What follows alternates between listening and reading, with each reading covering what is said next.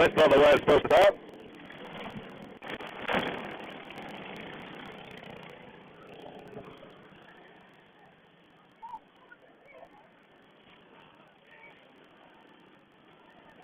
Okay, boys and girls, while the Briggs are out there doing their stuff, next up is Rotax Junior. Tuning run time. I claim no responsibility for accuracy of commentary or information or place calling or anything throughout the day, so what you get is what you're paying for, and that, to be honest, is nothing.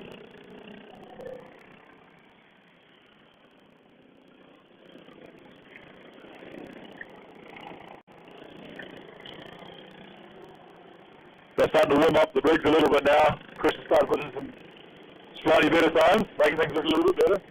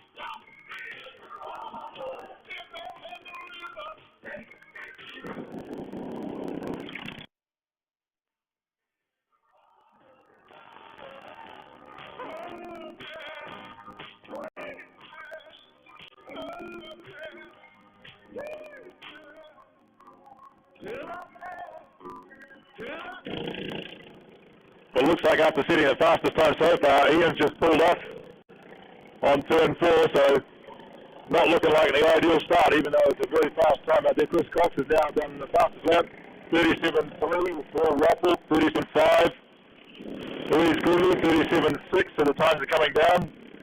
But 28 seconds left to go in this class, 30 seconds left to go in the class. And Rotex Juniors, you should be on dummy good now.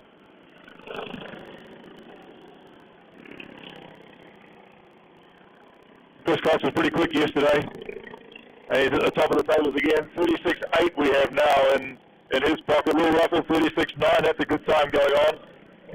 Louis Goody 37.0, Chauncey 38.1, that's a good time starting to clock in out there now. Everyone getting used to the track, warming it up a little bit, tyres getting some heat, track getting a bit of warmth. Hopefully you've filled up on breakfast and coffee so far today, because that's going to be essential for your well-being throughout the day.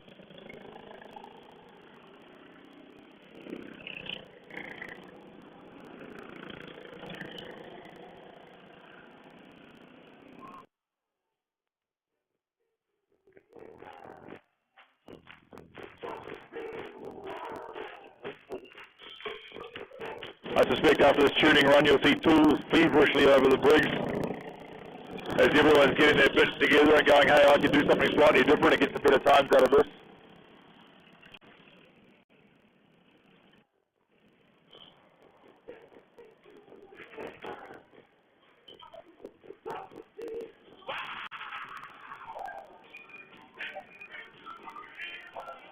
Time for the Rotax Juniors to make some noise out on the track.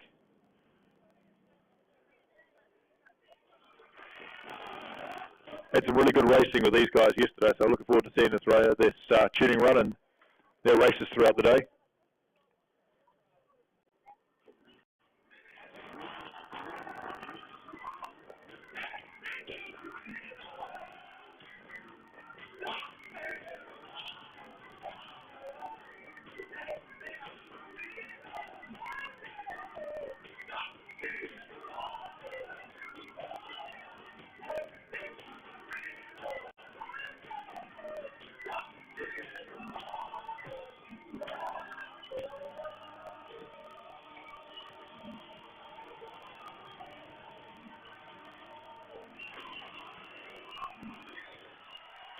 Skilled workers are hard to find in New Zealand.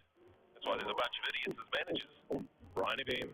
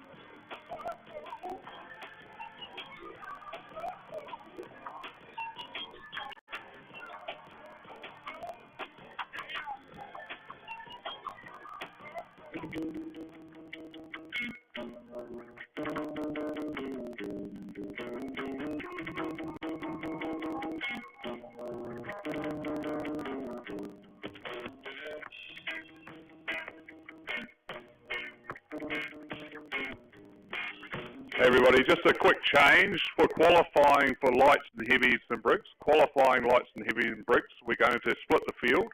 So lights will go out first with a 10-minute session for qualifying, 7-minute session, sorry, and then Briggs heavy will go out, just so you get a better chance of qualifying amongst your group. Okay, thank you.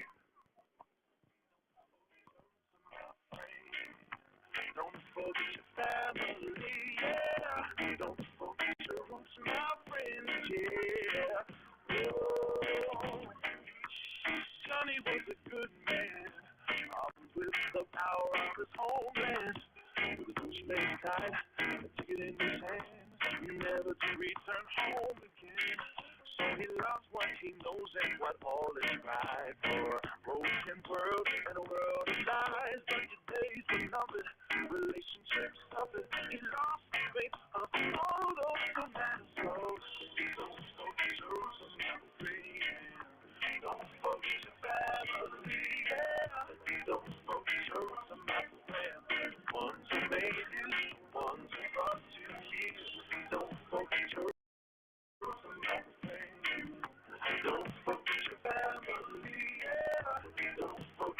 So Briggs teams, if you didn't hear that, there'll be a separate qualifying for Briggs lights versus Briggs heavies. That way you don't trip over one another in qualifying. So a separate qualifying for Briggs lights and Briggs heavies. Lights will go first, heavies will go second. And we are getting ready for the juniors to get out there as soon as we finish doing whatever we finish doing. Opens, I think it's you next, isn't it? Yep, opens up next.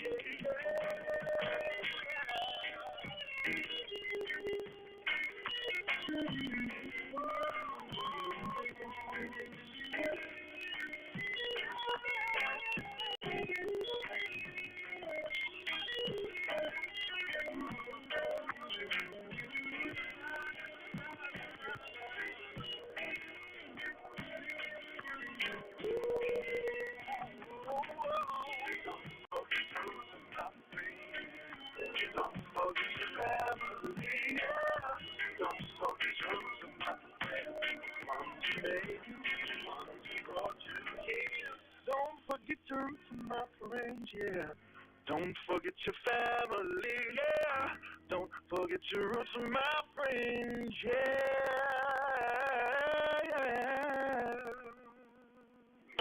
If you didn't hear earlier, it's William Ruffles' birthday today. He's 15, so if you see him, you know, cruising around, just anonymously give him a nudge and a happy birthday. He's pitted right down the end of, just past the Thailand. You'll see the trailer, it's got Ruffle Racing on it. And you'll know Will anyway, so give him some grief. There's a few birthdays floating around here by the looks of a bunch of pink balloons. Either those might be for Will as well.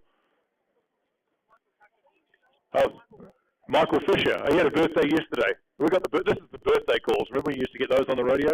Yeah. Michael Fisher, happy birthday for yesterday, brother. Anyone else?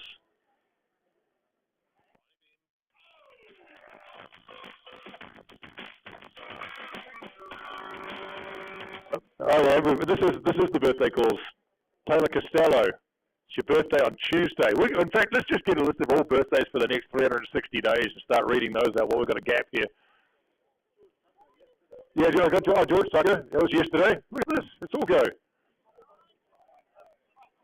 Ollie. It's Ollie Workman's birthday today as well. Oh, look at this. This is entertaining, isn't it? Full on.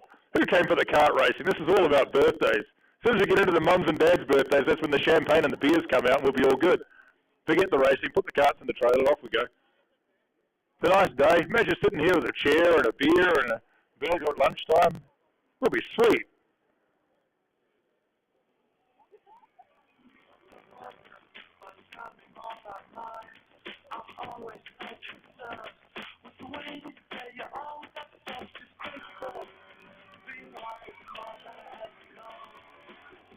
Apparently there's some really important something happening somewhere, which is why the cars aren't on the track. But it can't be far away from getting out there.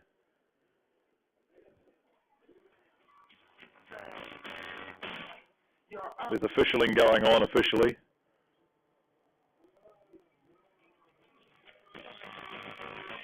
Can't blame Murray for this lot. He's got his hands in his pockets and eating lollies, so his day is achieved.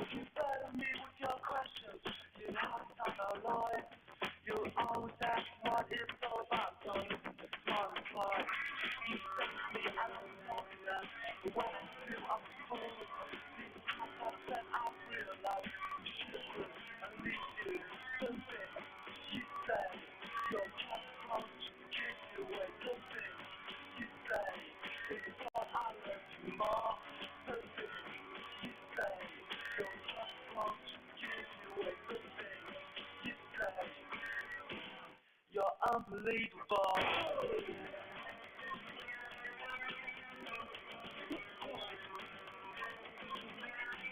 You're so unbelievable.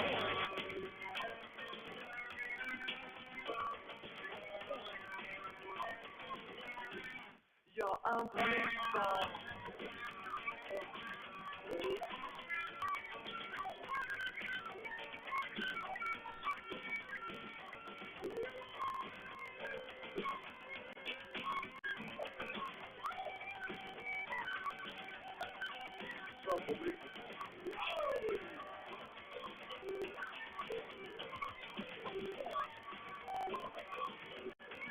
So in breaking news, the fake information is already flowing here at the go-kart track. It's actually not Ollie Workman's birthday today, it's tomorrow. Oh, it's not tomorrow either. So it's not Ollie's birthday. Ollie doesn't have a birthday this year. I told you you're not going to get much out of this commentary today. I get roped into this stuff, and then I hear most of what I'm saying for the first time as well when you hear it. So anything can happen. Caution if you're from Marlborough, I know more about you than anyone else, in which case you'll get more grief. Yeah, absolutely. Nelson, you're second. Yeah, you're done. Yeah. There's no getting out of that, Louise. That's happening. You and your new Corolla.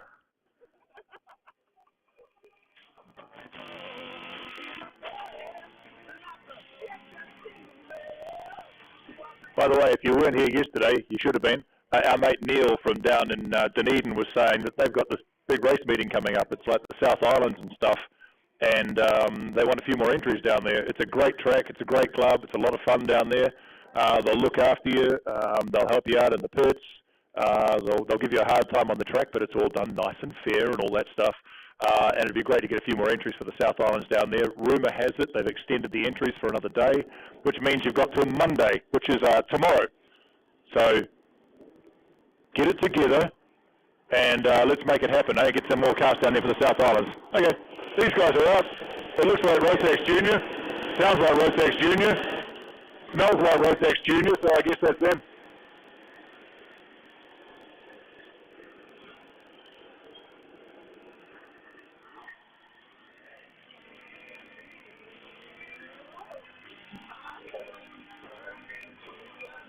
That's pretty cool, having the start-finish timing clock and all that kind of stuff going at the track. Top work to the Canterbury Kartsport team, or Kartsport Canterbury, if I get the words the right way around, for the effort they put on for the meeting, for all the additional stuff.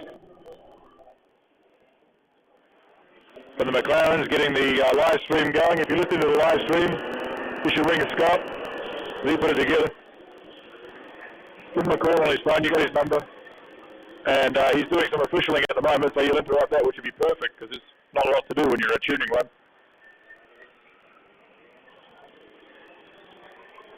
So we start getting some representative times coming through once these guys have gone through a little bit. Josh Hill, 35.7. Cooper McLeod, 35.8. Seems like the 35s are the target. Zach Tucker's right on the edge of it, 36.0.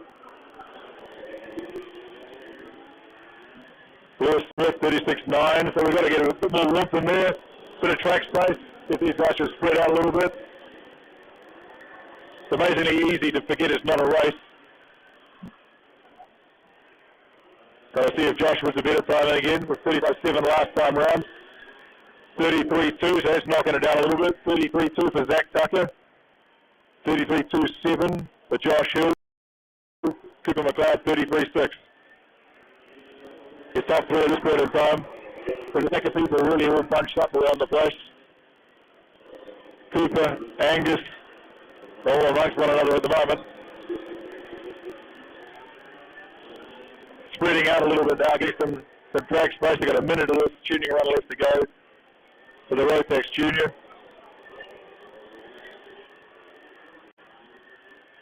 Levi McMillan, 32.7. That's our fastest so far. Cooper McLeod, 32.8. And his tuning runners to go out there and find out and have some fun. See if we get some speed out of it.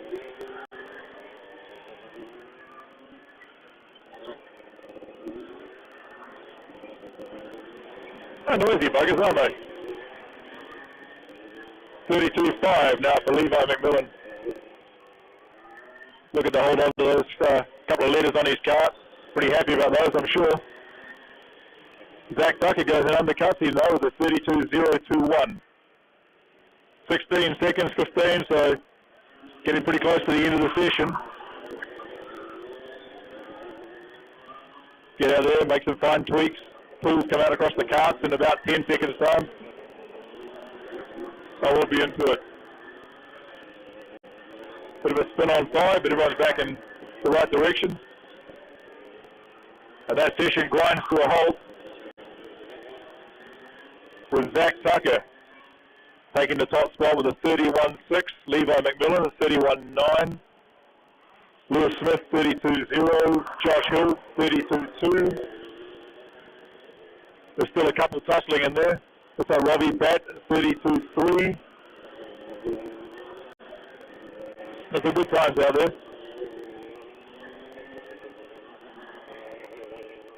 If you are in the open class, you should already be on the grid. If you're not on the grid, then you'll probably miss out. So open next, then VMRs after that, please guys. VMRs, you can get yourselves down into the pit area. It'll be pretty good.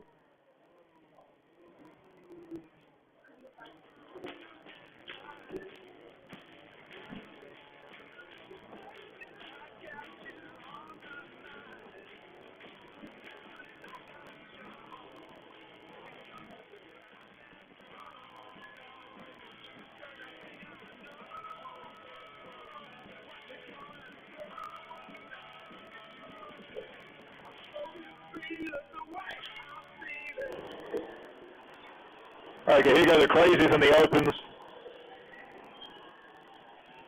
There's engine work going on overnight on 44. Well, this morning actually. There was a top end rebuild, I think it was, that they were talking about, and all sorts of other stuff I don't understand in these carts. I'd like to say I come from a Briggs background, but I don't even come from that. I just carry tools. So a lot of this stuff is new to me.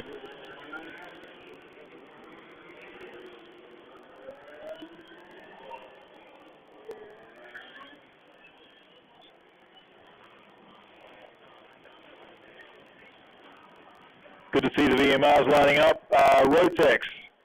That looks like the word heavy after that. Rotex heavy, you are up next.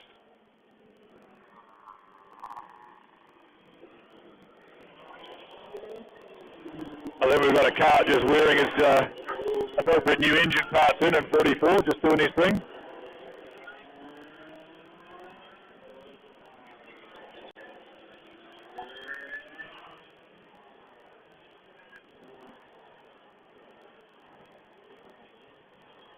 Yeah, just wearing stuff in by the looks of it. A little smoky. Don't know if that's normal. All these things I'm learning, or not learning. Observing, but not learning.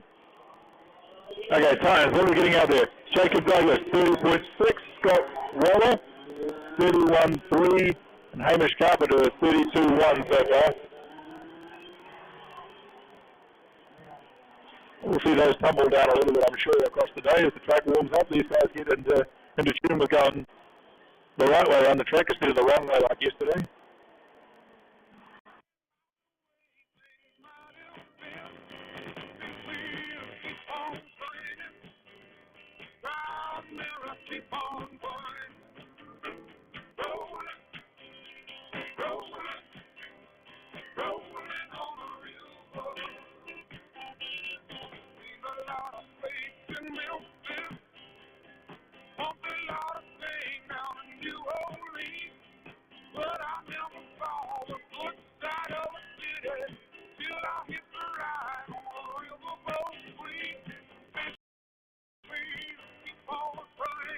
Okay, what's happening those times? Jacob Douglas, 29.9. Scott Waller, basically bang on a second behind at 30.9. And Hamish Carpenter, 31.4.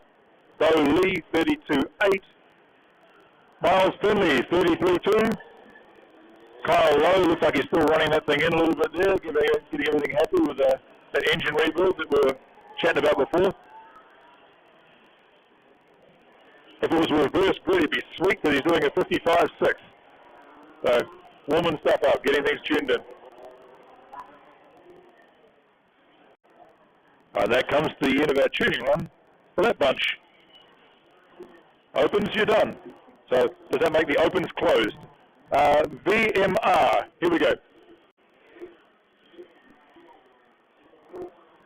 And if you're a Rotex heavy, you should be walking your way towards the grid now.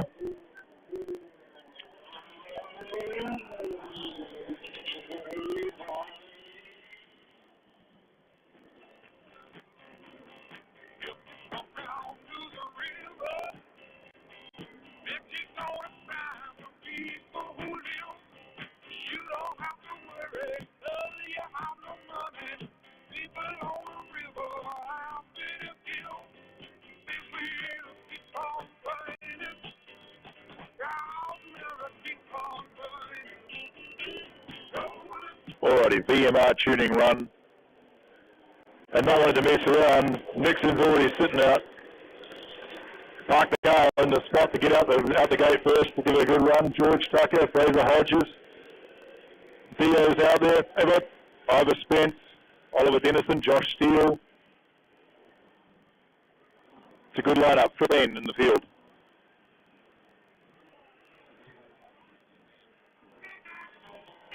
Everyone gets a little bit of track space. There are all sorts of tomfoolery going on with the last three. They're just getting themselves a little bit of room to do their thing.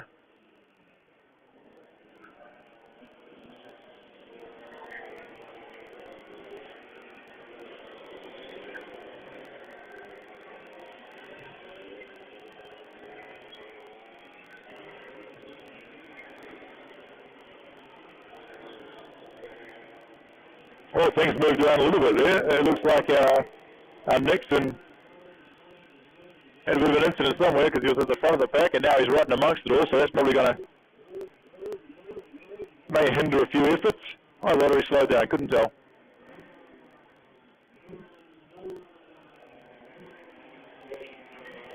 Well, it didn't hinder his efforts too much. He was the fastest lap at the 37.5, Ivor Spence 37.7 and George Tucker 38.2. That's your top three at this point in time.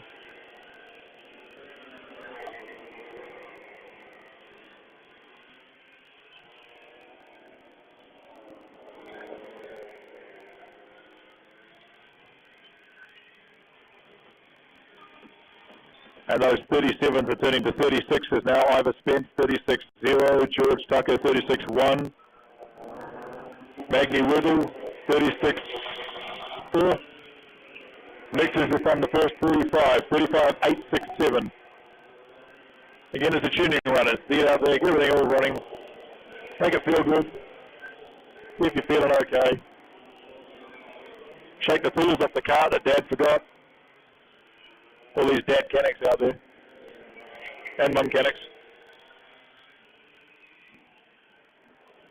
It's going to be quite interesting to see these guys when it comes to qualifying, actually, because there's some very close timings there. The first 5, 6, 7 are covered by 0.6, 6/10. That's going to be nice and tight. Nixon does a 34.9, so that sets the bar now. 34.990.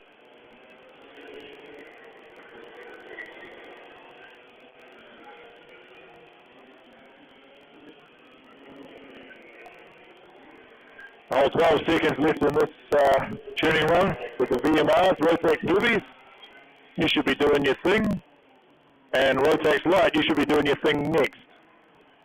So Rotax light, get yourself to the dummy grid. Get yourself ready.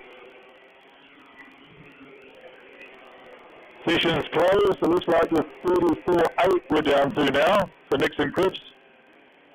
George Tucker, 34.92. So a tenth basically in that. Ivor Spence 35.1. Maggie Whittle 35.13. So there's a couple of hundredths in that one. George Tucker's gone to the top now with a 34.7. It's just constantly changing. There's a lot of change there. George Tucker 34.7. Maggie Whittle 34.8. Nixon Cripps 34.83. Jet O'Malley 35.0. Ivor Spence 35.08. So 2 100ths in that. Chelsea Weir, 35.2. Aaron Lee, 35.3. Max Zoe, hold on, no, my screen just went blank, it was a 35.8, I think it was.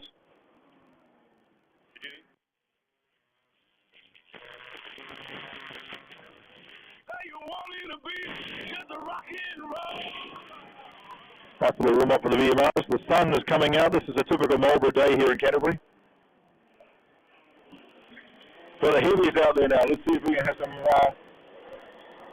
some fun with these guys over the next 3 minutes in their tuning run.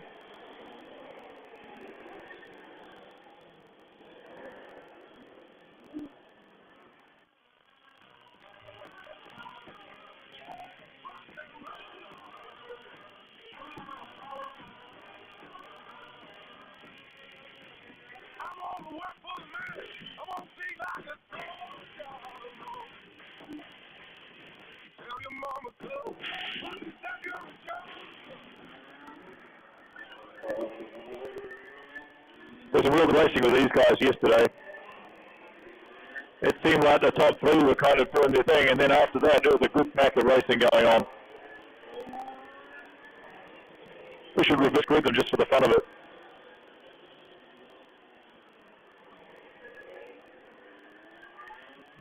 Okay, first time, Joe Cleghorn, 33.9, Simon Hunter, 35.9, Shane Madsen, 36.5, Ryan Gooding.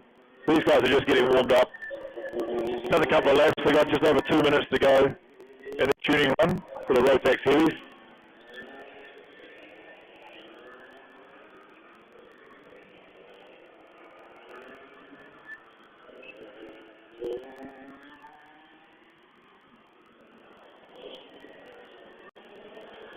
Van Frenchie had a pretty good run yesterday on a few of the races.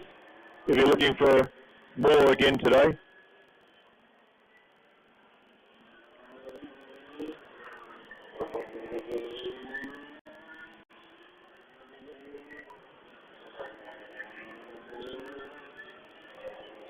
Look at this, they spread themselves out pretty good. That's unusual with a bunch of heavies. So best time so far, Jerry Cleghorn, 32.9, Simon Hunter, 33.1. Shane Madsen's picking it up, 34.0. Simon Hunter, 32.4. So it's going to be quite competitive up the front. 42, Simon Hunter, 0 Jerry Cleghorn. Shane Madsen's dropped off a chunk of time there as well. He's to 33.1 now. Thomas Emerson, 32.7. So there's 3/10 in it from first to third at this point in time for the tuning run for Rotex heavies.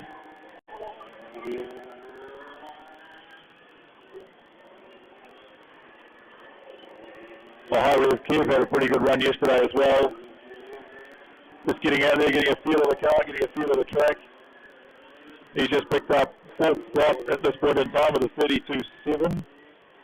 Here we go, Simon Hunter's putting his foot down now, 31.902. That's the top lap so far. And it's the second, it's 2/10.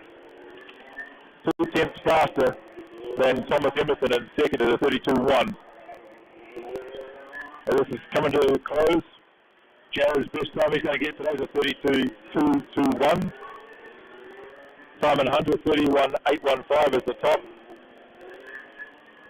Wait to see if Thomas Emerson comes across and changes. No, it stays the same. So Simon Hunter, 31.8. Thomas Emerson, 32.2.4.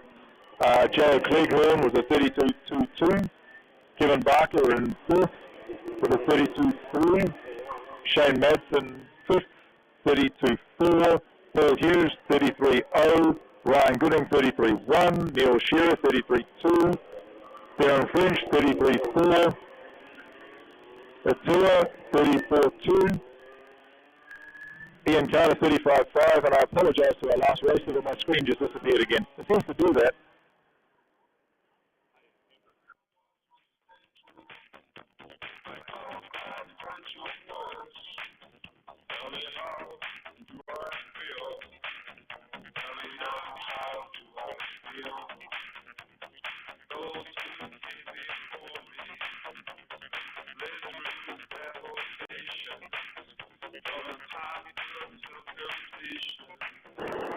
Okay, this was super competitive yesterday with the Rotax lights. It's a great racing right up the front of the grid, right the way through the whole pack actually. It was just fantastic to watch yesterday.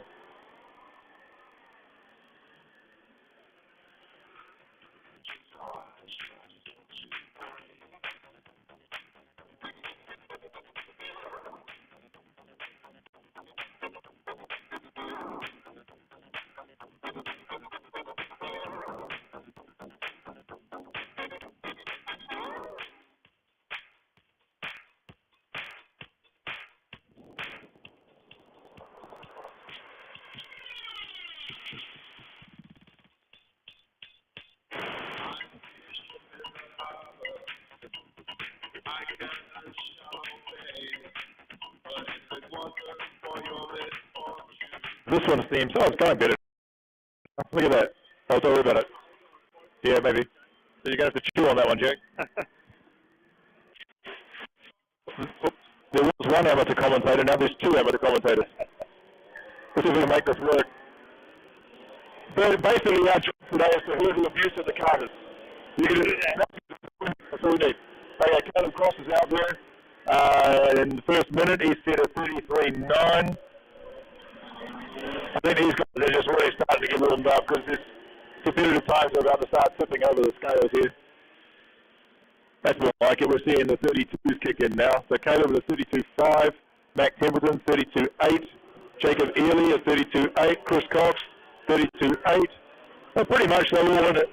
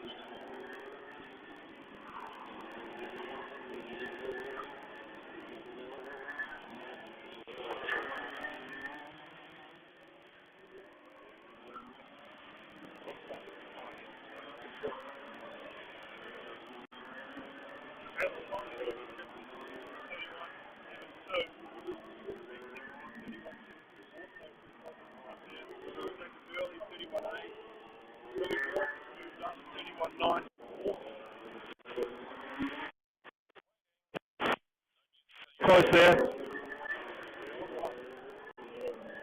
Hey? Right.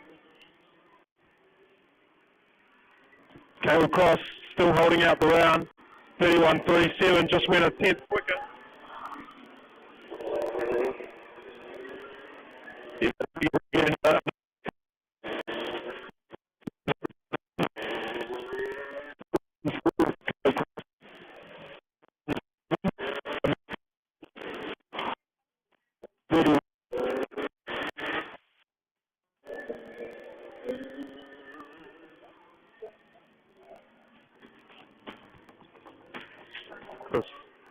Chris Fox.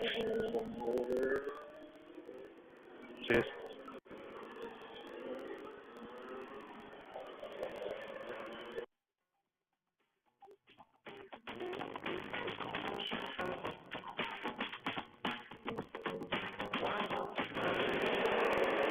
Look at us. We're amateurs and we're finding our way through things. Okay, so Caleb Cross, so take care, Jack. You run through what's happened so far on that one. Really quick before the screen disappears.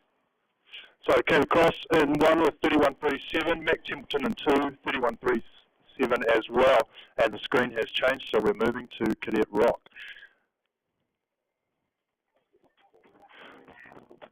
So qualifying for Cadet Rock today, and Freddie Waller in 1, Hamish McGrath in 2 so far. They're just going out now. We'll get some times as they come across the line the second time.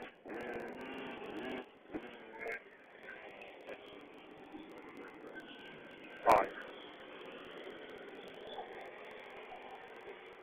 Yeah, that is.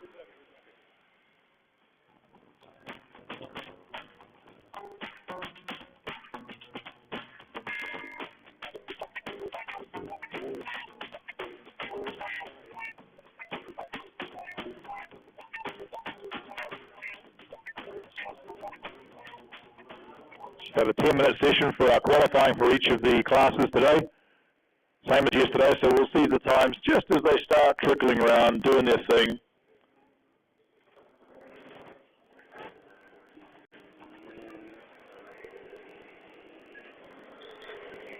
Take that back, it's a 7-minute qualifying. I'm looking at the actual time of the day. It's 6 minutes and 35 seconds to go, so 7-minute qualifying. But these guys spread themselves out a little bit. And we'll start getting some times after the first lap or two as they warm things up, get things going. Just over 6 minutes to go, and the first times are starting to trickle through, but again, this is not where they're going to be. This is just getting things ready for them to get their head in the space, feel the car, feel the tyres, feel the track, give themselves a bit of room on the track, hopefully. Doesn't always happen. They try and then they forget.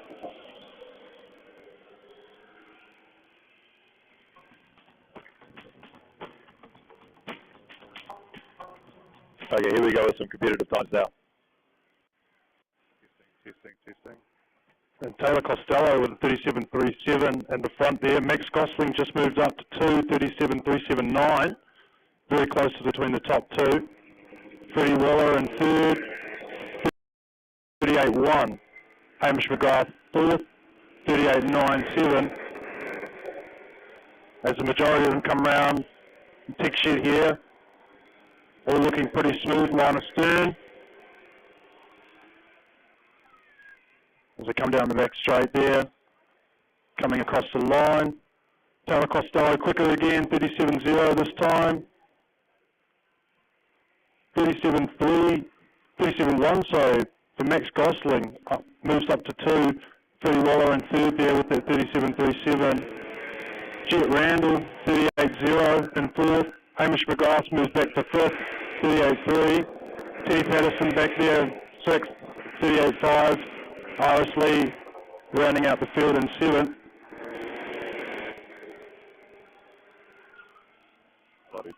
Testing. If you've ever been to the tracks in Nelson or Mulberry, you know that Brownie does the commentaries up there, in which case everybody's percolating around the track as they percolate. That's one of his favourite words, percolating. These times are coming down a little bit now. Freddie Waller with a 36.5, Taylor Costello 36.67. So it's about a tenth in that.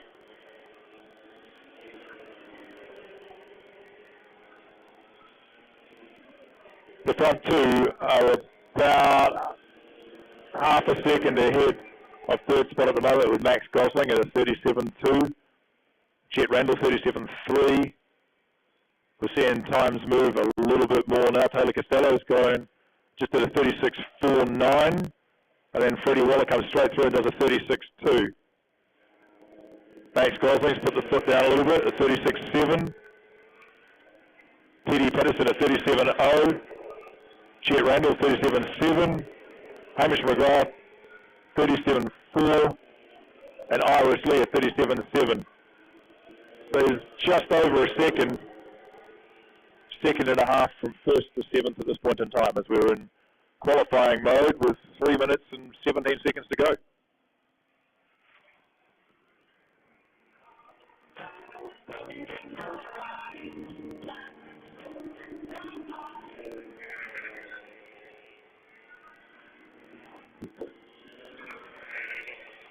Taylor Costello still sitting up there, 36.2. Briggs light and heavy to the grid. Just light, sorry.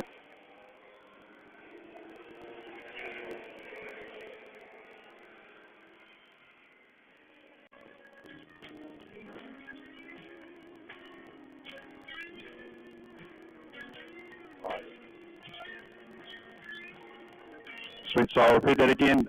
Briggs light down to the dummy grid for your qualifying, please. Thank you.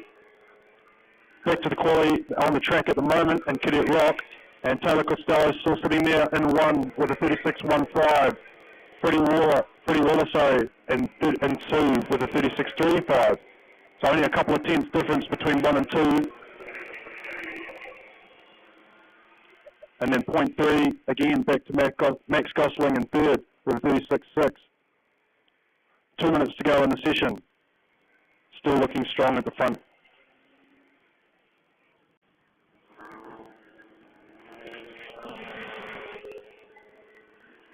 Good to see the Briggs heavy guys all congregated around one cart, all checking out the workmanship in Harry's place. Guaranteeing if you pick it up by the back bumper, your finger's going to be covered in muck because it's never been cleaned in its life. But it seems to go relatively swiftly out there when it has a front bumper. Minor details. Okay, back to the qualifying here with what we have with the cadets. Freddie at a 36.0. Taylor Costello. Well, Max Gosling's just done a 37.07. So a few hundredths in that. Taylor Costello at a 36.2, a 2/10 off from second, off from first, I should say. Jet Randall 36.4, Iris Lee 37.1, Teddy Patterson 37.0.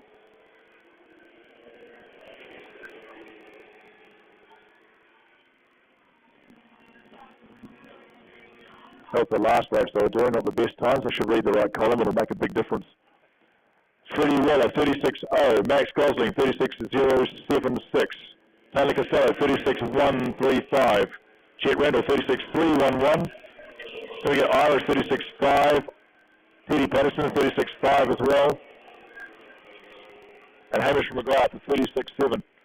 Jack, you notice these numbers just keep moving in front of you, like you're reading out, this is where someone is, and then all of a sudden you start saying their name, and then the number beside them changes, and their positions move, and you have no idea what's going on? Absolutely. It happens quite frequently. Oh, so if we botch it, it's not our fault. We had 9 seconds to go in qualifying for Cadet Rock, and it's still Freddie Waller up front with a 36.022, and Max Gosling with a 36.076. Looking like that might be pretty much where most of them sit for quali. See if there's anything left out there on the track. This is Taylor's last shot at it, I would suspect. See what he's got in there. And it gets him to second at this stage, provisional. Freddie Waller sitting up there on top with 36.022. Taylor Costello, 36.044. Max Gosling, 36.076. Jet Randall, 36.311. Teddy Patterson, 36.5. Iris Lee, 36.62. And Hamish McGrath, 36.66.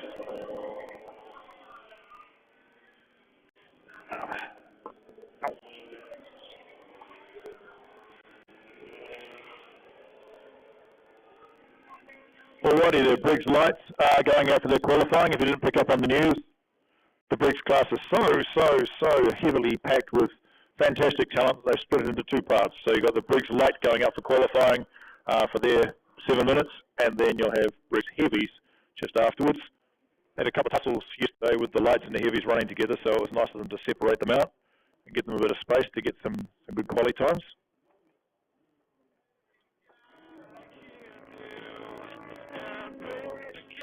Don't forget there's a fantastic array of food. I'm talking to the heavies, by the way.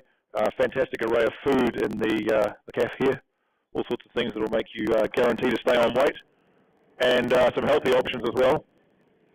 Cafe's open till about 2:30 or something like that, isn't it? Something like that? Something like that, yep. Yeah. We'll say 2:30. And the bar will be open after racing. So it's all important stuff. Okay, here we go. I've got to be careful not to have any preferential kind of commentaries on this one.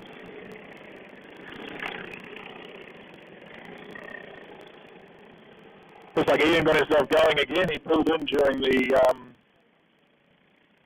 warm-ups for a little while, but he seems to be back out on track quite happily. Might have had a couple of troubles with his car. He didn't make the grid for the last race yesterday even, so I actually should have gone and seen him what was going on there, but let's see if we get some times out there.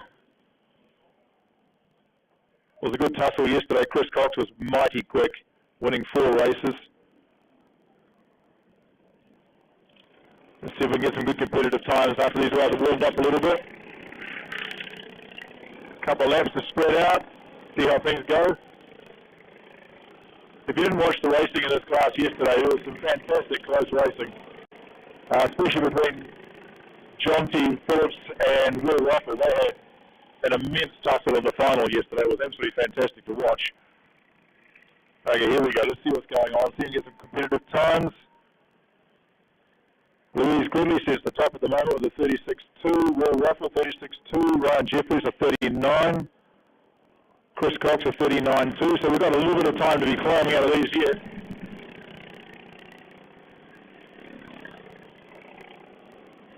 We go down to Glenn Mears, 40. Toby Ovey, the 40.1. Johnny Phillips, the 40.3. Ian Smith, the 40.4. So it is time to come out of all of these yet.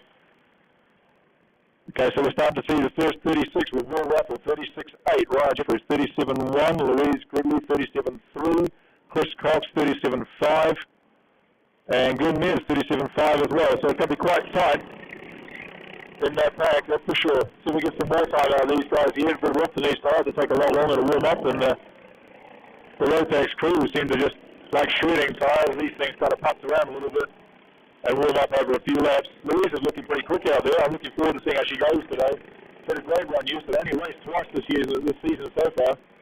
And she goes to the top with a 36.6. Will Ruffin, 36.7.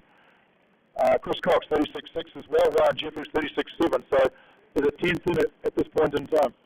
Then we have, oh no, Ian's off again. Is that a car problem or a driver problem? It looks like it might be a driver issue this way because he's trying to get back out on track. Come on, Andy, you can get it going, dude. Make it happen.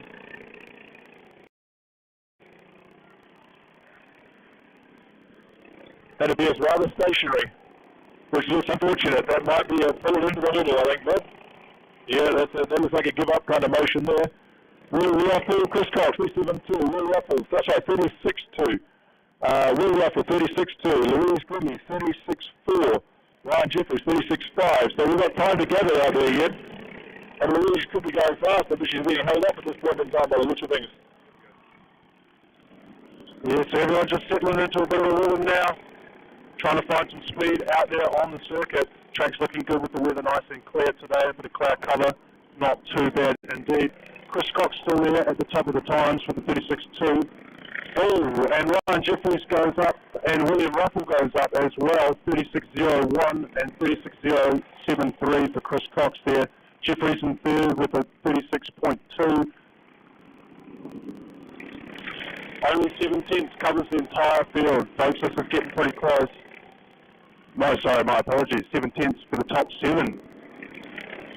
Couple of back markers just starting to pick up the pace a little bit here. Kyle Longberg moving up. Jackie Bellis moving up to 10th. Still tight at the front though with 36.01 William Ruffle. Chris Cox 36.052. Oh, and Chris Cox moves back up to second. The times keep changing indeed. They're really battling it out here at the front. Chris Cox with a 35.9 and a 35.8 for William Ruffle. They are definitely settling into the groove now, finding the speed out there on the circuit. Bit of a put down from yesterday's hard racing indeed. Cars looking good and gripped up. Still William Ruffle at the top here, but as they come down the hill, these times will change. Whether it's for the better or worse, we're about to find out. William Ruffle, 36.072, still quickest at the top. Chris Cox moves up to second, 35.8. And Ryan Jeffries down there in third with 35.95. Just 2 tenths between first and fifth. Toby Albie in fifth there, 38.4.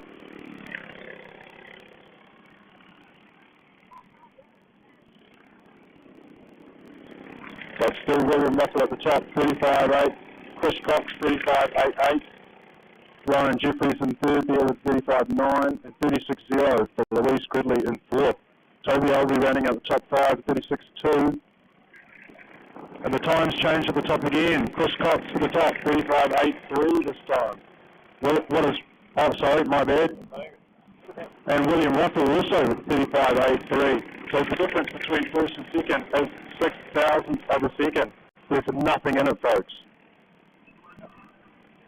I'll pass you to Andrew to call the last minute and a half.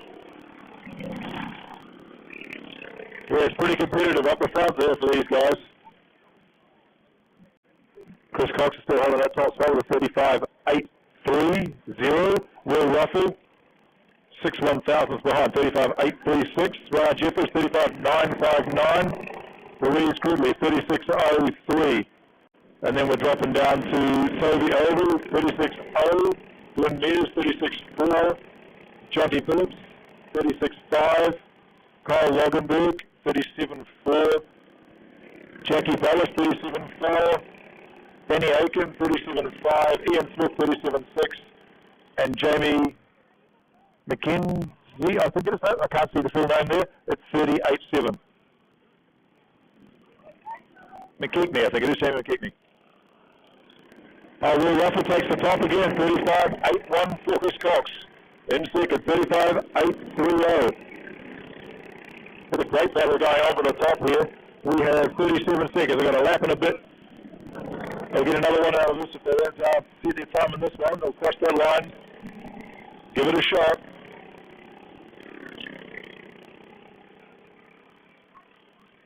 Looks like Ian Smith has had a couple of kart troubles today, but he's still qualified. He's going to sit in that 11th place spot. Ryan Jeffries goes top. Go lad, 35.7. That was a fast time. Chris Cox, 35.72. Will Russell, 35.81. And that's it.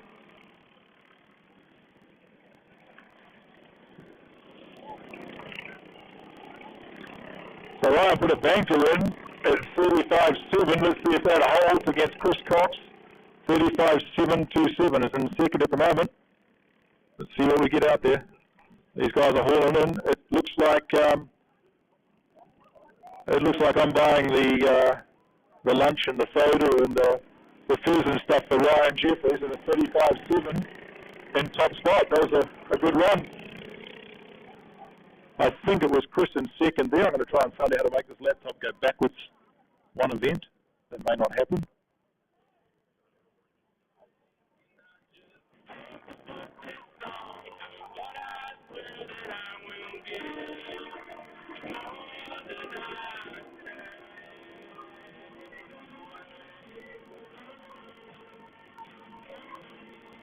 So we'll do our best to get you the exact times on all of those. I was bleeding up about my son Ryan so much that I missed everybody else's, so I apologise. That's crap commentary on my part.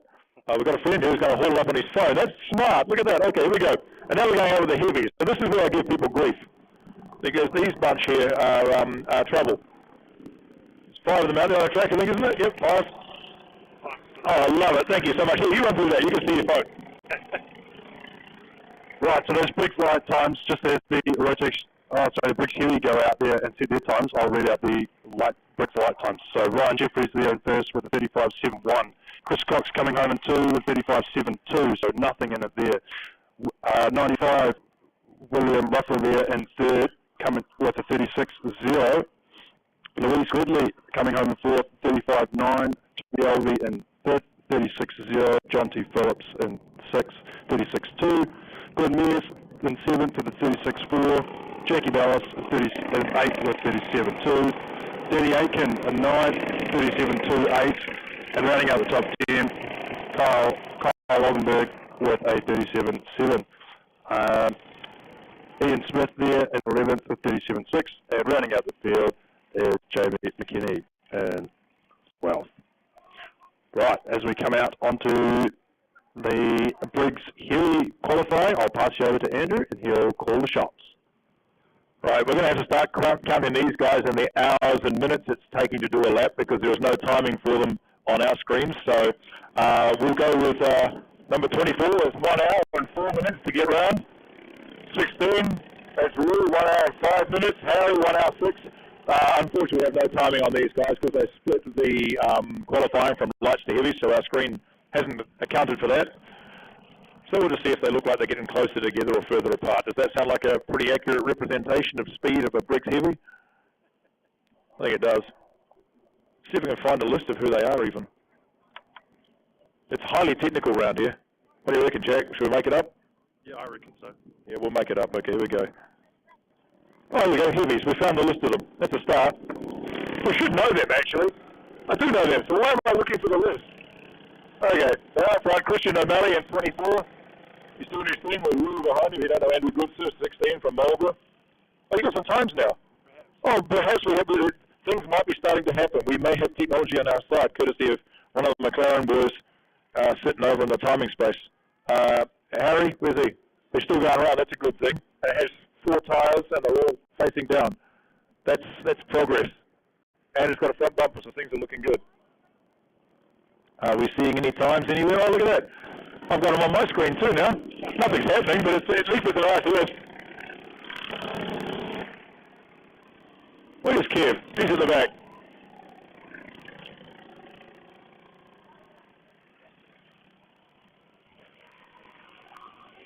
You reckon any of these guys are going faster than one another? Absolutely. Kevin Barker's looking quick there at the back. It looks slow, but slow is fast, especially in a class like this. As they come across the line there, quick times so far, 37.0 for Andrew Goodser and Chris Harris at second there with the 37.2. Christian O'Malley in third for 37.6. 37.9 for Sam Rook and Kevin Barker 38.2 in the back there, but he's definitely just building up some speed.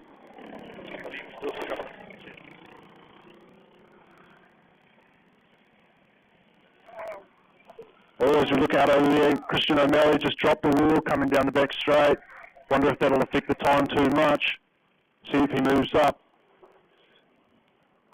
No, but Chris Harris goes up to the top with a 36.8. Andrew Goodser still in second there with the 37.06. Christian O'Malley in third with 37.6.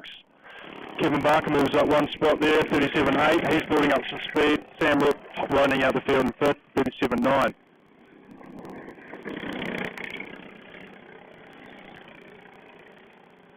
And Christian O'Malley's getting a bit of a hurry up here, saying, come on, mate, let's get this thing on the go. We'll see what the times are as they come across the line. And Christian O'Malley goes a bit quicker, 37.44, but he's still down there in third. Chris Harris goes quicker again, 36.85. Andrew Goodser still in second, 37.0.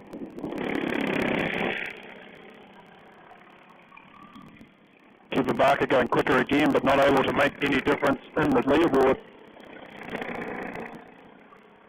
As this time Christian's been passed, and he's now doing the chasing down the hill. As the last couple come up the hill. Andrew Goodser, 36.995, holding out the second spot at the moment. Christian O'Malley holding out third, 37.4. Kevin Barker going quicker again, 37.6. He's building up some pace, that's for sure.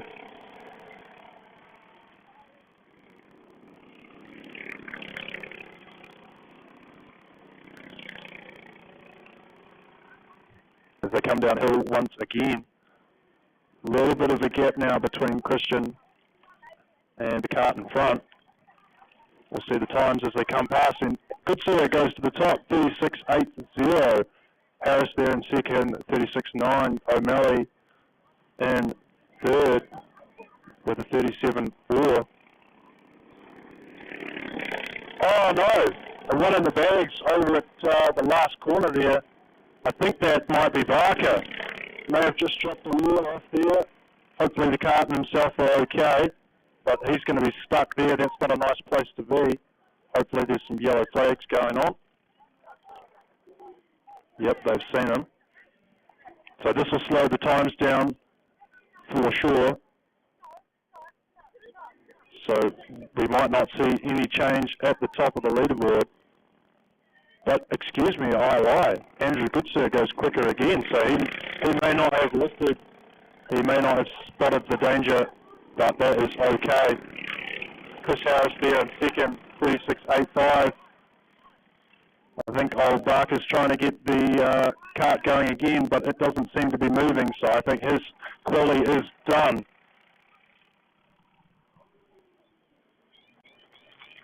That's a shame for Kevin. He was looking quick there, starting to build some momentum, but unfortunately, he is out.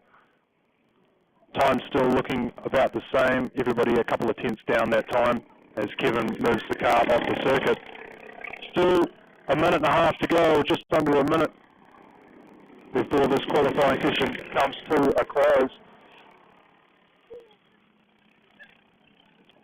And I believe next up is Rotex Jr., if I'm seeing that correctly.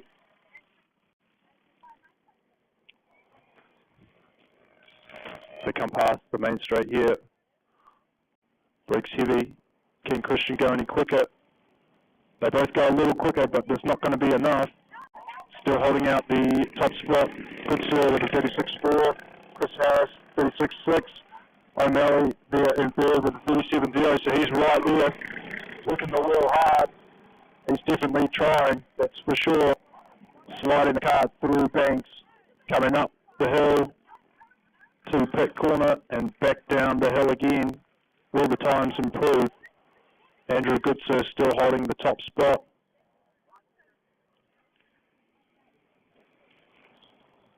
And Chris Harris, not quicker that time, neither for Christian O'Malley, sorry. Only a few seconds left, so this will probably be their last laps, should they continue. It looks like we've got one coming in. Christian's still going hot at it. Big over the curve there. Will that make up some time, or will he have had to lift? As they come down the hill here, almost nothing between them. This will be very close racing later in the day. Make sure to stick around for that. And no, they will not go quicker. So as it sits in front of me, Goodsir with a 36.4, Harris 36.6, Christian O'Malley 37.0. Kevin Barker there in fourth, 37.6, and rounding out the field, Sam Rook 37.9. As we wait for the next class to come out, might be a moment as they bring Kevin back to the pits.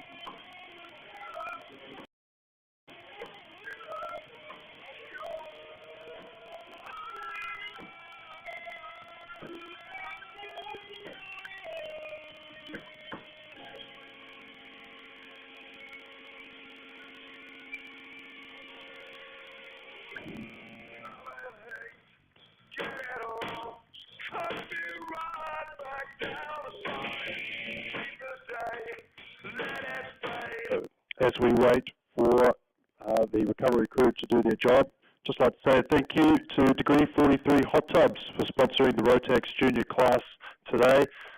Fantastic numbers in our classes for the weekend and some fantastic drivers in this class as well. Number 3, Zach Tucker, and number 9, Henry Fisher, doing very well yesterday, as well as Levi McMillan. Lots of close racing on the live stream yesterday.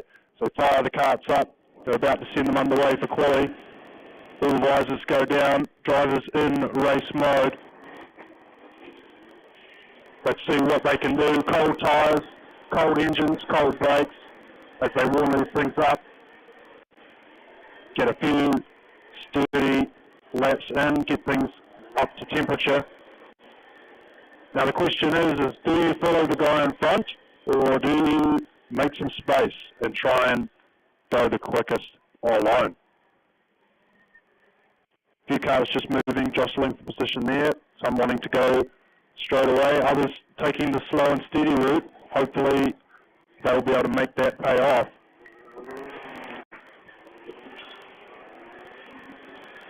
'51, Layla Nicholson going for it straight away. She's not wasting any time as she comes down the back of the hill here. And the rest of the field in tow, they've all started to speed up.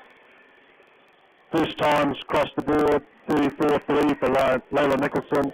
Jack Tucker, 34.3. Also, Robbie Batt to the top, 34.3 as well. These times will come down.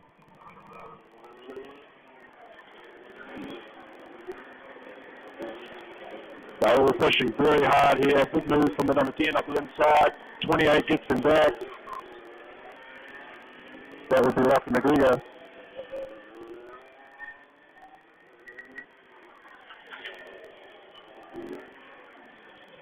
Tyres are starting to come up to temperature. Brakes are starting to improve. Very late on the brakes down into the hairpin.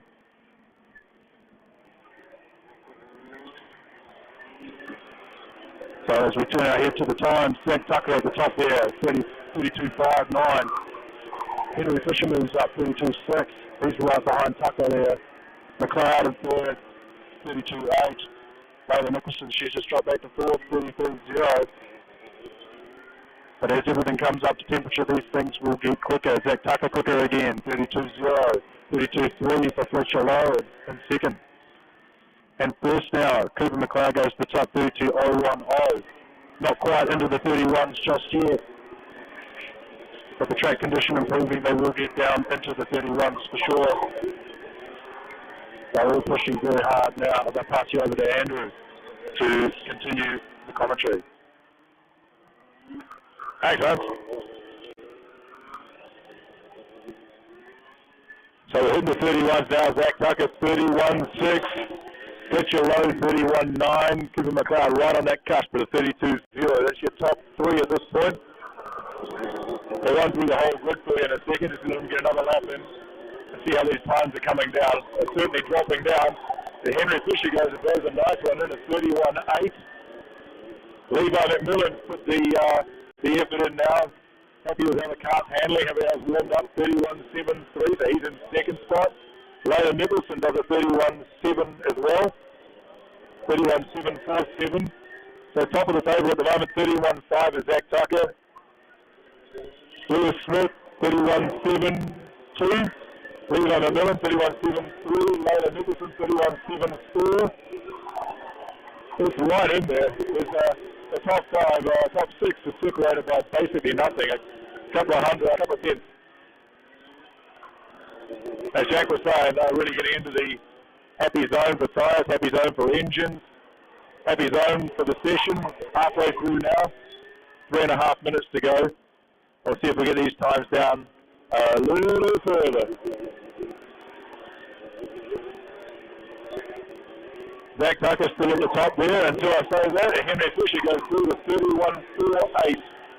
Levi McMillan on the mix there. So again, Levi McMillan goes through the 31.47.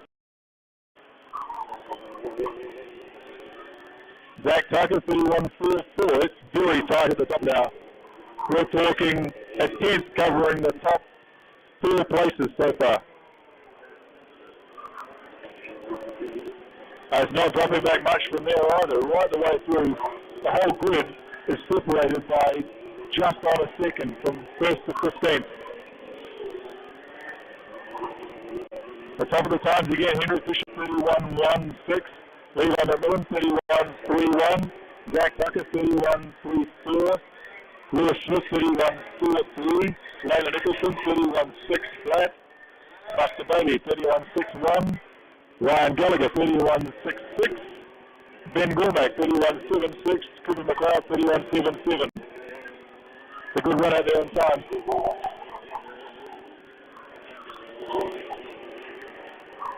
Are we going to see a 30? Because Henry Fisher's gone down to a 31.16. Levi McMillan in second at 31.2. Zach Tucker 31.29. Lewis Smith 31.43. Layla Nicholson 31.58. Rocky McGregor 31.5. Buster Bailey 31.5. Robbie Bass 31.6. Ryan Gallagher 31.6. Cooper McLeod 31.6. Charlie Steele 31.7. Ben Gormack 31.76. Fletcher Lowe 31.79. Angus Wilson 31.8. And Tyler Norris 31.9. So we're 8 tenths, 7 tenths separating the whole grid. That's amazing. Good work. We love the close battles and tussles. A minute and a half of time to go here. Let's see if we can crack a 30. No change at the top for Henry Fisher at the moment, 31.1. Levi McMillan goes through, 31.2.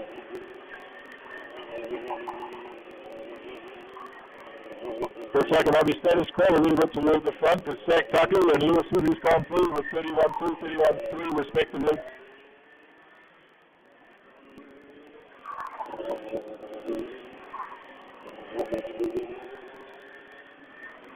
50 seconds of qualifying here for Rotex Juniors. 31.104 for Levi McMillan, takes the top now. Henry Fisher, 31.16.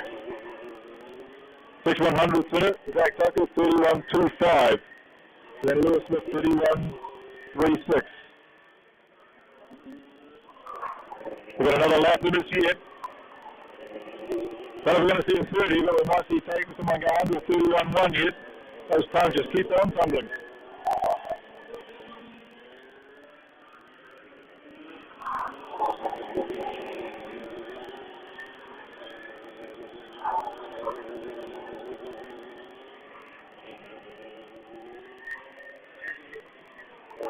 Those sessions finished. Let's see what we did in those last laps coming through.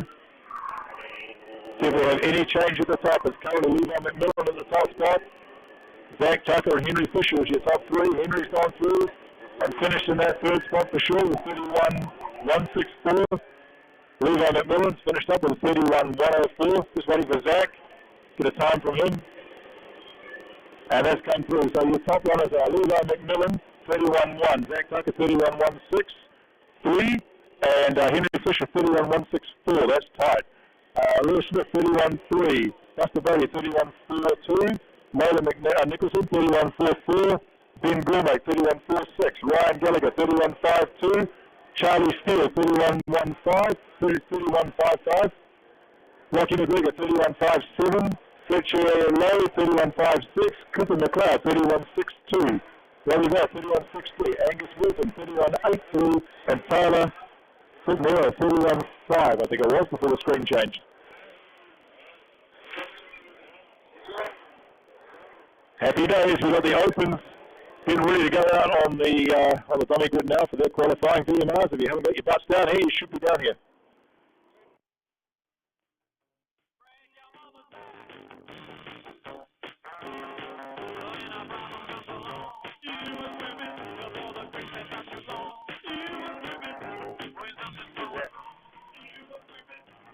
Alrighty, so now we have the open class out there on track. Yesterday, Jacob Douglas with number 10 kart, he was dominating the field. Miles Finlay very close in second. He's another competitive driver. Matt Hamilton there, he's in the DD2 car along with Scott Waller and Hamish Carpenter. Those guys were going well yesterday also. Just getting the things up to temperature. All line astern so far.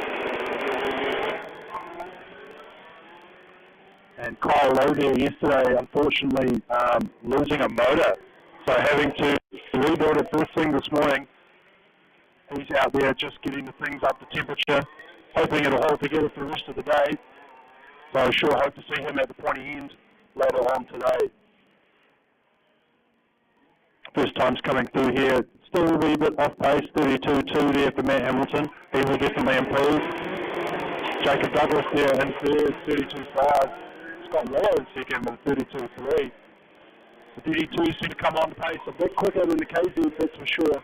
Takes a little bit more to warm them up, and they're a hell of a lot harder to hold on to, that's for sure, the old KZ2. Coming past the line again now, this time Jacob Douglas clearly in the top there with the 30.2. Matt Hamilton close behind, 30.6.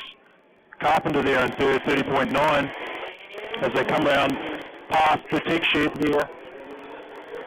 All looking pretty good. Kyle just having to stay slow out of the way there. Shouldn't affect the times too much as they come back down the hill there. Jacob Douglas leading the pack as he comes across the line. And Douglas there, top of the times, 29.7. Finlay there in second with the 29.9. Let's see if he'll improve as he comes across the line. And no, he doesn't. 29.7 even. So Jacob Douglas, 29.73 at the front. 29.75 for Miles, so nothing out there. Matt Hamilton in third, 30.3. And then Hamish Carpenter at 30.7. Scott Waller in fifth, 30.8. Bailey in sixth, 31.7. Of course, Kyle at the back just circulating, keeping that motor up to temperature. Jacob Douglas, top of the times again, 29.5. He's going extremely quickly. Miles Finlay there just behind, 29.75. Didn't go faster that last time by, but that's okay. Matt there in third, 30.356, so he's quicker that time. Let's see if Douglas goes any quicker this time. It's looking fast. Big slide out of the exit at the last corner. 29.379, so he is now 376.376 in front of Miles. Miles there with the 29.76. Matt Hamilton 30.1, that's pretty quick for the old DD2. Weller there in fifth, 30.8. Carpenter all over the back of him.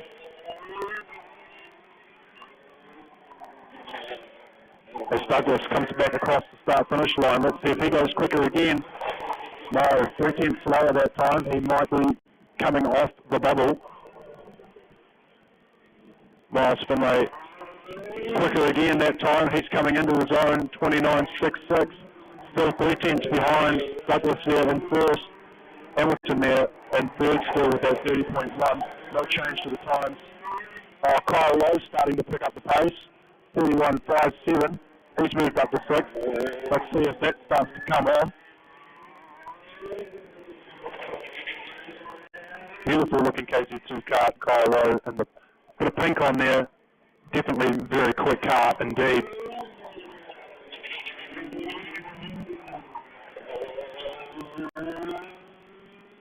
And Finlay there still in second with a 29.66. He's slowed right down, so he might be just taking a break. 3 minutes to go still in the session. Douglas goes past the line again, 29.5, so just unable to improve there, but still at the top of the time sheets. Miles Finlay to second, Hamilton still third with that 30.1, and Carpenter in fourth with 30.7. Scott Miller in fifth, 30.8. Bill Lee in sixth, 31.5. He just improved. And Kyle Lowe back down into seventh with a 31.57, but he's just moved up with a 31.1. So he's really starting to turn the wick on now. And Miles Finlay back in for another hot lap. Jacob Douglas quicker again that time with a 29.37, so he's coming back in. Finlay there still on a flyer at the moment.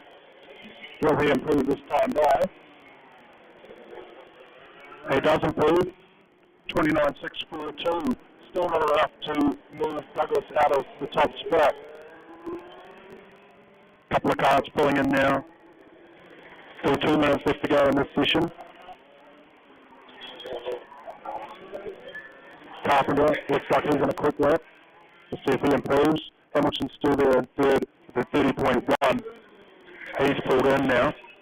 And so too has Finlay. And Douglas just circulating slowly, so I think his qualifying session is over as well. Carpenter's still going quickly. Miller's still going quickly. Lowe's still going quickly. 31.0 for Lowe. Let's see if Carpenter and Waller improve on their times.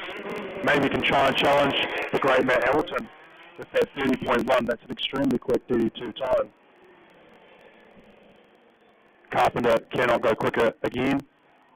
Scott Waller still there with that 30.8 behind Carpenter in fourth. Kyle Lowe, a little bit quicker that last time. 31.5. Still a little bit of work to do, but that motor is still fresh, so it could come on a bit faster later on. He's still going for it. Kyle Lowe. Waller coming across the line. I think his qualifying session is done.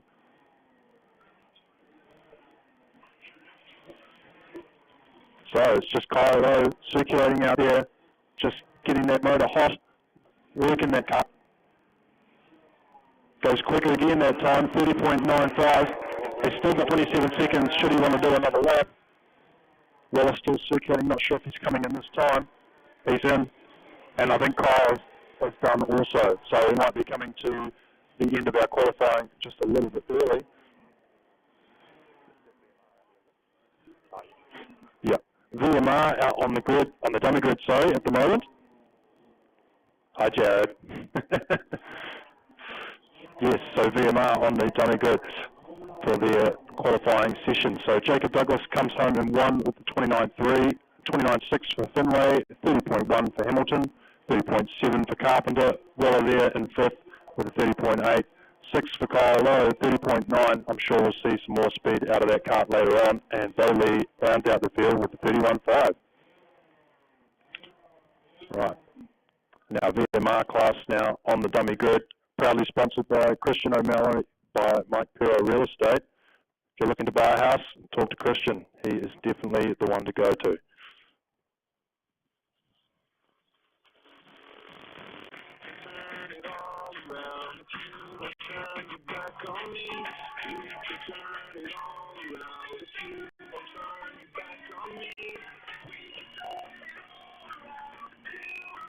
So the young VMR drivers are starting to shuffle out here on the track. Cold tyres, cold brakes, trying to get the minds into setting a fast time. A few of the faster drivers just pushing their way through a little bit, trying to clear some space for themselves. It's a lot harder in these lower power classes. It's the difference between the front guy and the back guy is generally bugger all. These karts, they don't have a lot of torque. It's all about carrying the speed, carrying the momentum. So it's the fastest they can get, the sooner they can get quicker, the better.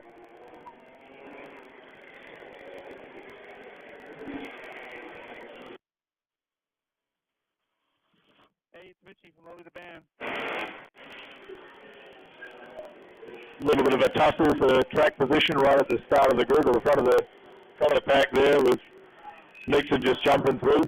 He's wanted to set some competitive times pretty early on, and both so as we start seeing the times for early draws, but 36.159 for George Tucker is at the top of the pile.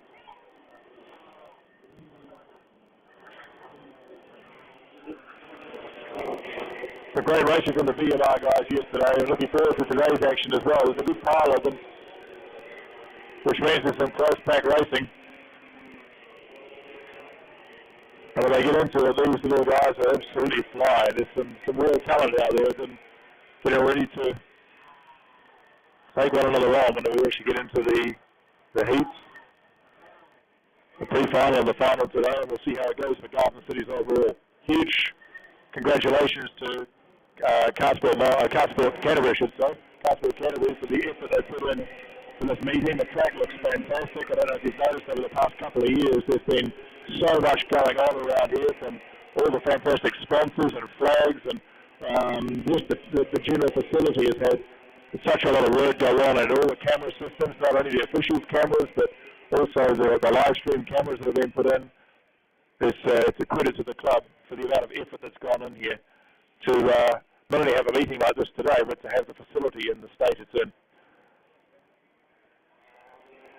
Now we're starting to see some times creep through. George Tucker, 34.5. Maggie Whittle, 34.6. Nixon Cripps, 34.6.1. So that's your top three at this point. We'll give them a couple of laps before we start cooling down the grid the whole way through. They'll start to space themselves out a little bit, which is going to be ideal for them to get a toe, if that's such a thing. Get some space on the track, not have to worry about out braking or braking before the other guy.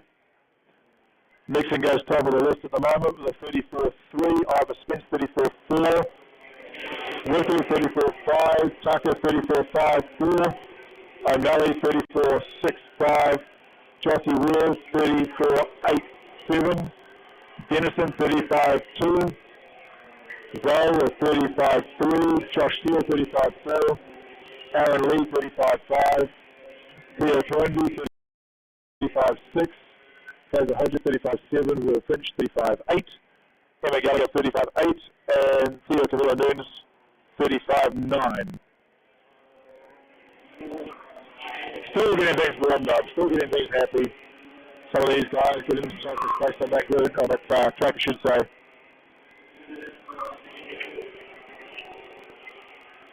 Suspect we'll be going down below the 34s today, maybe.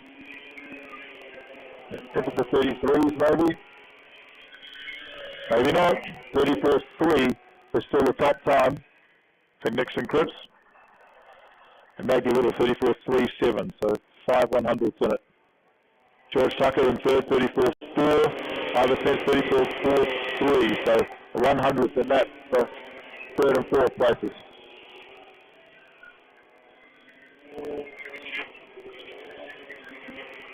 you're a Rotax heavy, you should be on the grid. Rotax heavy, you should be on the grid. And Rotax light, you should be getting yourself down this way, getting ready for the quality for yourselves. Okay, top time, 34.1. Magni Riddle, Nixon Cripps, 34.138. There's virtually nothing in that, 6.1,000. George Sucker, 34.4. Ivor Spence, 34.43. Judah Noah, 34.588. Jossie Ware, 34.68. Hodges, 34.79. Denison, 34.93. Finch, 34.94. Zal, 34.96. Lee, 35.17. Skill, 35.4. Emma Gallagher, 35.43. Camilla Looms, 35.56. And Toby, 35.66. Vortex heavy, if you're not on the grid, you're going to be missing out on the run and quality, and that would suck the big one, so don't do that.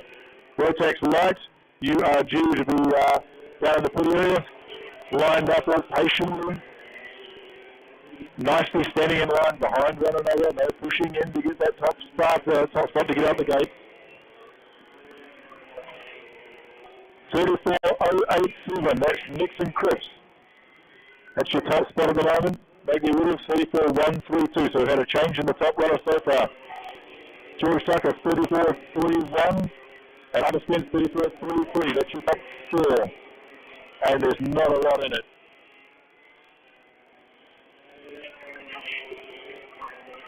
$34.087 is the top time for Nixon Cripps at the moment. Yet to see if we're going to get into that 33 mark. And we do, 33.943 for Nixon Cripps. Magni Riddle, 34.132. And George Tucker, 34.252. Ivor Spence, 34.3. Judah O'Malley, 34.4. Chelsea Ware, 34.5. Will Finch, 34.6. Aaron Lee, 34.66. Hodges, 34.67. So there's a little bit of gap across the top 10, 11. They're all in the 34s now. The top runner is still Nixon Cripps, though, in 34.943.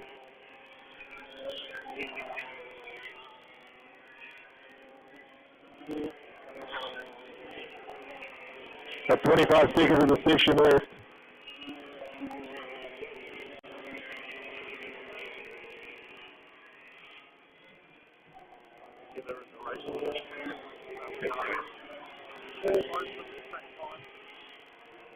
It looks like we're going to end up, as we finish the session, in now.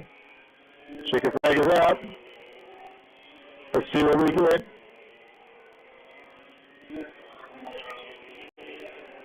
Currently, Cripps, Whittle, and Tucker are the top three. Spence has locked himself in for fourth. Wheeler for fifth. O'Malley for sixth. Slightly assumptive on the calls here that they're not going to get someone jump up from eighth to first.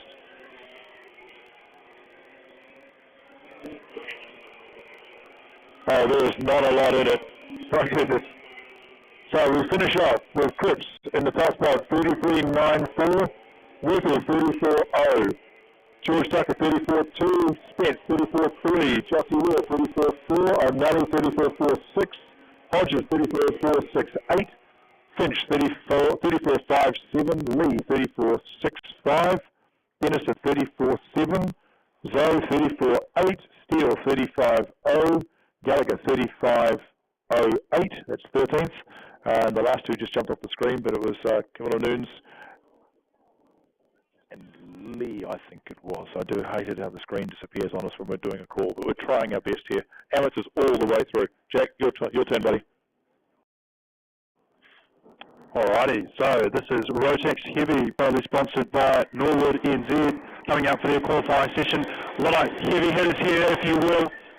Good drivers. Jim Barker also running in this class. Emerson's another one to watch. He was quick yesterday. Madsen as well. He's pretty quick up there in the Pantano kart. Those Pantano karts do look quite nice and thorough, don't they? Right, so just getting these settled. Tyres warming up. Quick horn there, warming up his tyres. He's another one to watch as well.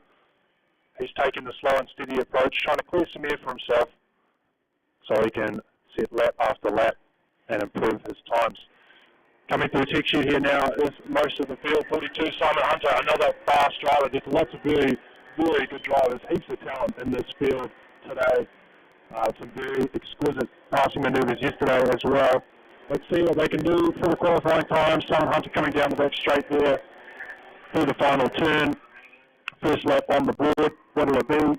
34-1, 34-1, 34-4, 34-6 for Madsen, 36-3 Frenchie. Everything just starting to come up to temperature. I'll tell you what, if you're hanging around in the pits here, come and see the coffee lady. I can't stop smelling these delicious coffees wafting in the air over my way. They are fantastic smelling indeed. Might have to get one a bit later on. Also go and see my lovely mum and the girls in the shop. They're doing a fantastic job over there. Right, as we come back to the qualifying session, Kevin Barker at the top of the table there, 32.8, no doubt that'll come down. Madsen there in second, 33.0 as they come down the back of the hill.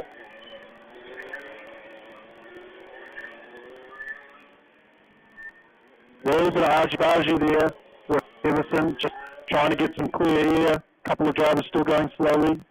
Kevin Barker still at the top there, 32.82. Madsen there still in second, 34.0. Hunter, 34.1. Madsen goes quicker with a 32.4 that time. Hunter still there in third. And he moves down one. Frenchie goes up, 33.0. Top 4 or 5, I'm sure, are going to be separated by almost no margin. Atia there. Atia Selleck going into fourth with a 33.3. Everything's starting to come up to temperature now. Drivers sort of getting into their rhythms, into their grooves, hitting the marks. It's a game of consistency. Simon Hunter to the top of the table, 32.0. Quick time, 32.08 for Kevin Barker. Only 0.016 the difference between the top two, and only a tenth in the top three. Madsen there in third, still hanging out, 32.2. They come around for another lap. Let's see if the times improve. 32.072 for Hunter, still at the top there. 31.7 for Hunter, just goes quicker again. 31.9 for Barker in second. Emerson there, 32.1, top of the 32s.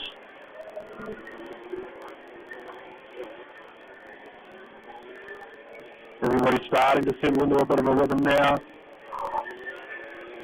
Paul Hughes is unfortunately moved down to 7th. He's down there at 32.7. In front of Neil Shearer in 8th, 32.8. Getting there at 9th, 32.9. Sevex Burdick down to 10th, 33.0. Ian Carter, 34.1. And Richardson rounding out the 12, 34.6. Back to the top row, Hunter still leads the way, 31.72. Barker there, 31.9 in second. Cleghorn started to make his moves. He's up there, 32.09. And Emerson now down to fourth with 32.1. Everyone's starting to look racing, putting on the pace, leaning on the tyres, a little bit wrong from yesterday. Weather still looking nice, keeping the track in good condition. Simon Hunter still at the top there with that 31.72. Still setting lap times in the 7, so he's still proving he should be at the top. Cleghorn moves up to second, 31.79. So nothing in it in the front. Only a tenth separates the top three with Barker there in third, sitting on the line with 31.8. As they're all starting to sort of punch back up again as they come down the back straight onto the main straight.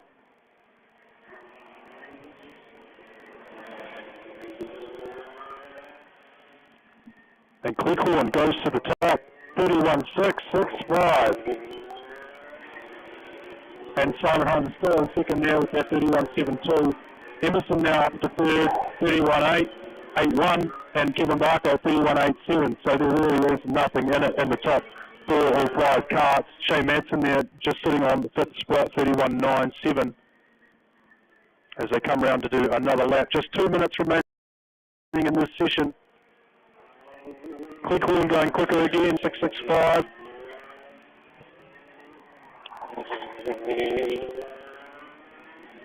Hunter still on second, 31.72. Emerson there in third still, 31.75. That was his last lap there, he set that time. Rest of the field sitting pretty stationary in terms of good position. Couple of wee moves there for Atea, he's moved up to 8th. Vinci there in 7th. Hughes in 6th, Madsen 5th. Barker, Emerson, Hunter and Gleghorn round out the top 5. 4 or 5.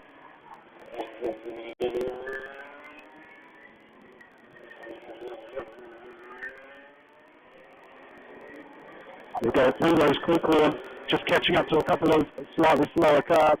See if he's still able to set a quick time whilst moving through the traffic. Emerson out there circulating almost no traffic in front of him. And he goes second fastest with a 31.699. Hunter there in third with a 31.72. So a couple of the drivers just starting to break into the 6s.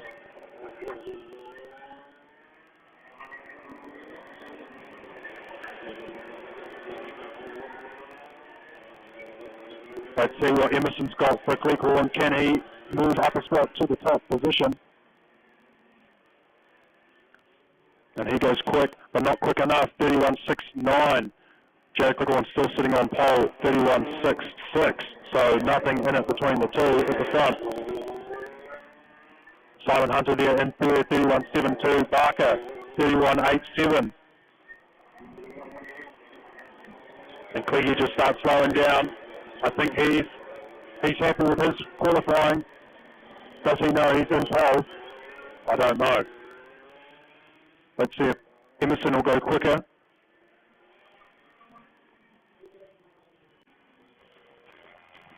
No quicker from Emerson. Will Hunter go quicker?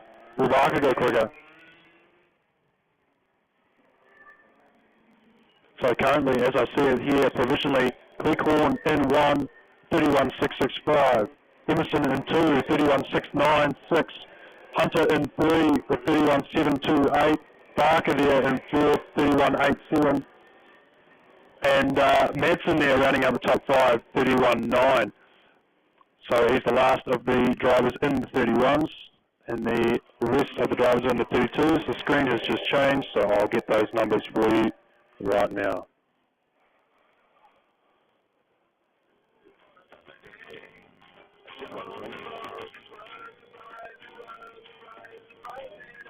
So, mate, what are you after when you announce that you can go see my lovely mum in the tuck shop? You must be after something, because that's just super nice.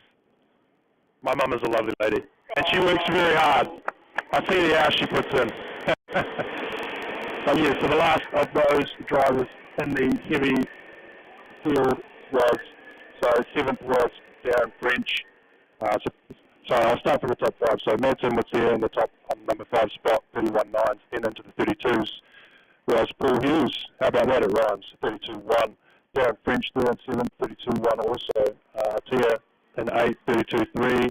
Gooding in 9, 32.7. Shearer in 10, 32.7. Ian Carter in 11, 33.6. And rounding out the field, Peter Richardson with a 34.0. Right now, on track.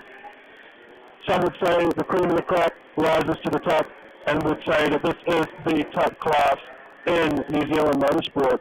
The Rotax light field, sponsored by Fairwork Pavers Limited. If you're after pavers, talk to Fairwork. Drivers just starting to warm the carts, warm the tyres, get the minds settled. Some massive names in this field: Chris Cox, Miles Finlay, Caleb Cross as well. Fantastic driving from him yesterday.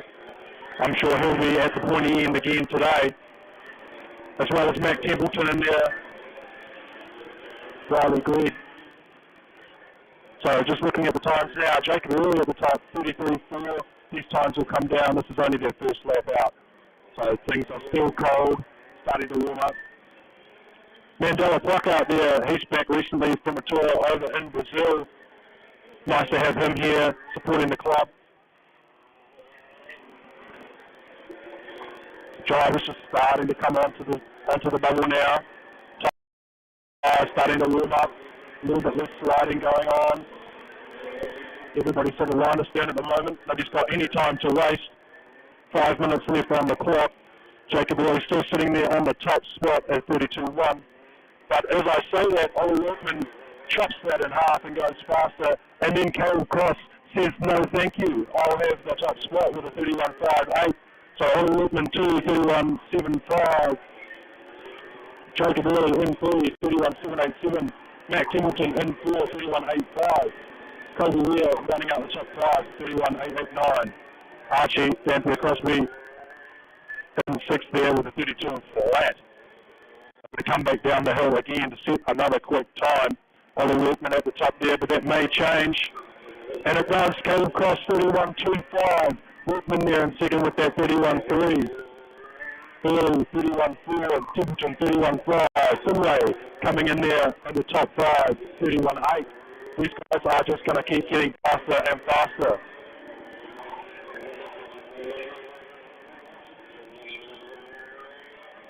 So Caleb Cross currently holding the field out, 31.25. Ollie Workman there still in second, 31.30. Just goes a little bit quicker. And earlier, 31.4.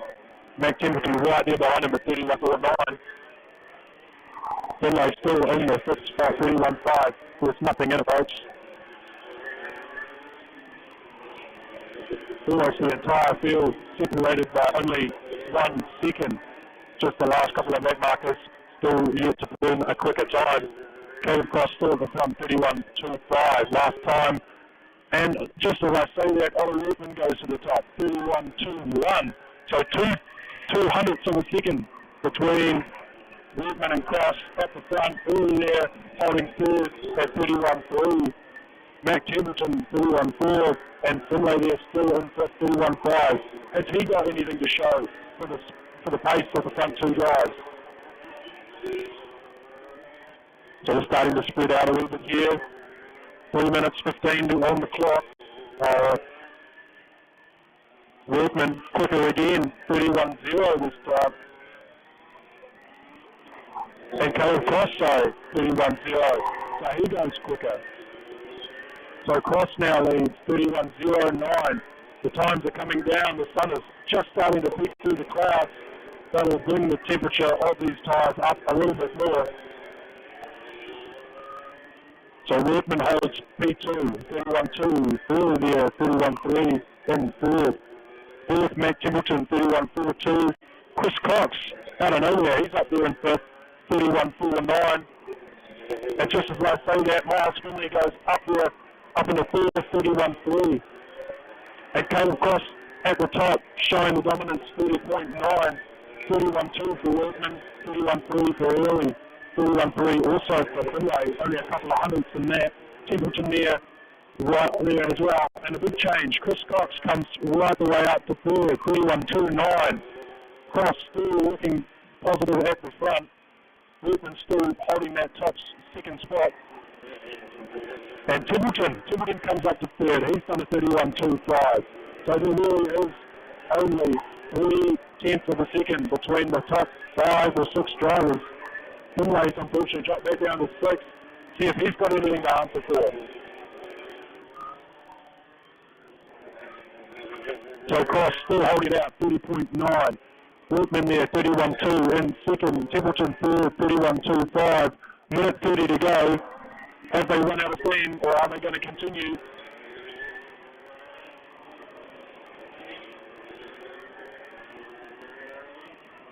So Miles Finlay in 6th, 7th, Lou Bell with the 31.4. Greg in 8th with a 31.4 as well.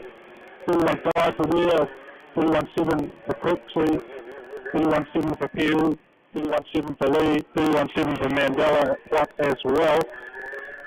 So the last 7 or 8 drivers are all within 0.1 of a second. They are all very, very consistent. Caleb Cross still at the top though with that 30.9. He was absolutely flying. Does Workman have anything to say about it? Can he do a 30.9? Chris Cox says, I want second spot. He goes up to 31.1 for P2. So now the battle really is for a P2 on the grid. Chris Cox, Ollie Workman, Mac Templeton, all running that 31.1, 31.2. and early in Finlay right there in 7th, 6 with a 31-2 and a 31-3. Little ball moves up there. He's in 7th, 31-4. So the times are coming down and the drivers are moving up the front. Finlay there under a little bit of pressure. Just telling him to get a move on. Cross still in the lead. Coxie there in 2nd, 31-1. And Finlay's coming, so he says, I've had enough. Workman there in 3rd with a 31-1-9. So nothing in it between Cox and Workman.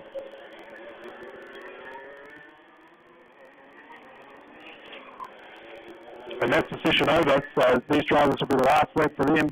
So Workman and Cross coming down towards the line. Cox there, he's finished. 31-2 that one by. And so provisionally, as I said, as they come across the line, come across 30.932. Chris Cox still in 2nd, has to hold on to P2 with a 31.191. But the difference is nothing between him and Ollie at 31.194. So 3,400? I don't even know, it's so close. Nick Templeton there in 4th, 31-2. Early 5th, 31-2. Miles Finlay in 6th, 31-3. If we go back to Lee Bell, 31-4. Greg, 31-4. And then 31-4 for Ware, he's 9th. Running out the top 10, Connor Peel, 31-6. Archie there in 11th, 31-7. Jeff Lee, 31-7. Mandela Pluck, also a 31-7. And then the last of those kart drivers. Right now, on to the heat races. First race of the day, Cadet Rock. Proudly brought to you by Kartsport NZ. If you're after kart parts, kart supplies, or any advice, go and see Matt, John, down at Kartsport in town there. Right, firing these motors up. Right, so that'll mean Briggs Light and Briggs Heavy will be down on the dummy grid next. So be there or be square. Right, so on P1, Freddie Moore, and P2, Taylor Costello, and P3, Max Gosling. 4 is Jet Randall, 5th is Teddy Patterson, 6th, Iris Lee, and rounding him out is Hamish McGrath in 7th. Oh, we spin up there for the 45, Taylor Costello. He's had a wee half spin. He's down the back now. I'm not sure if he'll be able to retake his position. It'll be up to the officials. I'd say a big thank you to the officials and the volunteers out here making this day possible. Couldn't be here without them. So make sure if you do see them, say good day and say thank you. Right, just coming around for our second warm-up lap here, and I'll pass you to Andrew to call the race.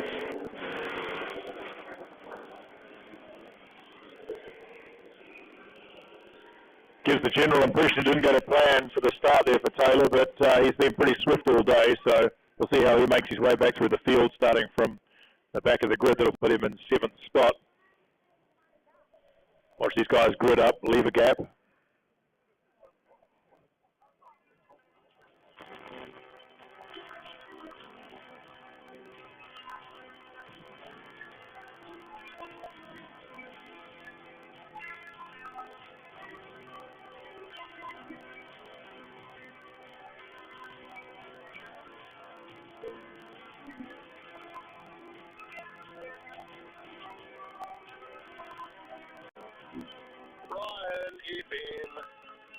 Looks like another lap to grid up.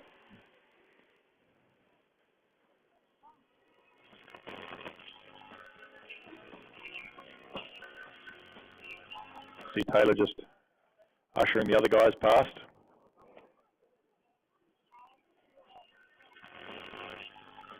Looks like we have a crawling consensus that that's the order they're going to go in, but we're taking it slow. We have motion. We'll pack these guys all up nice and tight and see if we get a green light this time round. So Waller and Gosling will be the two going for that first corner.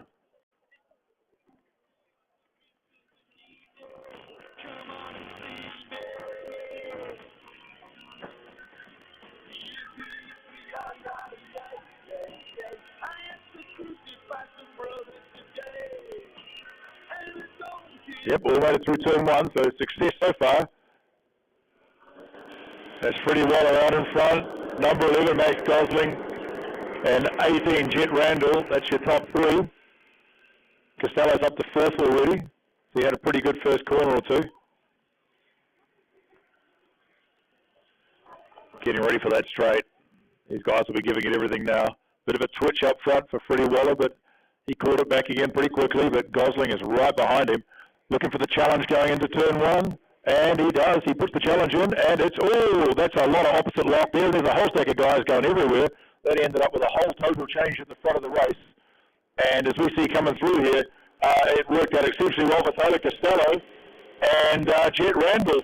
When the top two just had a little bit too much on the go pedal and not quite enough on the stop at that early stage of brakes and tyres, not joining the track the way they wanted to and holding that cut in its position. So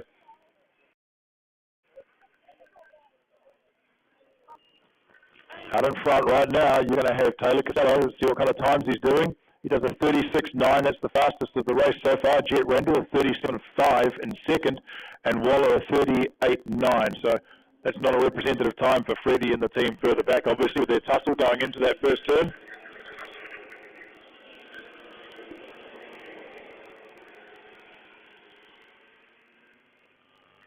We're looking for a comeback through for Gosling in 11. He's pushing, and Freddie Waller, those two are in third and fourth now.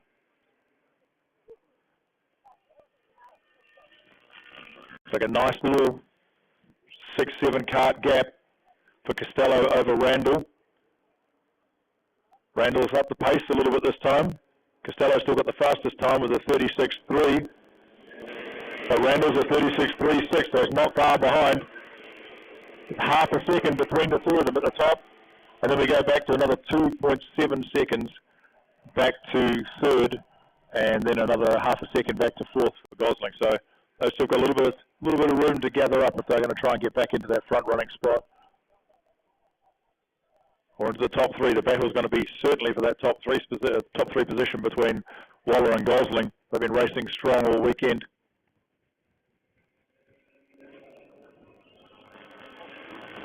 Good to see Lee, Patterson and McGrath. They're in a tight position as well. There's not much between them to get out there and really give it that tussle for that fifth spot.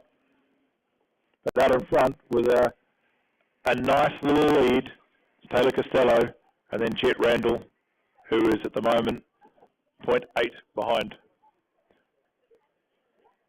And that gap has just lifted a little bit to nearly a second.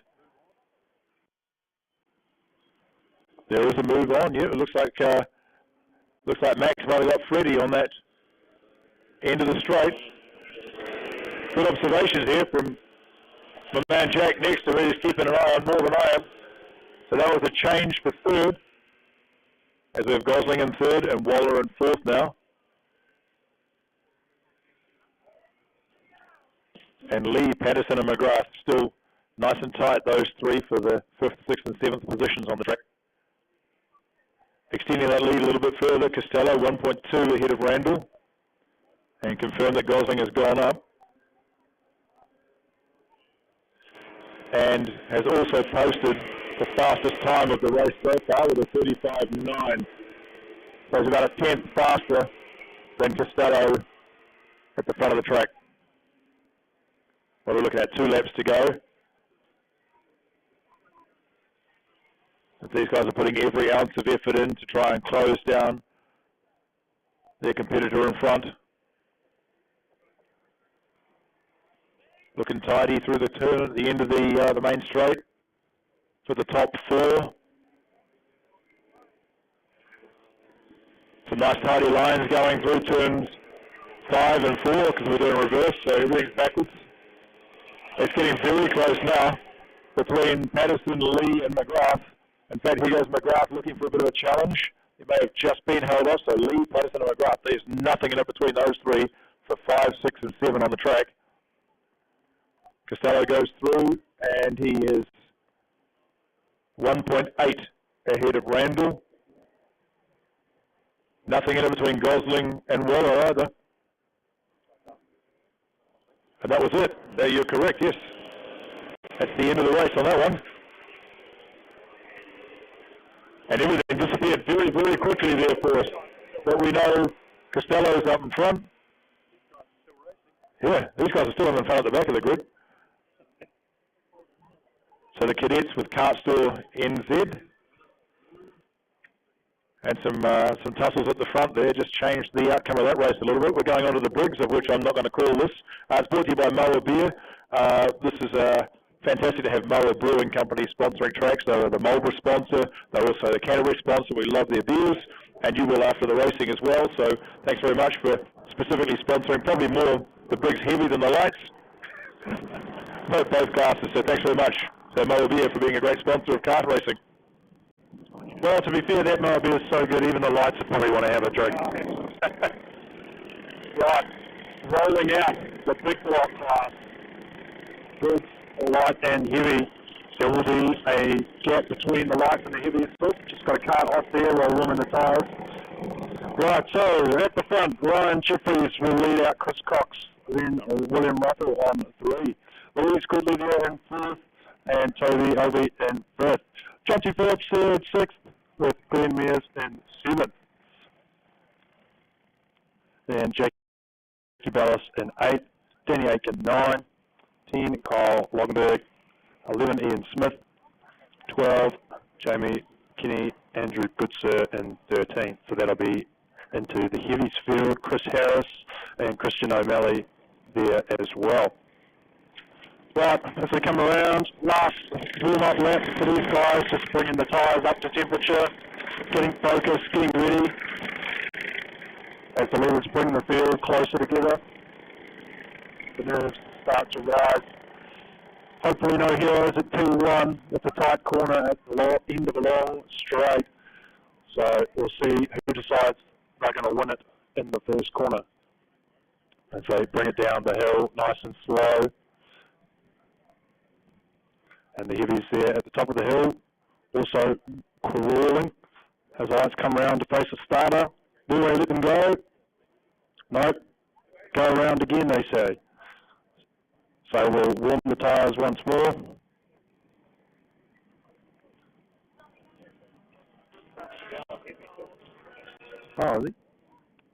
And this, by the sounds of things, Kevin Barker has not made the grid. So he's unfortunately not out there in the heavy field. Bit of a shame to see that. Hopefully they can get that cart sorted if it's an easy fix. Right, as the right field bring us around once more. Hopefully we're going to start this time. Weather's looking good. Just a slight breeze coming over my left shoulder, keeping things nice and cool.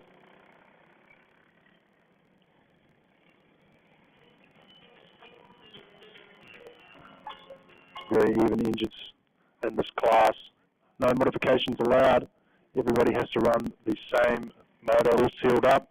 So they should be all the same speed. So bring some very close action as they come to face the starter this time. Will they let them go? They're away.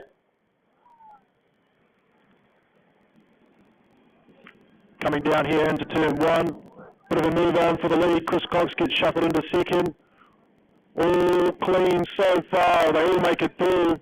Heavy's just being started there in the background. As 57, Ryan Jeffries leads the way. Chris Cox in 2. William Russell in 3. 4th, 85, Toby Obi. As they start to settle into a rhythm. Front 3 very close there. And into heavies, Christian O'Malley in second there. We're getting a move made, potentially. Managed to hold it off. Going to hold the inside up the hill, coming back to the lights, down into the hairpin. Chris Cox fighting there for second with Jeffries, manages to hold him off as the rest of the light field just comes through there. Chris Cox having to defend a little bit here, which is allowing 57 Ryan Jeffries to sort of start slipping away. Oh, spin up time there. Can't quite see the number. I think that's the 18 or the 10. Ian Smith there had a wee spin. He's moved down to the back there. Good ball in the heavies there for second. Christian O'Malley making a move. Manages to make it stick. Having an absolute war there. Just the 3 of them. Oh, and maybe another move as well. coming down the hill, thinks better of it. So back to low lights, 57, Jeffries in the lead, in front of Chris Cox, 95, Russell, all line of stand, bumper to bumper, 85, 88 and 90, that's all good there, holding out 6 spots, they're very close as well. As we look back to the heavies, Christian, the 16 cart in the heavies, Andrew Goodsir, he is absolutely driving away from them. Ian Smith there in the 10 cart, he's at the back of the lights as we come back out of the hairpin and into Tech Shed with the light field. 57 still leading Jeffries with Chris Cox right in tow. Russell there still in third. Elvis Phillips Gridley with the 6th place. 55 Dallas there holding out 23 or 28 sorry after Mears. And Christian O'Malley still sitting there in the heavies in third, racing hard with the number 5 of Chris Harris. He's looking racy and going well. Hopefully he'll be able to make some moves towards the leader and pull away from Christian. Back to the lights now, 57. Paul Jeffries holding the charge with Cox right behind him. Russell there in third, just waiting for a mistake from these two, but they are very good drivers. No mistakes being made here. 4th, 5th and 6th still bumper to bumper, 7th and 8th also bumper to bumper, 9, 10, 11 position.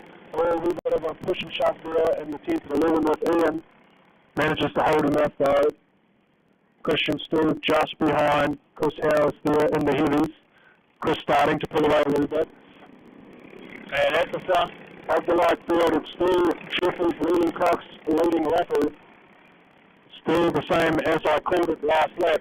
3 to go this time by. That might be 2 as far as the board's concerned. And Chris Cox now coming down the straight, got a bit of a run. Can he make something happen down at turn 1? Pulls out of the draft a little bit, not quite close enough there. Going to have to hold his hand. Oh, but a move here, coming down through Tech Shed. And Chris Cox makes a stick. And can he hold on to it? He's run a bit wide. 57 Jeffries going back around the outside. Pretty big spin, switch it over. Chris Cox now running defensive back the hill. And Russell gets through there now, side by side down the hill. I think this will be the last one as they come across the line. Cox running defensive. But no, Jeffries gets through. And he's through down to the hairpin. They're now side by side coming into the left hand before the Tech Shed. Cox still holding on to second, 57. Jeffries still in the lead, running a bit defensive. The 95 comes from nowhere. Russell all the way down the outside. Can he hold on to it? He's now running defensive for the top of the hill. For the bargy. And Chris Cox gets shuffled out. No thank you, says Jeffries. I'll take that. And now, side by side as they come across the line. Who's it going to be? 3 wide. Jeffries takes it provisionally over Russell and Chris Cox. Held it in 4th, Phillips in 5th, Louise Gridley in 6th, Mills 7, Jackie Dallas 8, Ian Smith 9, and Robinville rounding out the top 10 as the heavies come round to finish their race. Good sir by McKinney, by Harris, by Rook. That was excellent racing at the front of our Briggs Light class. Always a fantastic class to watch with these carts being so even. Races like that are few and far between, or the opposite of that I should say. But that was fantastic. So again, Jeffries takes out the win there. Fastest time for him was a 35.81 and Russell 35.83. He was in second, Cox in third with a 35.7. So the pace across the top 3 or 4, very, very close. Right, as we bring you Rotax Max Jr.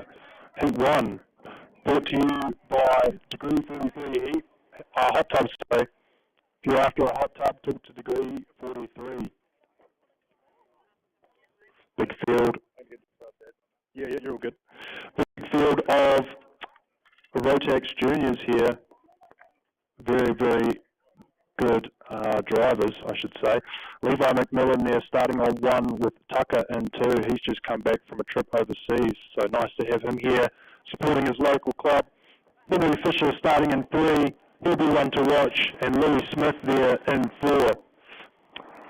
Buster Bailey in 5th with Noah Nicholson in 6th. Ben Gormack in 7, Ryan Gallagher in 8. Charlie Steele in 9, and rounding up the top 10, Lockie McGregor, as they come onto the Kartsport Canterbury circuit, just warming the tyres. They'll get 1 or 2 warm-up laps. Very competitive field of drivers here. Young guys up to the age of sort of about 15.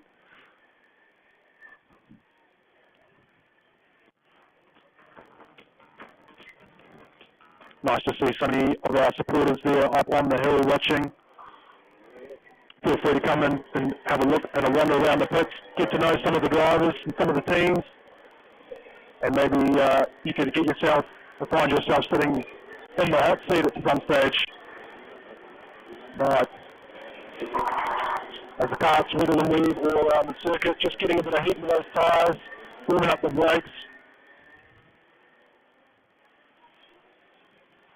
A lot of people standing here watching on the fence.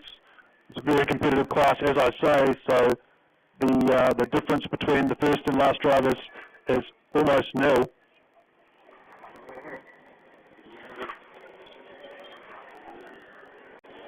They're just a wee bit spread out, so we'll see. They might go around one more time.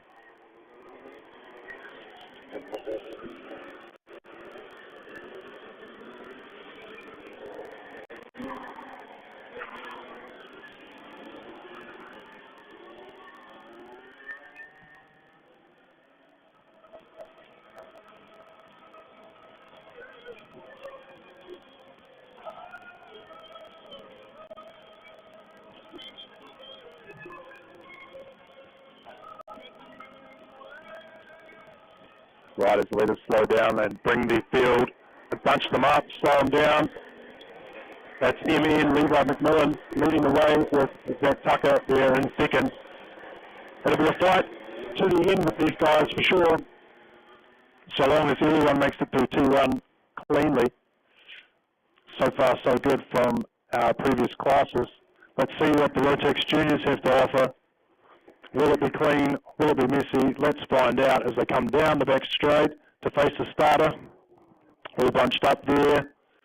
Looking good, looking clean.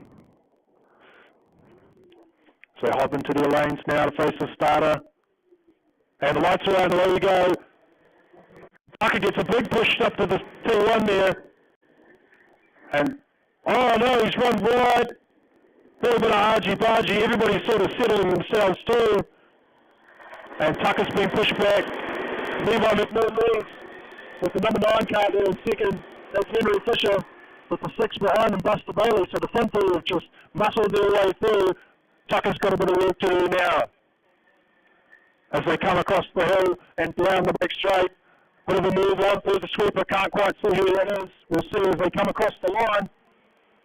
I think that was Charlie Steele making a move. Oh, big dive down into T1 there. Couple of cars getting up on the curve, bit of push and shove at the rack. Back to the front though, and it's still Levi McMillan leading by Fisher, by Bailey. Tucker still in the first, trying to close them in. Fastest time on track at the moment for the leader, McMillan. As they come down the hill, all on the stern so far. Might be a move on here down into T1. No, he thinks better of it. So the leader now, still McMillan, with a bit of a gap back to Henry Fisher. Then Buster Bailey right there. Tucker starting to catch up. Late team there, Ben Gorman. He's there in fifth. Charlie Steele's moved up to 6th, so he's looking racy. Louis Smith there in 7th.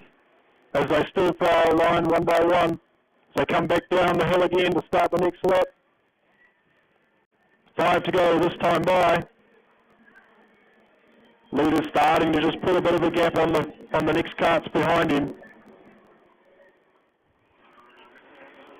There's about a 6/10 gap between 1 and 2 as they Moving around to the infield, a little bit of a move here, up the inside of tick shed for the number 10 car, just clipped the curve, not going to make it stick. That was Josh Hill trying to get a move done, but no avail there. So come back round, these cars are so fast, almost hard to follow. Leader still McMillan, followed by Fisher, followed by Bailey, and then Tucker in fourth. He set the fastest lap with a 31.3, and he's going for a move here, past the number 6 car. Oh, a little bit of contact. Clean enough from where I'm standing, but that'll be an official's call for sure. So he's up to 3. McMillan still leading by Fisher, by now Tucker, and that puts Bailey back to 4th. Tucker's carrying some serious momentum here. Only a couple more laps to go though, so I don't know if he's got enough time to catch the leaders because they are rapid at the moment. Henry Fisher with the fastest time, 31.3. He's in P2 there, just chasing down McMillan because he has anything to show. The 16 and the 18 cars there getting racing through the infield. Might be a move on here at the top of the hill. Not quite close enough to do it though as we come by. 3 to go. 2 this time by. And still out in front, McMillan, Fisher, then Tucker, he's fastest with a 31.2. Then Bailey, then Gormack, Smith in 6th, Steele in 7th. Now all playing nicely here through the infield. 51, Laura Nicholson looking for a move. Makes it through. Can she cover up the hill? Absolutely, well done. Coming through now, one more to go, I think, this time by. Still McMillan leading Fisher, leading Tucker. Bailey, Louis Smith moves up to 5th. Gormack in 6th. As they come through the infield here, McMillan with a commanding lead. Fisher there just hanging on in the 2nd. Tucker in 3rd. He's pulled away from 6th. Bailey, who's still running one by one as they come through the infield now. And up to the top of the hill. Back down the hill they go. Looks like no moves are going to be made. And that is it. McMillan comes home P1 with the fastest time, 31.16. Fisher there in 2, Tucker in 3. He was fast there. Buster Bailey just in 4th. And running out the 5, Louis Smith with a 31.4. Ben Gorlad back in 6th. Steele in 7 with Layla Nicholson in 8. Fisher Lowe in 9. And Robbie Batt rounding out the top 10.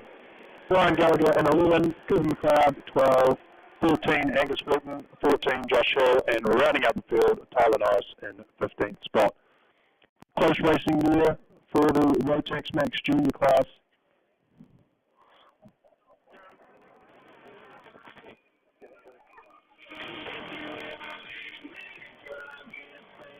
Right, open now on the dummy grid, preparing for their race. So that means Vortex Mini Rock, you'll be on the dummy grid next. So dads and drivers, prepare your cards. Thank you.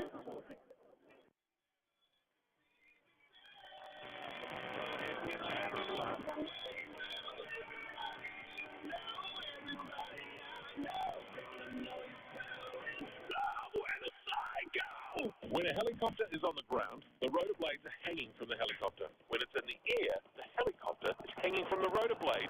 That's physics, folks. Bryony Beam. She don't care about my car. She don't care about my money. And that's real good, because I don't got a lot.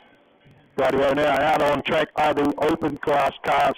These are a variety of different carts. We've got a few KZ2s, which are 1, 2, 5, 6 speed, shifter cart. Absolute handful. Skilled drivers to hold on to those. And then we've got the DD2 carts. They're 2-speed pedal shift. Also a 1, 2, 5, but direct drive without a chain. And we've also got Bailey in the Rotax Max Light with some sticky tyres on, I believe. Right, so number 10, Jacob Douglas will be the lead cart, followed by Miles Finlay in the other KZ2 and 2. Matthew Hamilton in 3 there, the first of the DD2s with Hamish Carpenter in 4th. Number 5, or number 7 I should say, in 5th is Scott Waller, the last of the DD2s with Kyle Lowe there in 6th.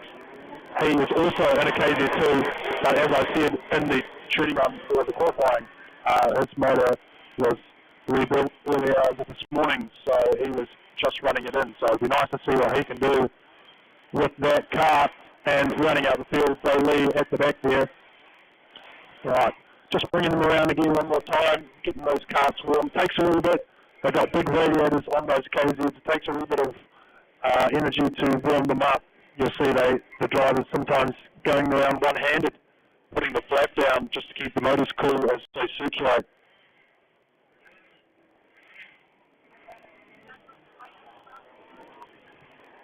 So Douglas visiting from racing over in England, I believe, and one of the Formula Championships there, racing alongside one of our other club compatriots, Louis Shutt. So nice to have Douglas here, showing the crowd what he can do. All to play for here as we come down the hill to face the starter. Slow speed for these KZs, they don't like it that much. Will we get a start this time by? Starter says, go! Jacob Douglas, bit of a slow start. Miles Finlay into the lead straight away into T1. Now he's just got to drive away all through cleanly there. So Miles leading, Douglas leading Hamilton, leading Waller, leading Lowe. Lowe's moved up a couple of spots there. Let's see if he's got the pace to keep up behind the front guys. And Miles just starting to extend his lead a little bit, but Douglas isn't going to let him go without a fight.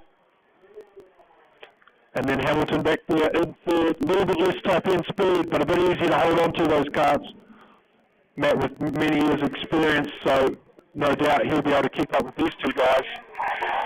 As they come around tech shed now, still Miles leading Douglas, leading Hamilton, leading Lower. Lowe's still there in front with Carpenter and Lee rounding out the field. So come down the straight here, 130 clicks an hour at the end of the straight, just about, as they jam the anchors on front brakes for most of these karts, so they can stop on a dime, that's for sure. Finlay still leading out Douglas, just holding a nice gap of about half a second, with Matthew Hamilton there in third, still just hanging on to the back of them. Waller there in fourth, just starting to pull away from Lowe, and Lowe just starting to pull away from Carpenter there in sixth. But it's Miles Finlay down into 2-1, still leading strong. Douglas there right behind him, just waiting for a mistake from Finlay.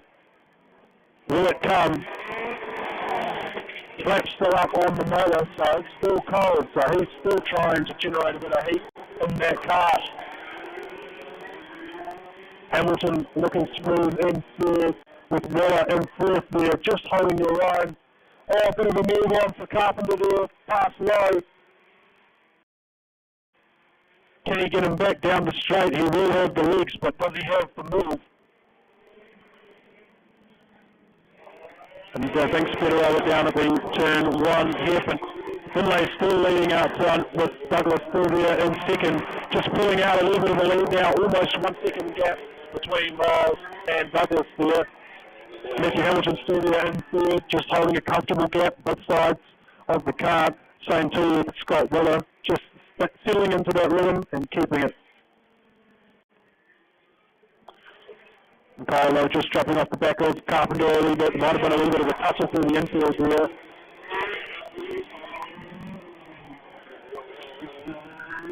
Three laps to go. It'll be two this time by as they come down the hill and pass the start finish straight. Finlay still holding a commanding lead over Douglas, with Hamilton still there in third. Slightly less numbers for this open class. It used to be quite popular back in the day, but as things change and people want to run in the more populated classes, these guys don't generally get as much love and attention, but they sure do deserve it. As Miles is coming down the top of the hill now to start the final lap. Douglas still in P2, with Hamilton still 3, Waller still in 4, Carpenter there in 6, still Lowe, and Bowley at the back rounding out in 7th. Last time by this time for Finlay, coming through tech shed, car looking smooth, Douglas still in tow. Nothing to answer for Finlay in the first seat though. He comes down the hill, nobody's going to stop him here as he comes across the line, paper checkered flag. P1 for Miles Finlay in the first heat. P2, Douglas there in second. I'm thinking there might be a transponder issue there because Douglas is saying he is last on the standings, but that is incorrect as far as my eyes see it. Not sure if there's an issue there. So, Finlay, Douglas, Hamilton, and then Weller, Carpenter, Lowe, and Lee.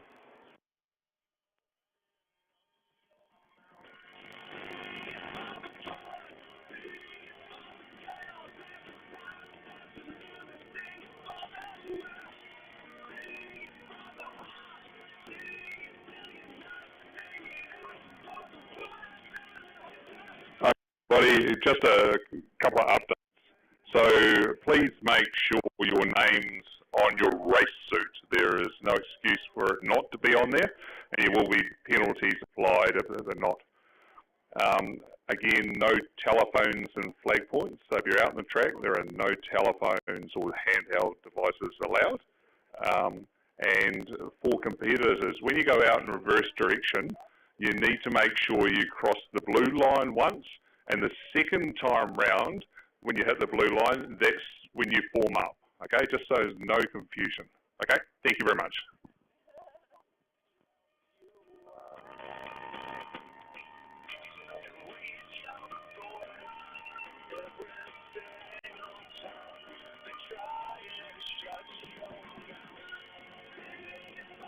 The drivers have been warned indeed. Right, now sitting on the dummy grid is the VMR class brought to you by Christian O'Malley, Mike Bureau Real Estate. Very close in qualifying for these drivers, the top 3 or 4 drivers, all within a couple of tenths. So it'll be interesting to see how they go in this race. Just waiting on track start to let them go.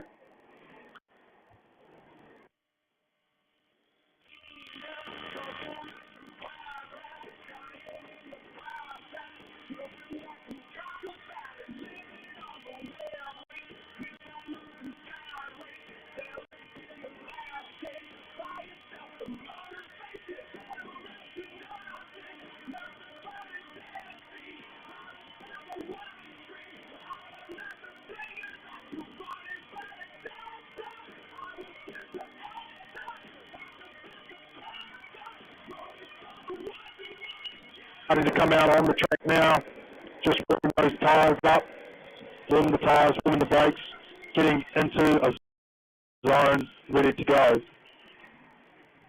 So Nixon Cripps will lead the field away from Magni Whittle. In third, George Tucker, Spence there in fourth, Wheeler in fifth, Jet O'Malley in sixth, with seventh being Fraser Hodges. Oh no, we've got a car stuck at the top of the hill there. Can't quite see the number on it, not too sure who it is. Hopefully he'll be able to get that car going again as the leaders bring them around.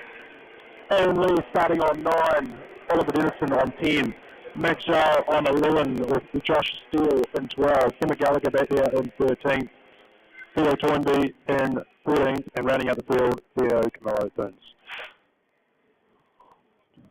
Just trying to sort that card out there at the top of the hill. Drivers going past nice and slowly. That's all good. Potentially looking at a reform if that car gets underway, but he's jumped out, so unfortunate there. Still can't quite see the number on that car, but I think it might be the 78, but I think it might be Emma Gallagher, but I can't tell.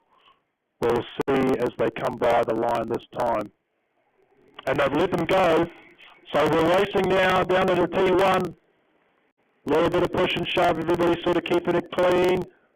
Through right there, further back in the pack. Everybody just trying to settle themselves into a spot. So SI leads. So that's Cripps leading. With Tucker in second. 38 Magna Riddle there in third. And the challenge for fourth as Ivor Spence goes through Banks Bend there up into fourth. As they come down the hill, we've got a card up there. I think that's the 79 of Aaron Lee. So he's parked up there, and so that's his race start. Unfortunate there for Lee. As we come back down to T1 now, Crooks with a good lead. over Tucker, over Riddle. As they come through the left-hander now into Banks, into Tech Shed. Coming through the infield now. Everybody just keeping line of stern. All move there for 24 cars. Who makes the spot up with the 49 says, no, I'm going to race you for it, and pushes him out wide. And Phil, and then the 6 says, I'm going Phil. So that's Fraser Hodges now making a couple of spots up. So he's looking racy. Coming back down the straight now. Cripps got a nice, easy, comfortable lead there. The battle for P2 though, Tucker and Whittle all over the back of each other. And Ivor Spence right there in fourth, waiting to capitalise on a mistake from these two. Bumper to bumper as we get back through the field. Bit of a move on there for P2, but he says, no, I'm going to wait. Trying to set it up down the hill. And this is allowing Cripps to just drive away. Nice, comfortable, easy laps, no mistakes for the leader. As the fight for P2 continues. Down through the hairpin there, coming up to the left-hander. Bit of a defensive line there from the number 2. That's George Tucker. 38 trying to switch back. Riddle trying, looking left and right. A move on down here at Dick Shed for the 15 car. 24 says, no, I'm going back around the outside. Jim O'Malley holding his own. So come back down the hill now. George Tucker looking under pressure here from Riddle. Good run off the last corner there for Riddle. He's right up on the bumper. Having to run defensive there is Tucker, but he makes a small mistake, and Riddle's through. They're side by side as they come in through the left-hander. This is brilliant racing. And the 38 goes up the inside. Can the 2 hold fire? He says, not today, I'll switch him back. They're side by side up the top of the hill here. Who's going to make it stick? Oh, the 38 holds his own, but the 2's got the speed. He's coming back down the hill now. And he threw a bit of it and fell back in line. So that's Magny Whittle in P2 holding his own. But a big dive bomb here down to the hairpin for the number 2 car.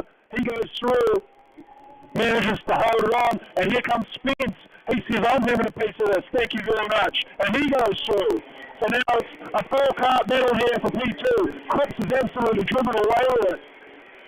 Can Ivor Spence show the nose? And a wee bit of push and shove there at the top of the hill. They sort of fall into line now, so P2 is starting to pull away a little bit.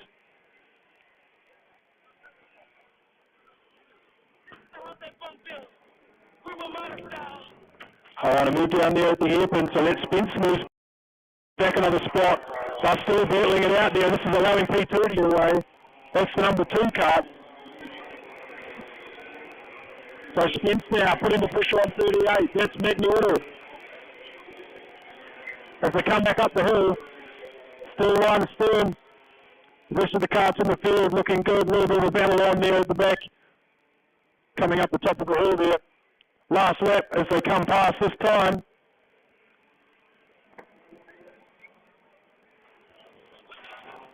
So Cripps with a massive commanding lead.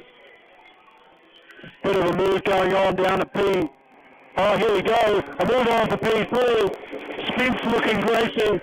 They're going to run 2x2 here. Through Banks Pen and up the hill. Spence with the crossover. Can he defend up the hill here? He can. Can he hold off down the hill? He's right behind him here. This is for P3. Spence holds on. So that's Cripps in P1. And as I said here on my screen, P2 is not showing on the leaderboard, so maybe an issue there. So we'll run as P3, Ivor Spence, Paul Magny Whittle, Josie Weir, and Brett. Will Finch in 6, Richard O'Malley in 7, Fraser Hodges in 8, and 9, Oliver Denison, Max Yao in 10, Josh Stewart 11, Theo Tony 12, and Theo Noons 13, George Tucker 14, and obviously the 2 retirements, Aaron Lee, and our other retirement as well. So shame there. But well done to Nixon Cripps. A commanding lead every lap of the race there. So good driving from our VMR class. Next up we have the Rotex Heavy, proudly sponsored by Norwood NZ. So they're on the dummy grid, ready to rock and roll, just waiting on some car recovery and the track officials to get us underway.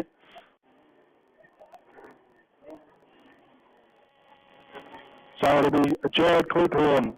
He was the quick one setter with a 31.6, so he'll be off one. Emerson there in two, also with a 31.6. Only a difference in the hundredths of seconds. Simon Hunter there in three, and Kevin Barker in four. Shane Madsen rounding out the top five with a Frenchie there in sixth. Tia Sarvik in seven, Ryan Gooding in eighth, Shearer in nine, and Ian Carter rounding out the top 10 with Richardson and Hughes at the back.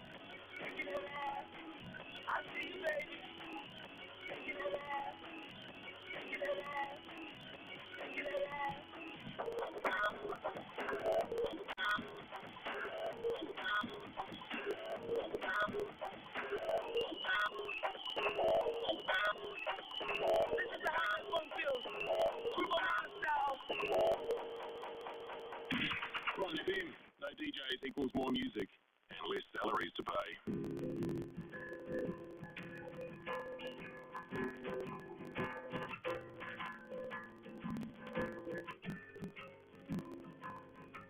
Strangers, from strangers into brothers, from brothers into strangers once again. We saw the whole world.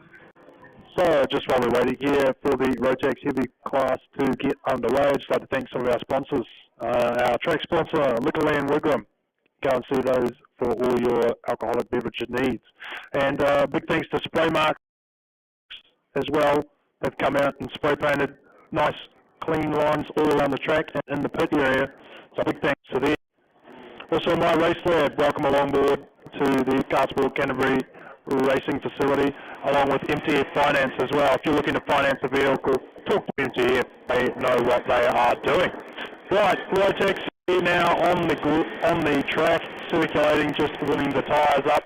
That means a Rotex light to the dummy group, please, for your first heat.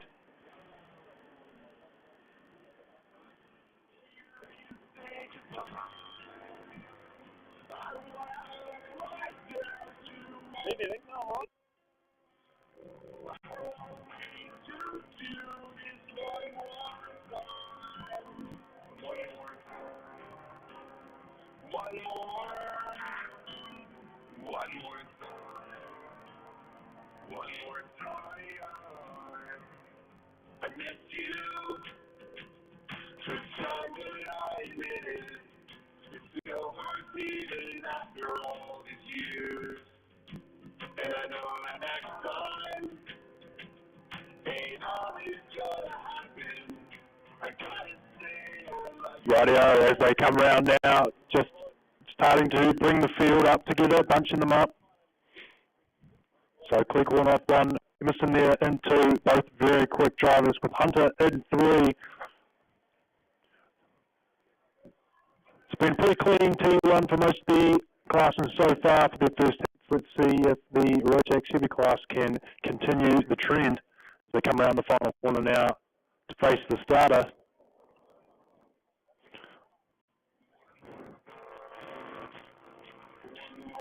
In the lane, starter says go. We're all good, we're racing. Emerson, a little bit slow off the mark there. Getting a move made down the inside there. I think that might be Hunter going through. Cleghorn allowed to just pull away there a little bit. And that's right, that is Simon Hunter there. And two, Emerson put a move on there, didn't stick, and he's dropped a couple of spots. That allows Barker to get through into P3. So now it's Cleghorn by Hunter by Barker. by Emerson. Emerson will be frustrated with himself over that move, but that's okay. That's the first lap. He's got a few more turn screws and work his way forward. But it's Jared Clickhorn out there in front with a nice lead so far, followed by Hunter, then Barker, then Emerson. Back there in fifth, that's Madsen. He's made a good start. Moving from right down to the back, and then Frenchie there in sixth. Seventh is Rotax, and Paul Hughes there in eighth. So he's working his way through the field as well, and that nice Fluoro Pantano kart. So it's still Cleghorn demanding the lead with Hunter there in second. And now, I think that's Barker in third, that is, with Emerson behind. So Barker under pressure now from Emerson. And Simon Hunter starts closing in on Cleghorn. Emerson just trying to rattle the bones of Barker now, right up on the back bumper. He'll know he's there. Kevin just trying to keep his head down and moving forward, but Emerson's right there. Still Cleghorn and Hunter out the front. There's a gap starting to develop now between 2 and 3. So Emerson now starting to turn the wick up a bit. He's right on the back of Barker now as they come through banks. Just trying to make something out of this.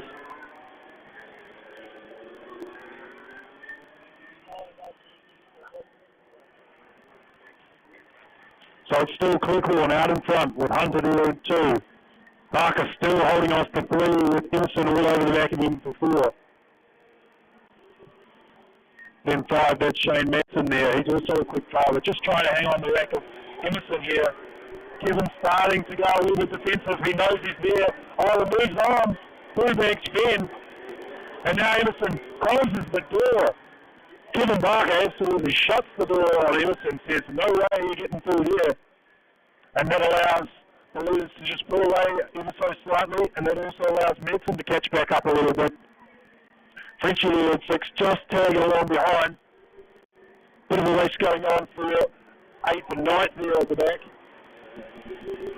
As Barker still defending against Emerson here for the infield. Emerson looking for a way around. Potentially trying to line up a pass for up the top of the hill. We'll see if he's got enough pace to make it stick. 2 to go this time by. Cleghorn still leading, but Hunter has caught him up. They are almost nose to tail now for the lead. So Hunter now, right up behind Cleghorn. What does Cleghorn say? Does he have an answer for Hunter's pace? So too does Barker. He's got pace there. Still managing to defend off Emerson as they come up the hill and back down towards the start finish straight. So it's going to be Cleghorn this time by. 1 to go. Can Hunter do anything? Oh, big move down the inside at turn 1. Hunter goes through. Cleghorn says, I'll try the outside for turn 2. Simon says no. As Cleghorn tries the over and under, he's up the inside, up on the curb. Can't answer for it there. So Hunter says, no, I've got it. And Emerson goes through the same corner. And Barker says, no, I can't defend. And so through goes Madsen. But Barker says, no, I'm having it on the back. And for the win there, I think that was Simon Hunter that came through and won. Cleghorn in 2, and that means Emerson managed to hold off for 3. So there was a few moves going on at the end there. So that's right. So Hunter in 1, Cleghorn there finishing in 2, just losing out at the end there. Along 2 with Emerson there in 3. He managed to nip Kevin Barker off just on the last lap. And then I think it was Madsen there and 5th, along with Frenchie. And I tell you, Paul Hughes in 7, Gooding in 8, Shearer in 9, and Ian Carter running out the top 10 with Richardson and Madsen at the back. Fantastic racing there from the Rotax Max Heavy class. A couple of good battles here for the first of the 5 positions at the top. So now we look and we turn our attention to the Rotax Max Light class, sponsored by Vinewood Pavers Limited. Massive talent in this field of Rotax Light drivers. Some of the best in the country, bar none. So, Caleb Cross will lead them over the start finish line with Chris Cox there in second. Ollie Workman in third. Rounding out there in fourth is Mac Templeton. And rounding out your top five is Jacob Roy. Miles Finlay just down a little bit there in sixth.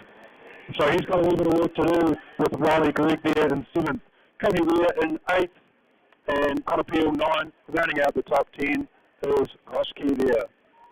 Jeff Lee in 11. Mandela Pluck in 12. Logan House in 13. And Jerome Pluck Crooksey in 14. Rounding out the field, Josh Rushman in 15th. So just coming around now for their second roll-up lap. Tyres coming up to 10. Engines coming up to 10. Drivers getting into the zone. Them around over the blue control line to slow the field down and bring them all up. It is his responsibility to gather the field, so those that are at the back are trying to catch. We'll come around the top of the hill now, crawling down the hill to face the starter. 25 to 35% of race speed for the starts, which is in these starts about 20 kilometres an hour, so unbelievably slow considering they're hitting about 110 at the end of the straight. Starter says, we're away. Good start there for Caleb Cross. He's getting a push along. Chris Cox says, I'm going to hold you outside. Bit of argy-bargy into T1.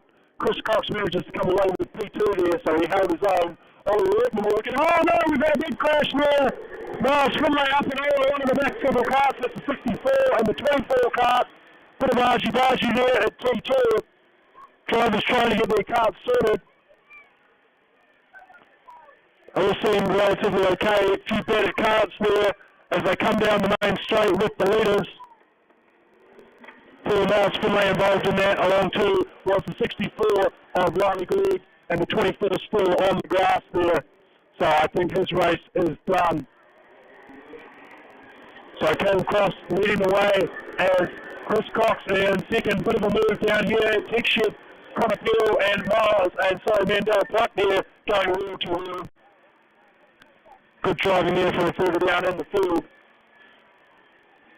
And the 24 car getting underway again, so his race isn't over. That's good. That's Jacob Lee. It's such a shame. He was definitely one of the front runners to look for. Same too with Miles Finlay and the 64 of Riley Gregg. All really quick drivers now out the back of the field. But it's still Caleb Cross leading them away as Chris Cox still sits in second with Mac Templeton in third, Ollie Workman in fourth. And Miles Finlay's pulled in, so he says, no thank you, I'm going to save the tyres. That's a real shame. So, Mandela Buck's made a few spots. He's up there in seventh. Archie Dan Crossley, he's up there in sixth at the moment. So a few big movers here with those T1 and T2 incidents. So it's still Caleb Cross leading the way. Behind him is Chris Cox. About a car length gap at the moment, but now Matt Templeton starting to close up as well as Ollie Workman. And then back there in the 70 car, Kobe Weir just trying to hang on to this pack of 4 or 5 cars. And then just behind him we have the 56 of Crossley, with Mandela Pluck close behind. So a small gap starting to develop now at the front runners. Caleb Cross just keeping that gap consistent, keeping the head down, looking smooth.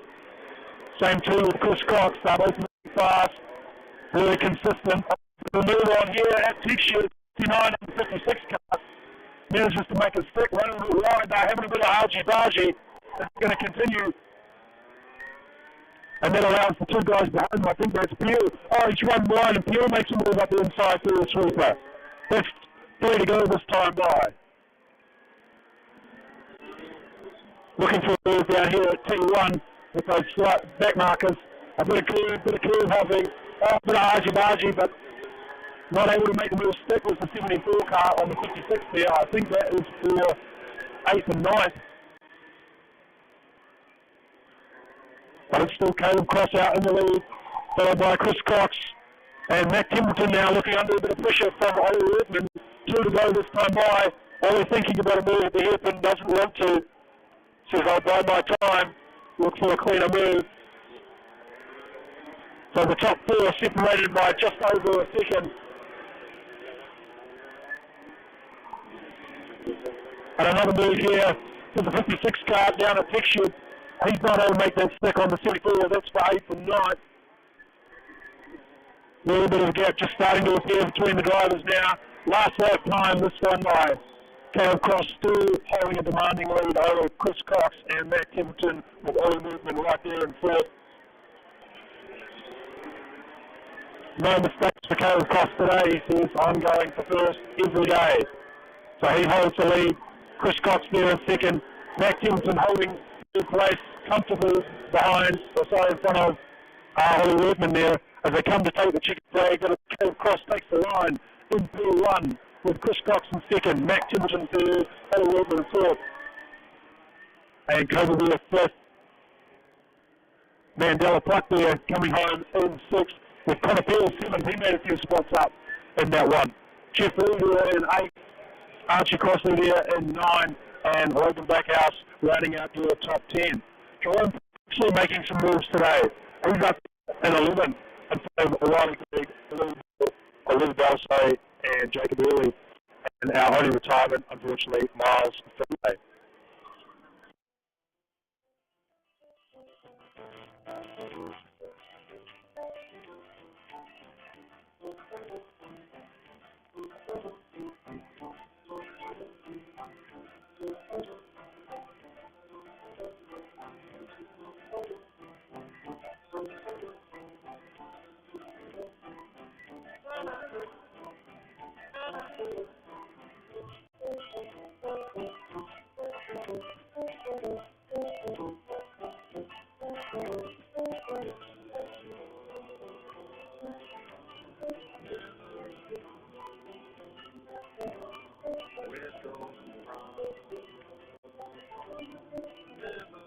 This is Lars from Metallica, and you're listening to Brian FM, playing whatever we want.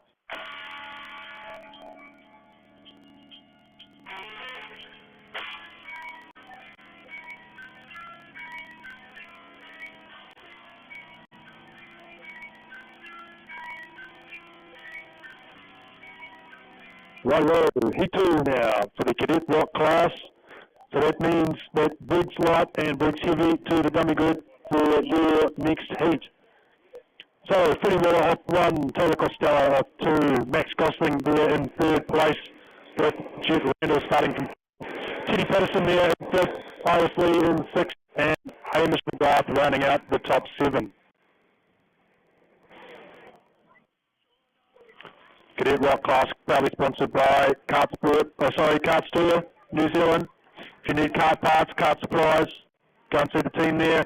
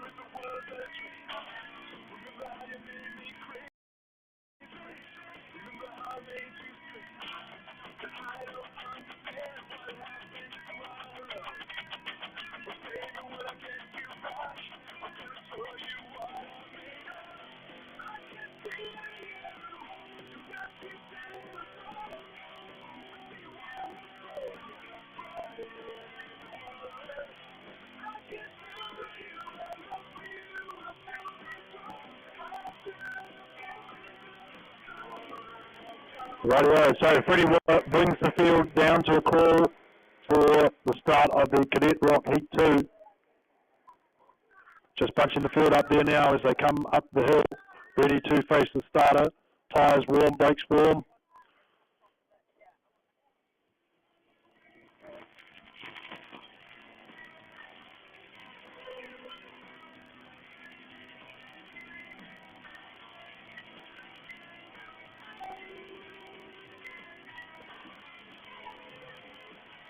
Coming around the final corner now to face the starter. Look to the lights. Are they going to let them go? Far away. Pretty well got a good start there. straight into P1, but a big move there for the lead at T1. I think that was Taylor Costello going through there. It was. So Costello leads over Weller. Well, even Max Gosling, he's in there in P3. As they come up the hill now, Weller starting to find a bit of pace. As they come down the hill to the final corner, Weller's got a bit of a run. Can he make something of it down into T1? Maybe not, because P3, that's Gosling. He's looking to make a move. Thinks better of it down for T1.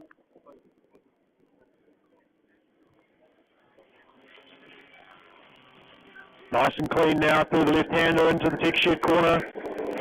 Still to 45. Costello leads over Weller, over Gosling.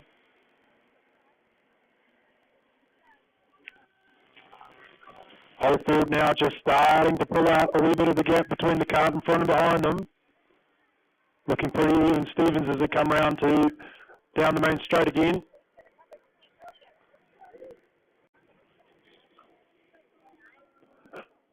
Down through 2-1, still Lawrence Stern as they come through 2-1 now into turn 2.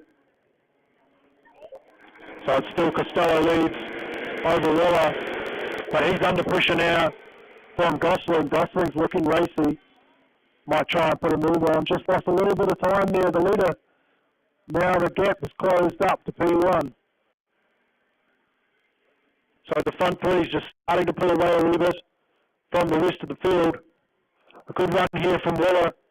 Is he going to show the nose down to T1? He thinks better of it, and so too does Gosling. Coming now into tech shed. It's still 1, 2, 3. Gosling, Weller, Costello, Weller, Gosling. The rest of the field starting to just catch back up a little bit now. These drivers very consistent across the field. Just a reminder for Briggs class, if you're not on the dummy grid already, you should be by now. Oh no, a bit of a spin there down at T1 for Weller. Not sure if he got turned there, if it was a mistake under brakes, but he spun, and so he's at the back now. So it's Costello leads with there at 2. And that's the 18 Jet Randall now. He's been promoted to P3 with the 78 of Iris Lee. He's now in fourth. For sure, I should say. I'm not too sure, but as they come down now onto the straight again, with that wee spin from Waller, there's now a gap between 1 and 2 and 2 and 3. As they come through turn 1 now. So the race order as it stands, Costello and Gosling. Gosling starting to pick up the pace now. He's on the back. 18 there, Jet Randall. He's holding pace with Lee there behind him.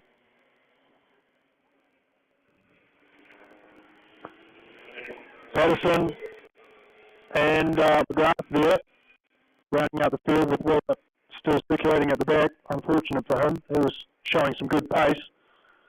And now a move for the lead here down at turn 1. Gosling goes through. Can he make it stick? Manages to hold him off. So now Gosling leads with Costello in front. 18 Randall's still holding in third, but he's bunched them up now, so they're starting to close in. It'll be 1 to go this time by as they come past the start-finish straight. So Gosling controlling the race at the moment. Does Costello have anything to answer for? Oh, thought about a move there down at T1. Not quite close enough to make it stick.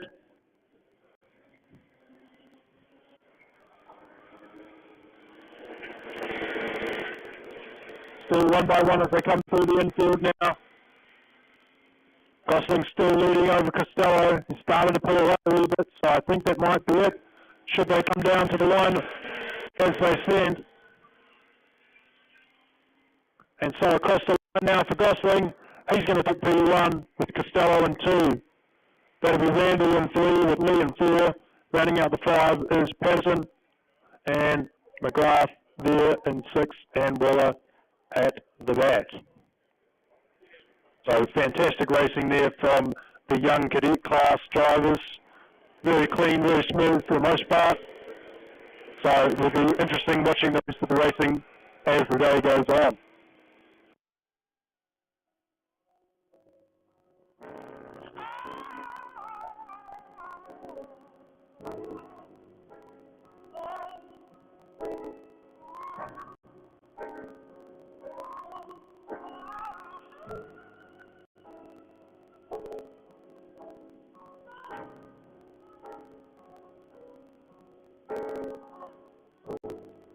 Strip, total makeover, refit, partial rebuild, or a complete new office or retail space.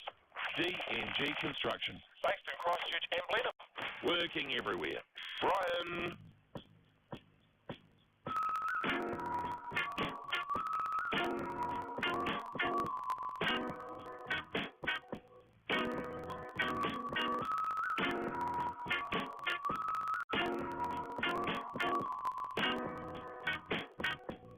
Could you tell where my head was at when you found me? Me and you went to Heaven's party. Man, I thought I had everything, I was lonely. Now you're my everything, I was lonely. Right, so just a bit of kart recovery here. I didn't actually notice that during the race. There's a couple of karts there. Must have come in contact with each other, so just clearing those now. Crew doing a good job getting it onto the recovery vehicle.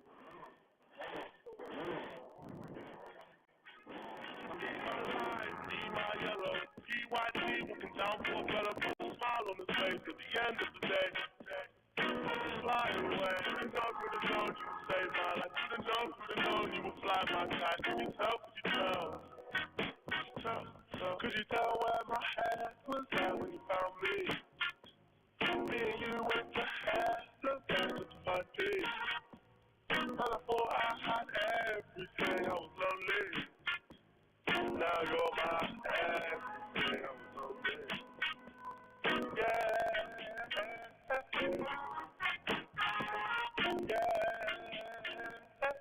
Right, so not sure if you can see that there on the live stream, but that's the number 11 kart on the recovery vehicle. He was actually the winner of the last race, but got involved in a little bit of a tangle there after the line, I think. So just recovering these cars, and we'll get the Briggs Light and Heavy, proudly sponsored by Moa Beer.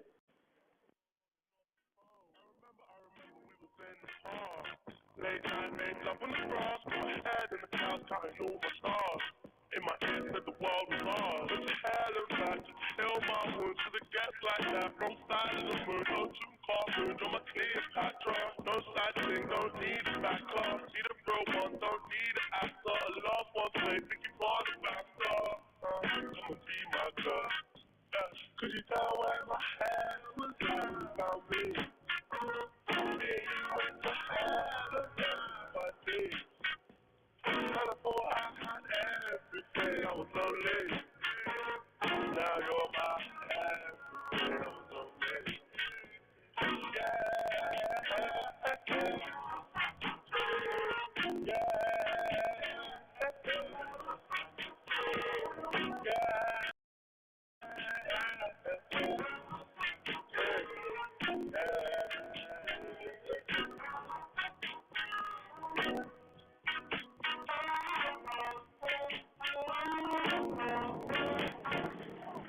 Rightio, so the Briggs cart's just firing up now and heading out on the track.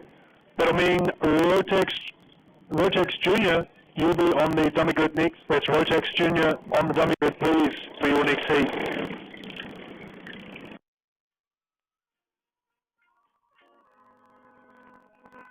Screw with it. We're still going. But just saying. Brian again.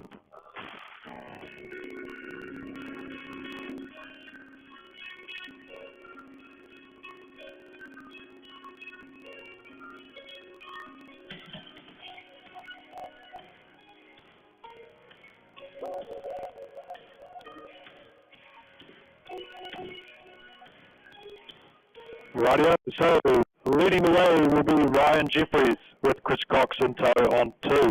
William Ruffle in 3 with Louise Gridley there on 4.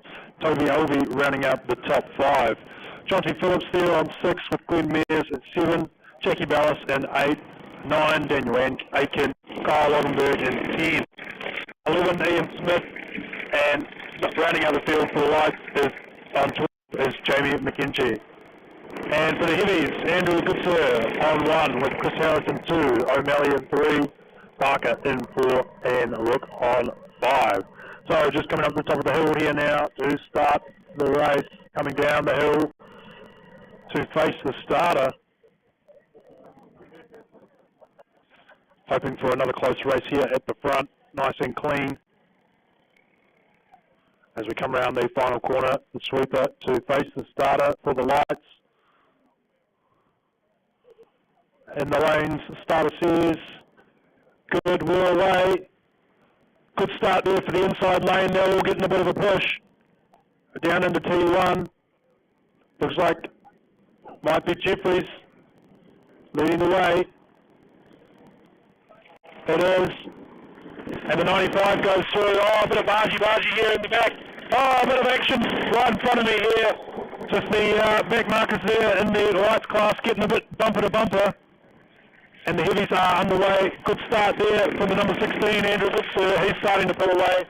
On 2 is Kevin Barker. He's starting to catch up in the heavies class. Bill and move on in the lights there through the sweeper as they come down the straight for the second time.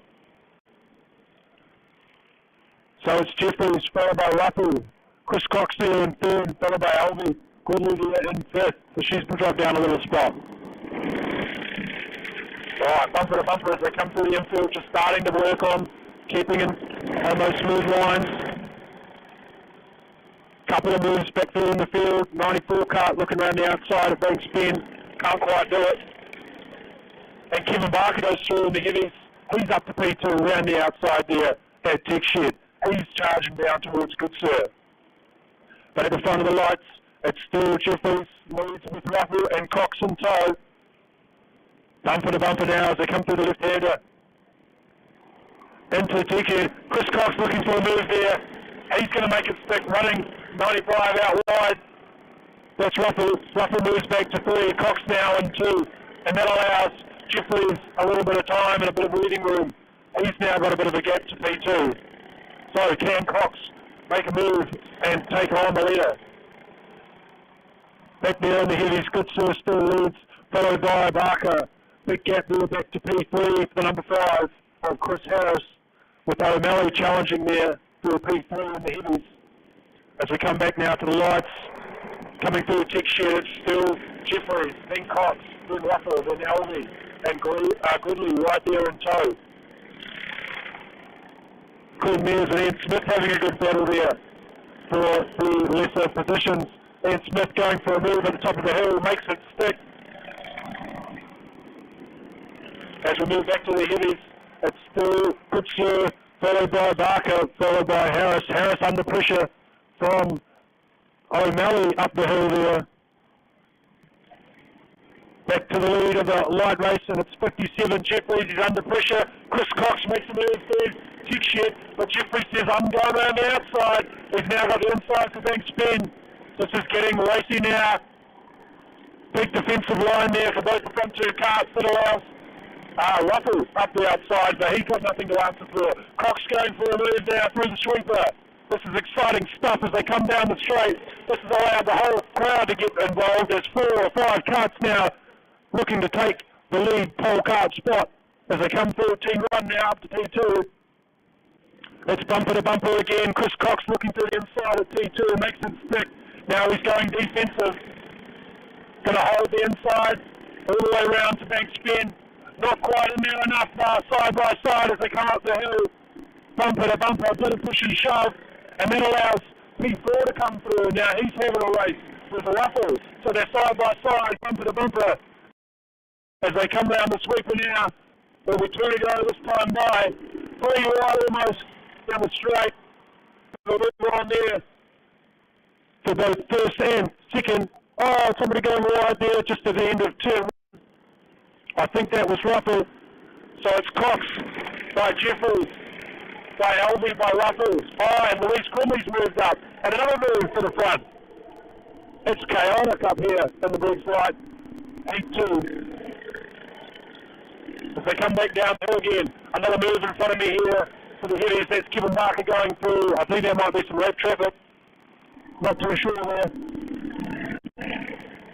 So Barker catching good serve. But as we come back to the Briggs right field, another move down at the hairpin there for Jeffries.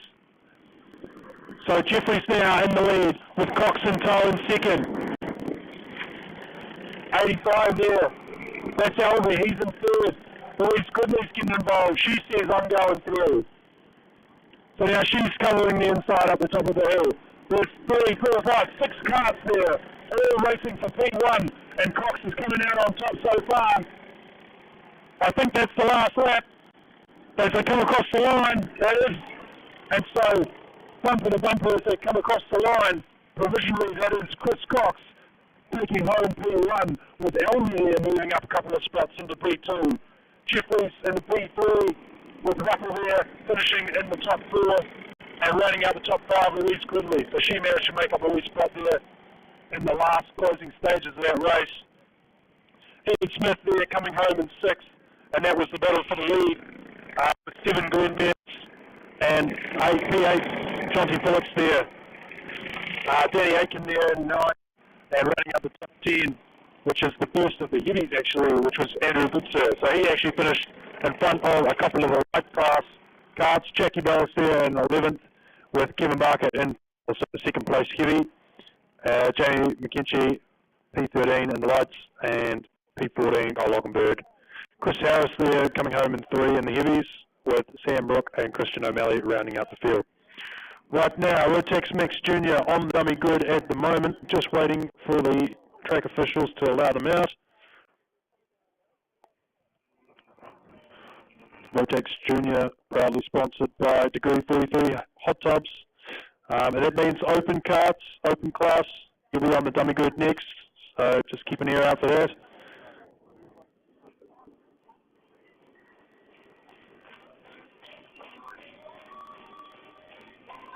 Rightio, so the race order stays the same as the qualifying times for the first couple of heats. So Levi McMillan will be off 1 with Zach Tucker in 2.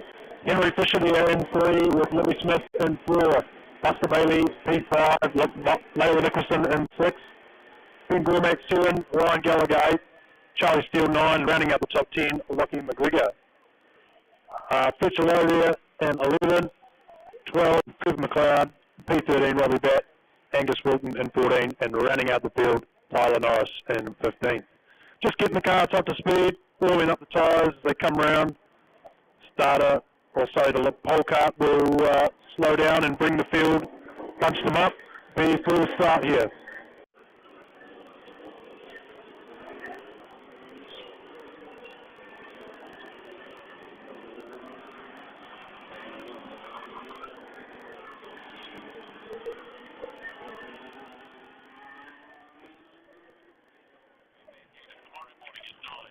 Beautiful day here at Kartsport Canterbury. Weather's looking fantastic, just past 12 o'clock. Sun just peeking through the clouds a little bit as we set them up for the next heat, Heat 2 for Rotax Max Jr. They come to face the starter now.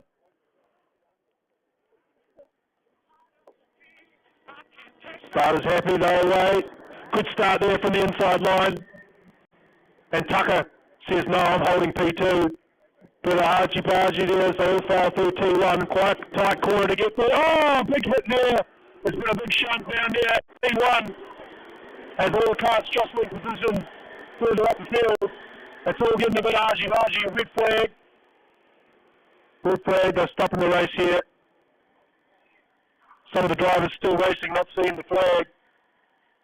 As they bring them down the straight there. Bit of an incident there, just out of T1.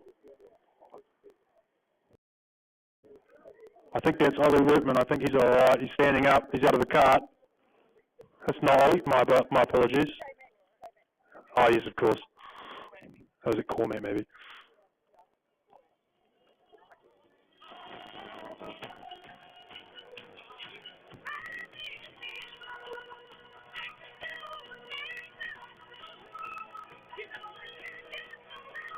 but just confirming that's number 18, Ben Gormack. He is standing out of the cart. So just getting a check over by our first aider, Wayne. Thank you, Wayne. So we'll just take a wee break here while the officials and track officials sort this out.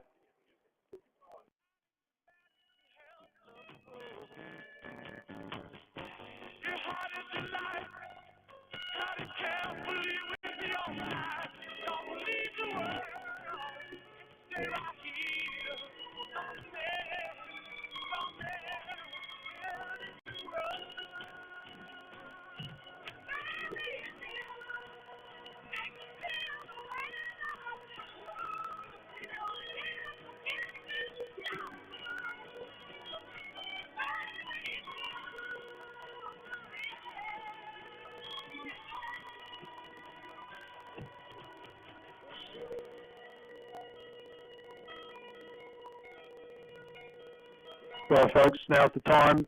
We've got a few minutes to spare, so if you're feeling peckish, pop on down to the shop and see the lovely ladies down there. We've got toasties, pies, cold food, hot food, ice blocks, jockeys, pasta bolognese, even.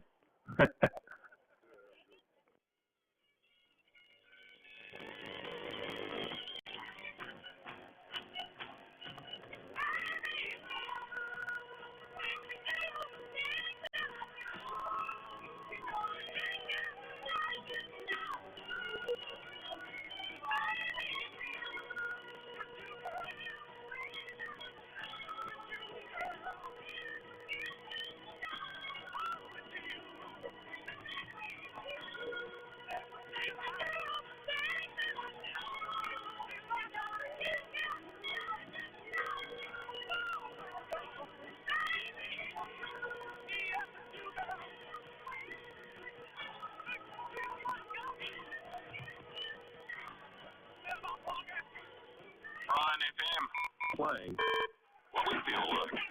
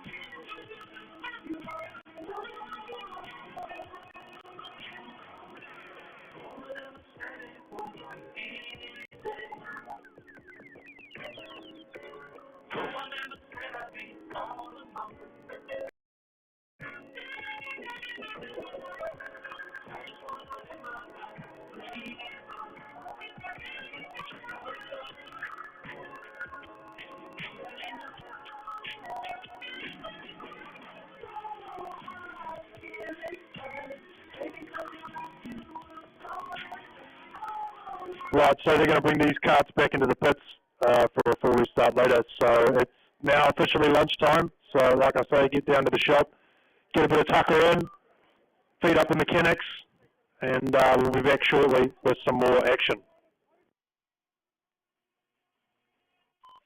Why does no one ask for directions anymore? Right, him.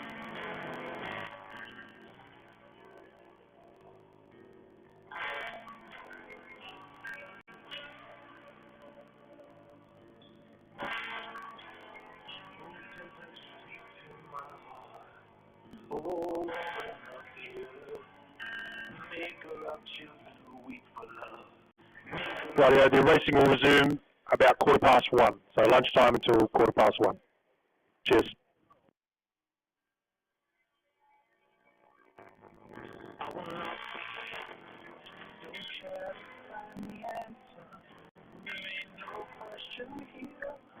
Let your heart be wounded and give no mercy to your fear.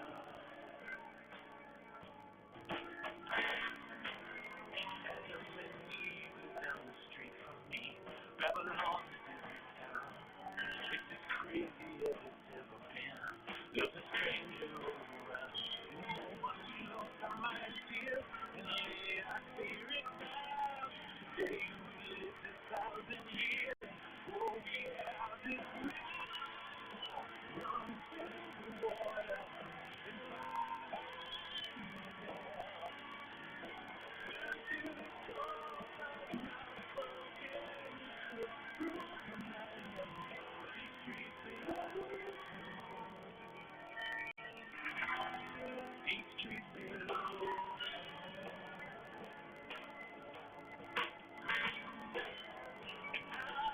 I'll never leave you till we can say world was just a dream we were safe and now we are rolling.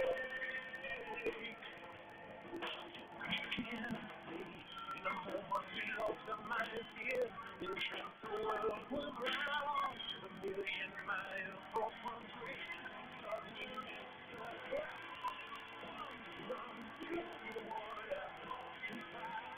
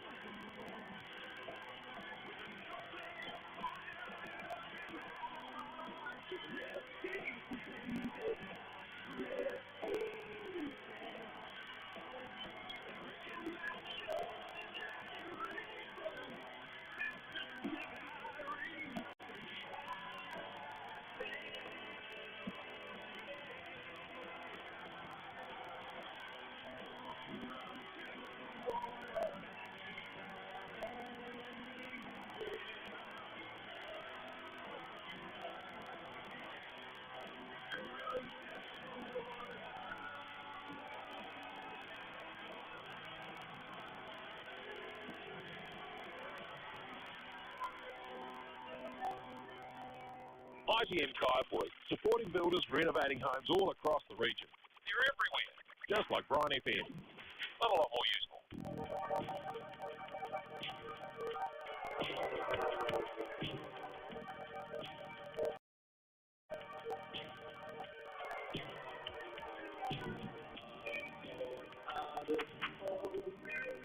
One more time to bring us home.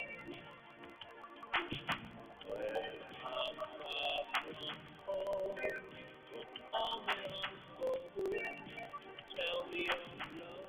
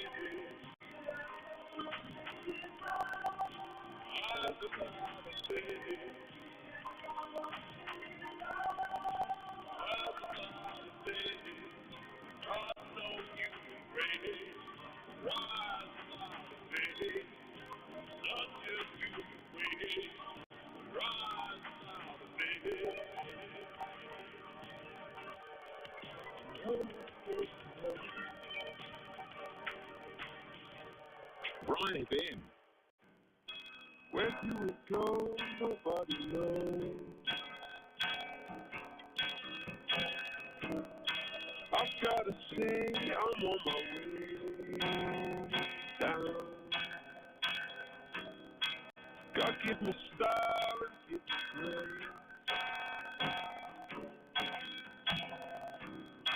God put a smile upon my face.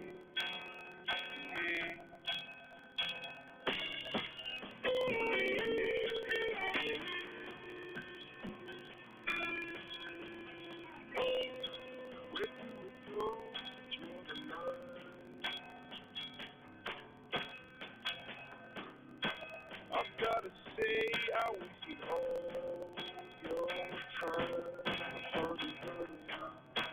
Where do I go to broken grace? God put a smile upon his face.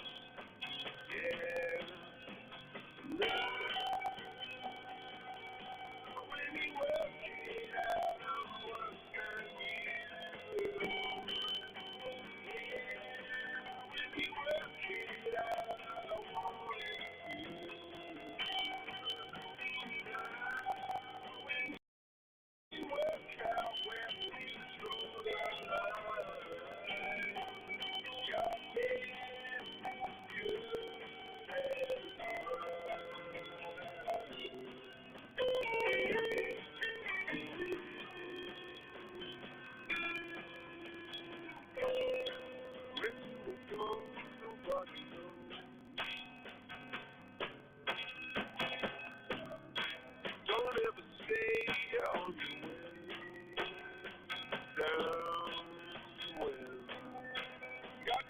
style and take a play. I put a smile upon your face. Oh yeah. When you work it out of work and you. Yeah, when you work it out of work and you. When you work out where you draw the line.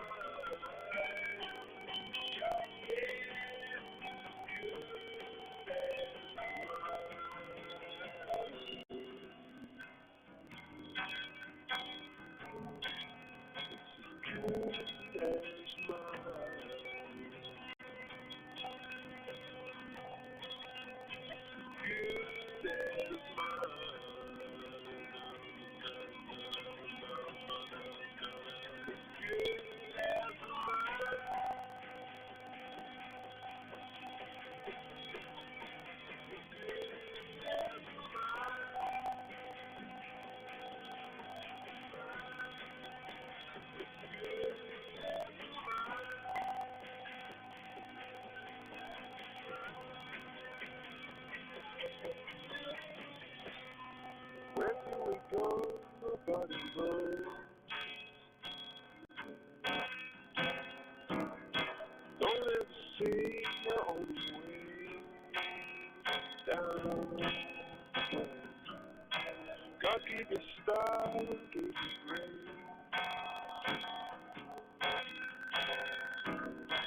I'm put a smile upon your Brian FM, telling motivation that it can't tell us what to do.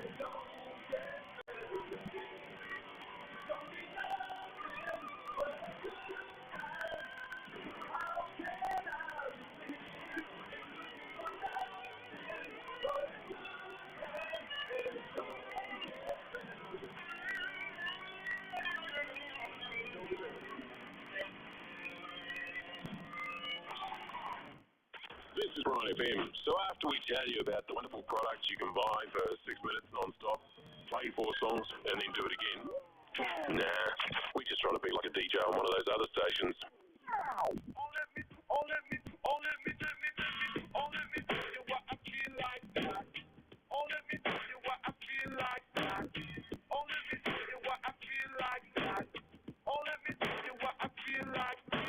One for the music and one for the road. Got the beat to the rhythm, take it back to the show. So you love for the people when they come, when they go. Be the next generation and the next episode. Call me on the telephone, nothing but I know. Guys running by, I'm here to be told.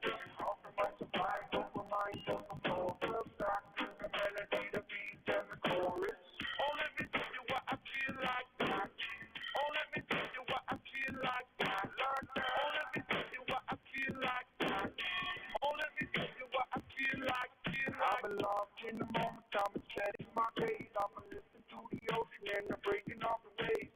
Once was a remedy, now it fades away. Give me the lights, turn the music, microphone and the stage. Back to the rhythm now, that's how we do it. Everybody's sitting down and everybody's moving. I'm sorry, sign up the time that we use it. Living the life you live, live the life that you choose it. Oh, let me tell you what I feel like that. Oh, let me tell you what I feel like that. Oh, let me tell you what I feel like that. Oh, let me tell you what I feel like. This is a dance song from north to south. This is a dance song from north to south. East, west, Panama, in Jamaica. Every part of people move their feet now. Love my girlie, love my daughter. Love my daughter, feel don't turn down. I'm wondering where I found the microphone. Oh, let me tell you what I feel like that. Oh, let me tell you what I feel like that. Oh, let me tell you what I feel like that. Oh, let me tell you what I feel like.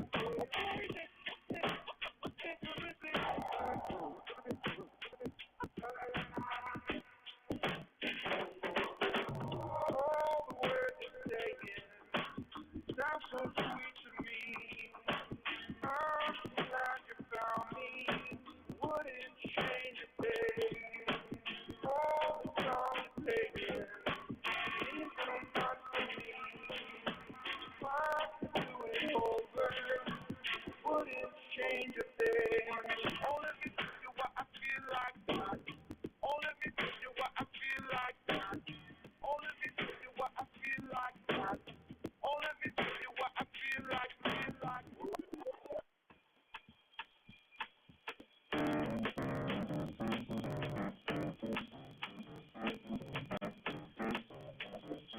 You know the day destroys the night, night divides the day.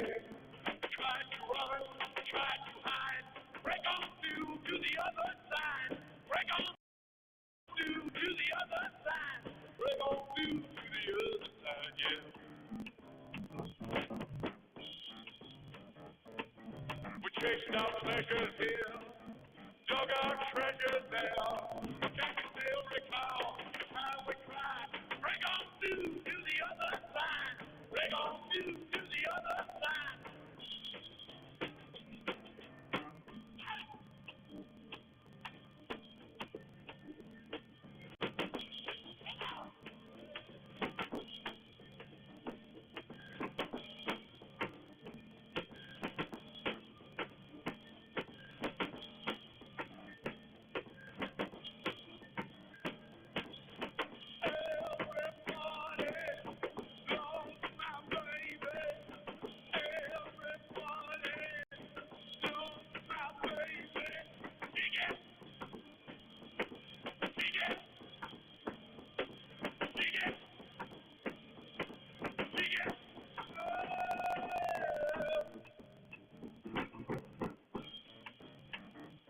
I found an island in your heart, country in your eyes.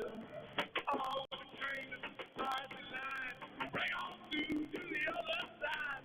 Bring on through to the other side. Bring on through. Oh, yeah!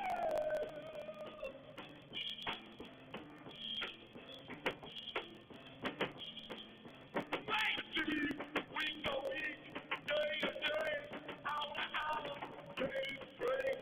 One, break off to the other side. Break off to the other side. Break off to, break off to, break off to, break off to.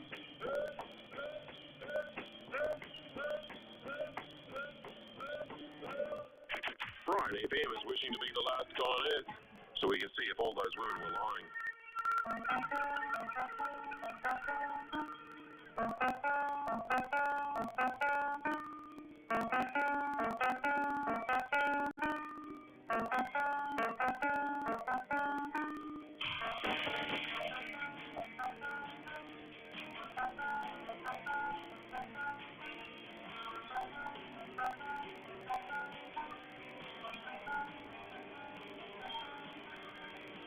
Got your tape and changed my mind.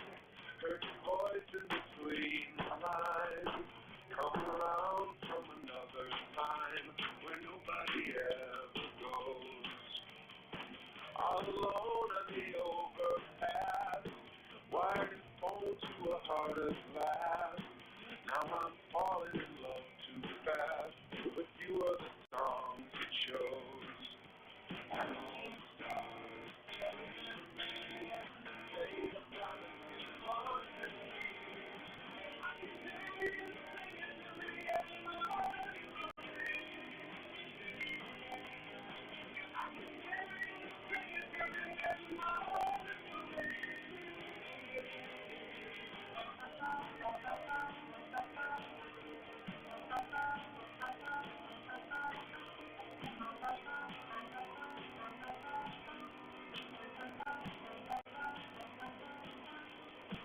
I've been living in your cadet. It's a modern equivalent. Singing up to a Capulet on a balcony in your mind.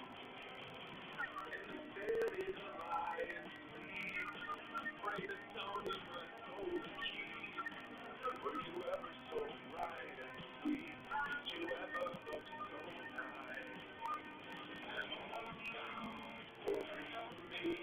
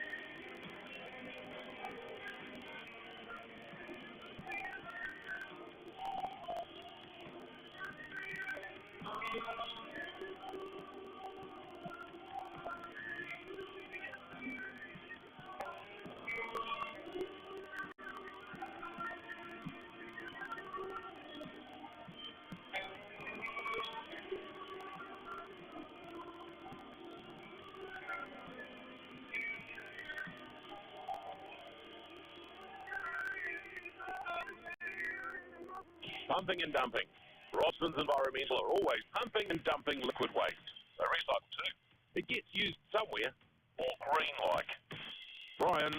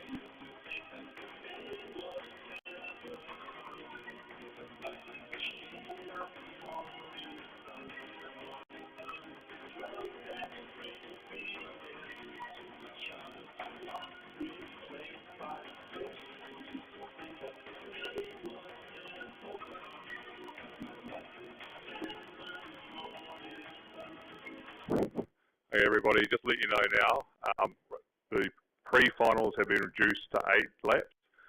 So the pre-finals this afternoon will be 8 laps to keep us on schedule. Thank you. Finals are still full length.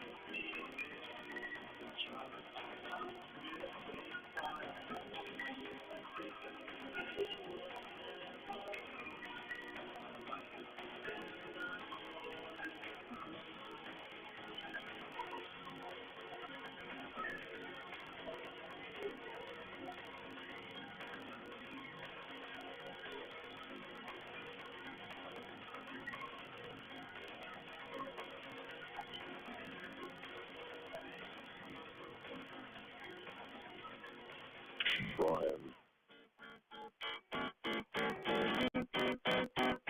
I know a girl with a golden face.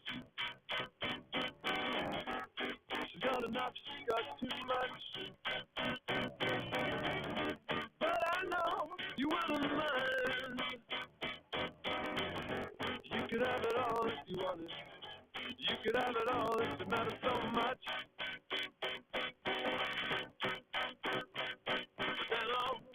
But they know it's hard to put you down when you're there.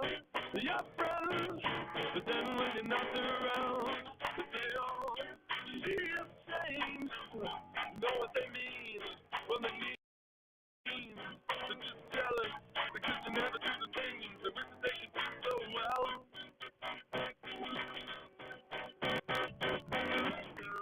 The kind of girl you should never alone.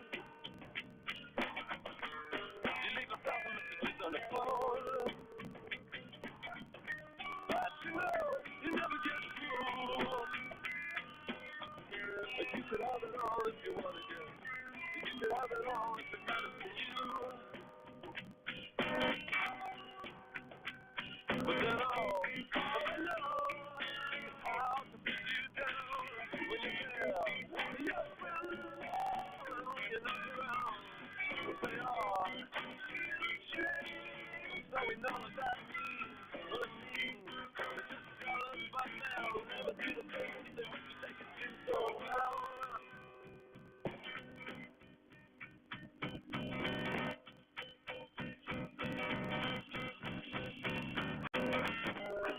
From a girl with the golden touch. Give them a taste, but not too much.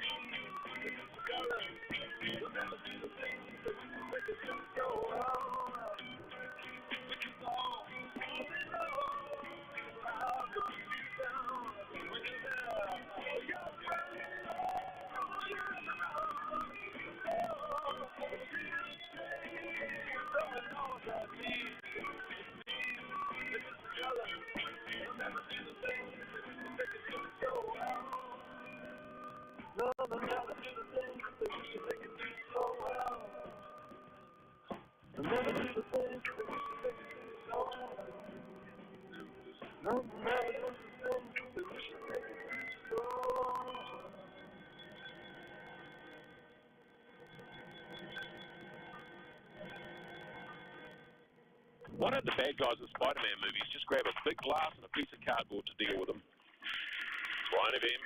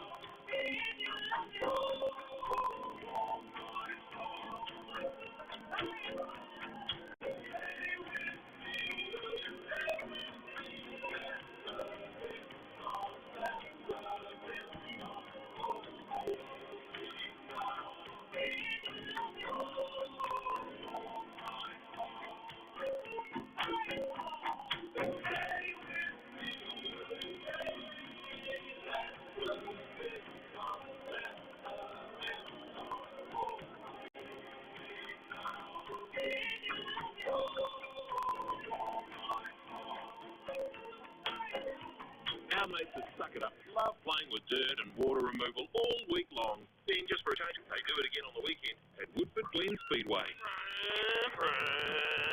Brian FM.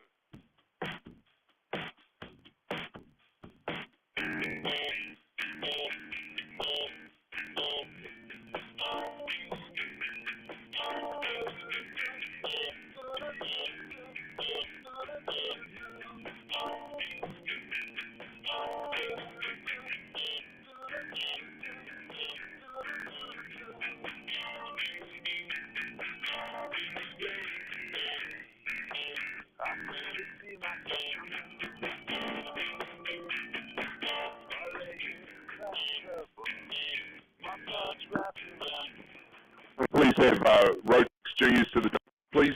Rotex juniors to the dummy group.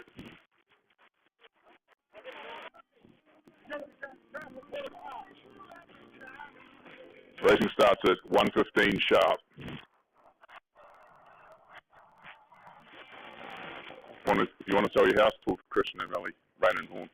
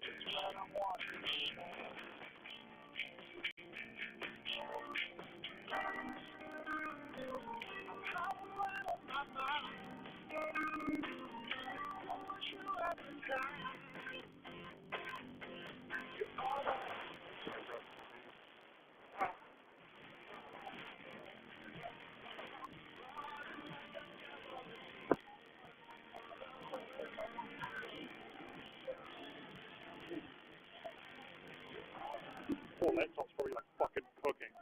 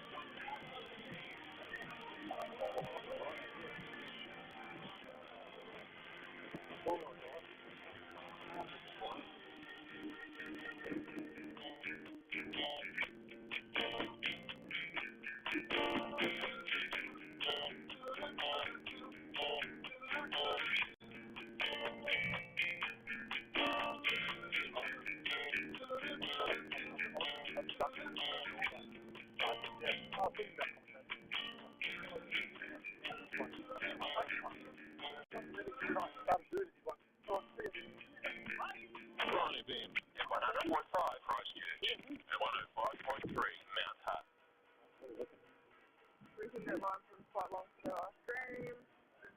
Yeah, I hope so.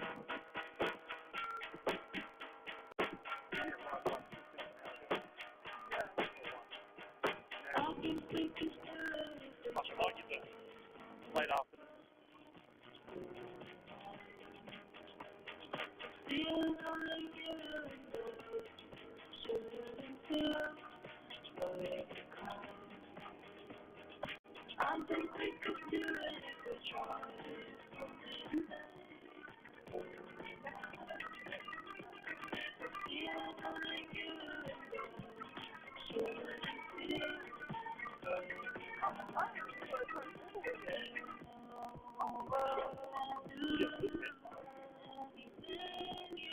Yeah. Did you not know? Can you not hear me out there? Oh, well, you can watch it when you get home.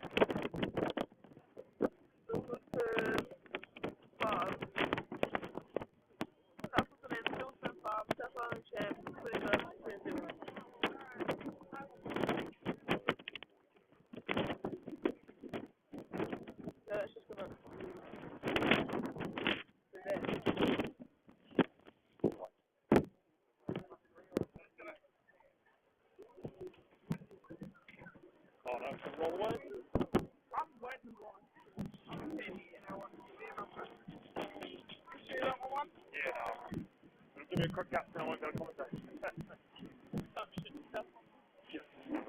Oh, it's through good.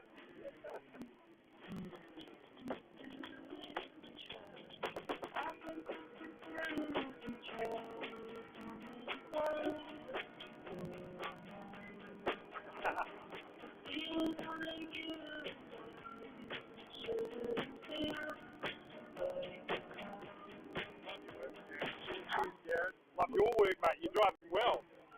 All you do is you need to photograph the driver for it. I know. Yeah, no, you. Yeah. Hold on, let me do it now. We're here live with Jared Clickle. 20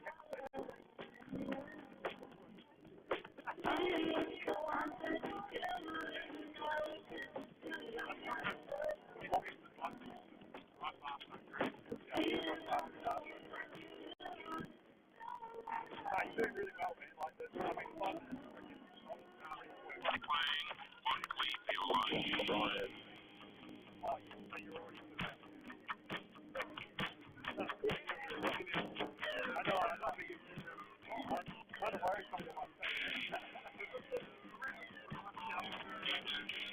I know you were going to say I'll be like Brownie.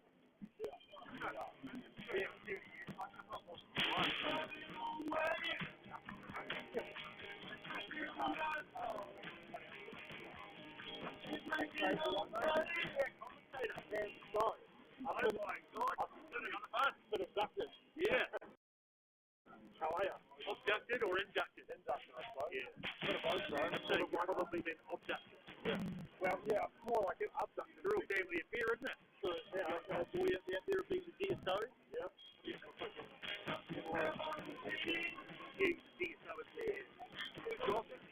Yeah. You're not doing any racing? No, not today. I have been recently. Well, we were supposed to race last weekend or the last hot day, but it got rained off, so that's a shame. But no, it's just some racing, just trying to keep sort of in the same mentality. But I know what it's good to do.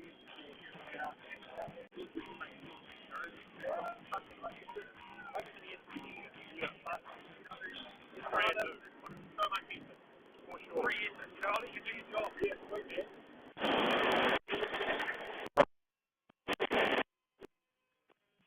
Kartsport, Canterbury.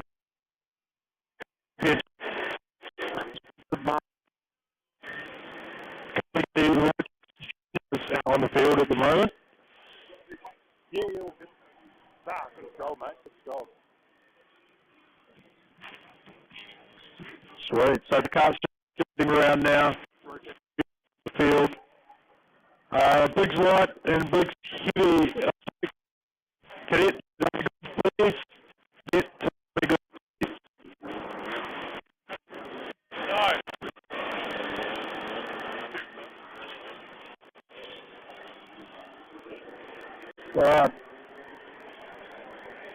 So, get in the field up now. Levi Tucker on 2.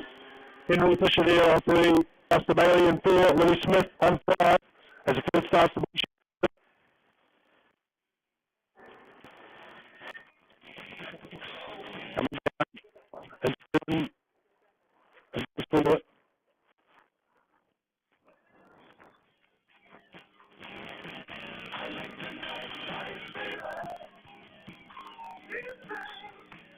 my mic is not working. Here we go to the turn 1. Yeah.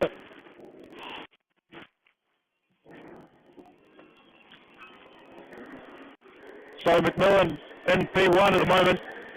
Tucker there in 2. Who's that? Henry Fisher in 3. So they start to come up the hill now, back down the hill to the sweeper. All one astern at this stage. So it's McMillan from Tucker, then Fisher there in 3rd. So they come down into 2. Tucker still holding strong in 2. They come through Tech Shed now. So it's still McMillan out the front.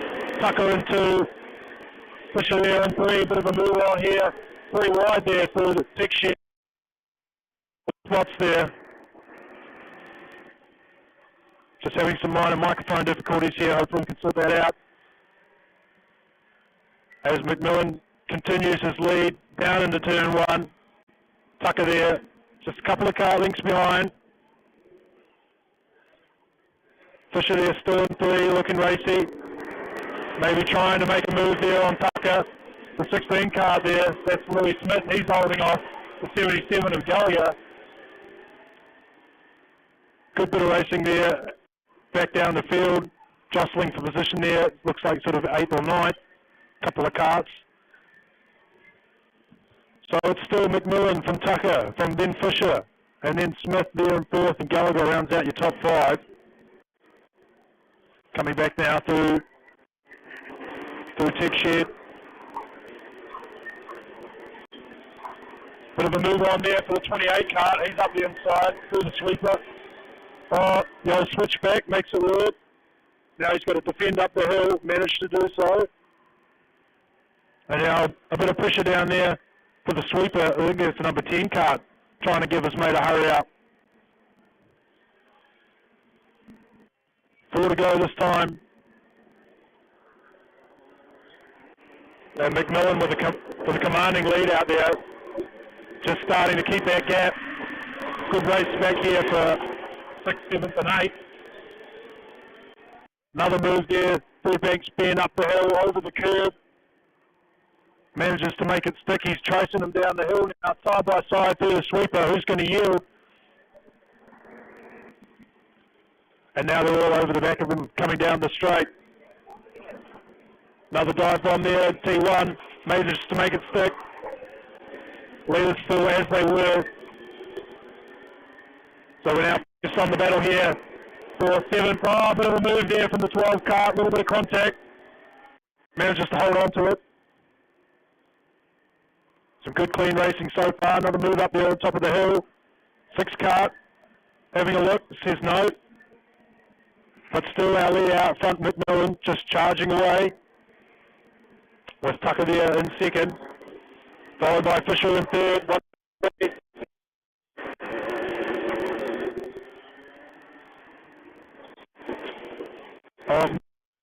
Tech Shed for the 6 car. He's back up the inside there. If you having girl problems, I feel bad for you, son. I got 99 problems for the... As they come down now through the hill, bit of push and shove, manages to sort it out. I think that was the last lap. Oh no, this is the last lap this time by. So it's still McMillan out in front. Tucker in 2, Fisher in 3. Everyone covering through the infield, trying not to lose a spot. It's on again here for about 10th place with the number 6 cart there, just having another lap. But that's the race there for leaders as the final carts come through the fast right-hander to finish the race. So Levi McMillan in 1 there, with Jack Tucker coming home in 2. Henry Fisher in 3, with Louis Smith coming home in 4, and Ryan Gallagher rounding out the top 5. Rather Nichols, I think she might actually be up a spin. Our timing system here says otherwise. Angus Wilton in 8, Josh Hill 9, and Ben Cormack in 10. Good to see him back out on the track after that incident in the last attempt at that race. Good McLeod there in 11, Robbie Batt in 12, and the screen has changed. So we move on to the open class heat 2. Is that right?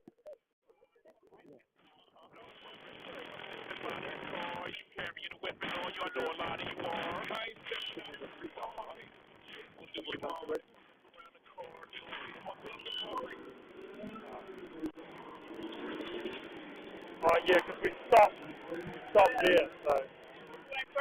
Vortex mini lock to the dummy good now, please. Vortex mini lock to the dummy good, please.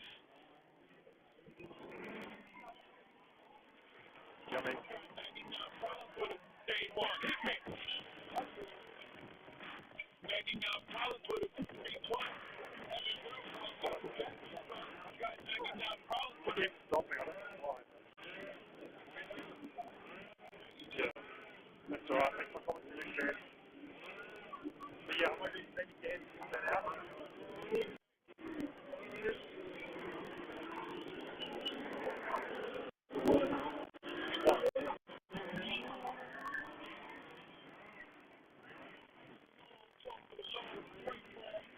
So extra warm up lap here for the open carts, just getting things up for temperature, tyres, brakes and that.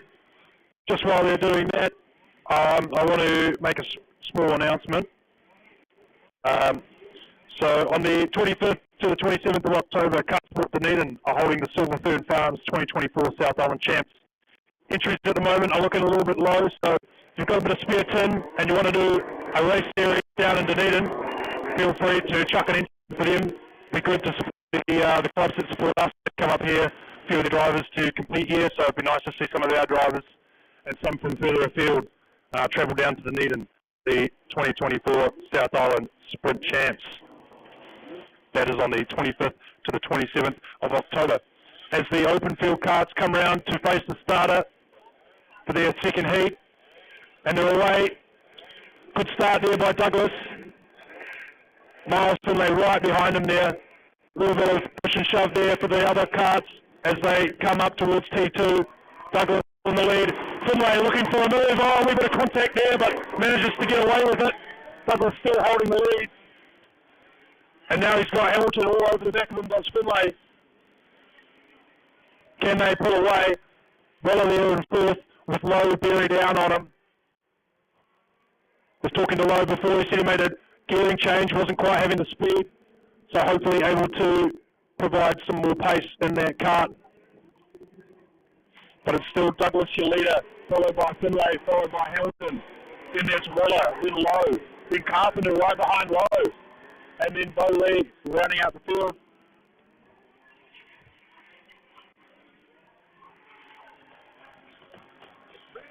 So the lead starting to extend now for Jacob Douglas as he comes down the main straight, take another lap. Miles Finlay still there behind him though, with Matthew close in tow as well.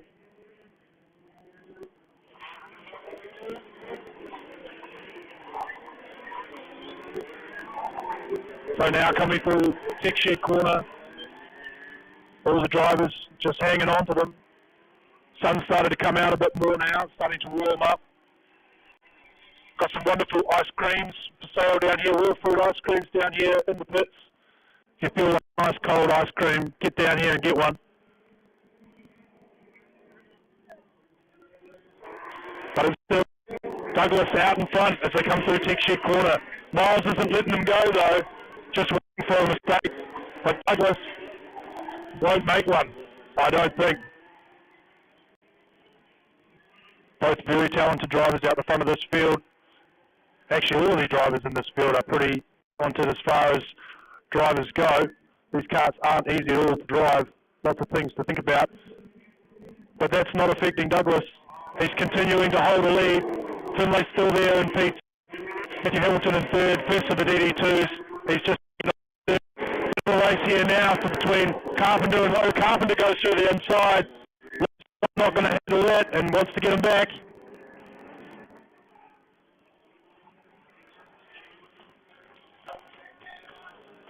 Oh no, looks like Finlay's got a problem.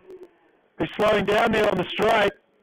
Must be an issue there with the number 6 car, and that allows Douglas to just come pull away. So that promotes Hamilton to P2 and Waller up to P3. Carpenter there in 4, Lowe in 5, and Lee in 6. I wonder what happened to Miles over there. Hopefully that engine is still okay. Hopefully something not too sinister, like a chain flung or something. So 2 to go this time by. Douglas leading comfortably. Matthew Hamilton also in P2. Comfortable lead over Waller. And then Carpenter and Lowe in Bo Lee just at the tail of the field there.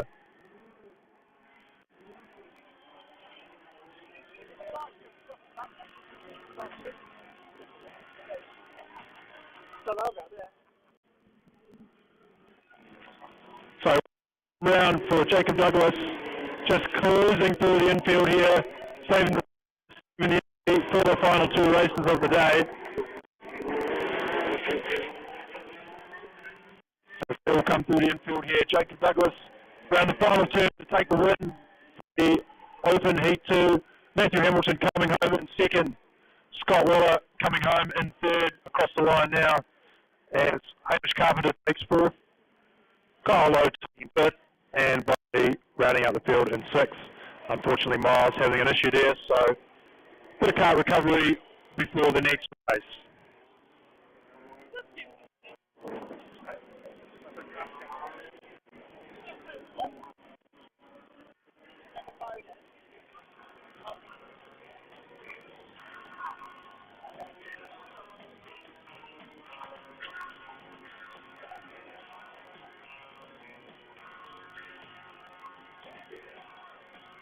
Rightio, so we have Vortex Mini Rock currently on the dump, just about ready to turn them loose. That's sponsored by Christian O'Malley, Mike Puro Real Estate. Soon to be Rain and Horn. They've been around for about 140 years, and they will sell your house. So if you're in the market for selling, make sure you talk to Christian in the pit sometime and see what you can come up with.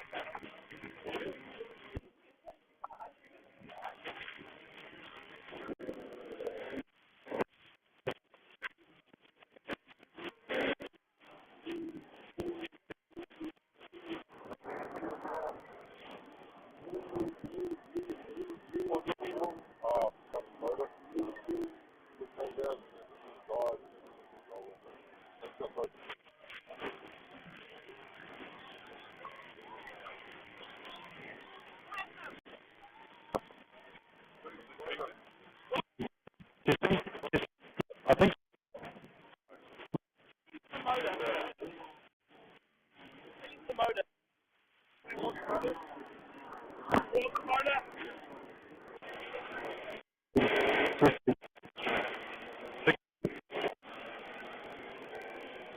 Testing. Right, Vortex pretty right. There we are. Right, we're back again. Sorry, some technical difficulties with our microphones as per usual. That's all right. So at the start of the grid, it's Nixon Cripps, Matthew Whittle in second, George Tucker in third, Ivor Spence in four, Josie Wheeler rounding out the top five as they come down the hill ready to face the starter. Fraser Hodges in seven, Will Finch in eight, Aaron Lee in nine, Dennison there running out the top 10. Right. As they come round to face the starter now, in the starter's hands, into the grid lines.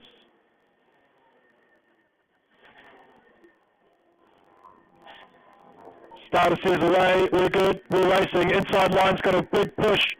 Front two guys get away clean, down into T1. Everybody just trying to make some space for themselves as they shuffle on through to T1. Bit of a move there for fourth or fifth place as they come through the inside protection. Ivor Spence manages to hold that fifth spot on. Bit of side-by-side action as they go through the infield. Fairbanks spinning up to the top of the hill. So they come back down the hill now. Marie line astern as they come through the final turn. So Nixon Cripps leads George Tucker, followed by Josie Wheeler, Maggie Whittle, Ivor Spence there in fifth. They come down through T1 and into turn two. Still Cripps leads them. Starting to close up there between the last 5 or 6 cars. Bit of a battle going on through the mid-pack there.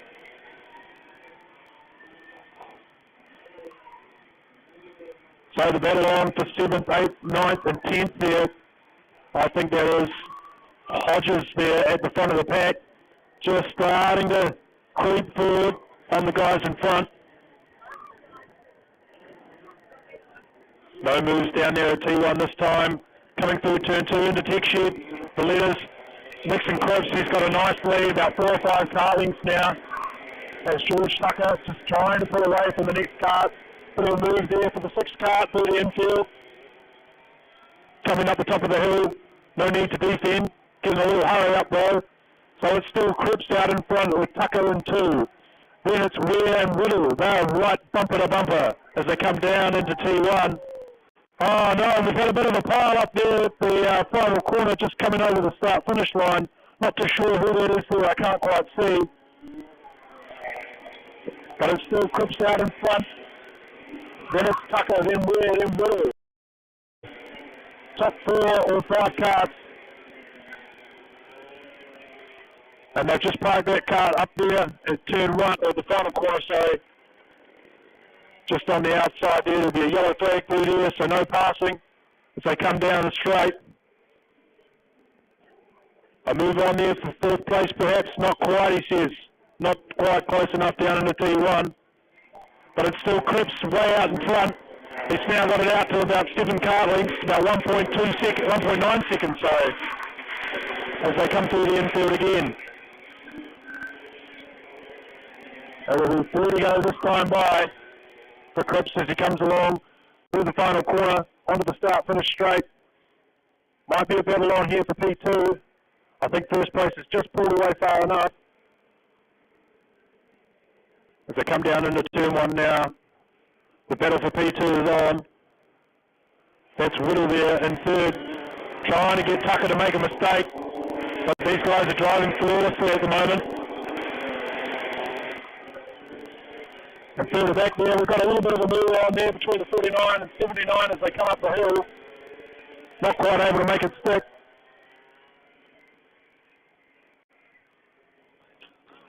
So as you saw it, it's Cripps out in front still, then Tucker, then Whittle. They're playing bumper cars down into T1. Nobody's given an inch. And this is just allowing Cripps to drive away. And he's got a commanding lead. So hopefully no issues there for Cripps for the final couple of laps. But the battle's still on for P2. Nose to tail, a little bit of a bump there at the top of the hill.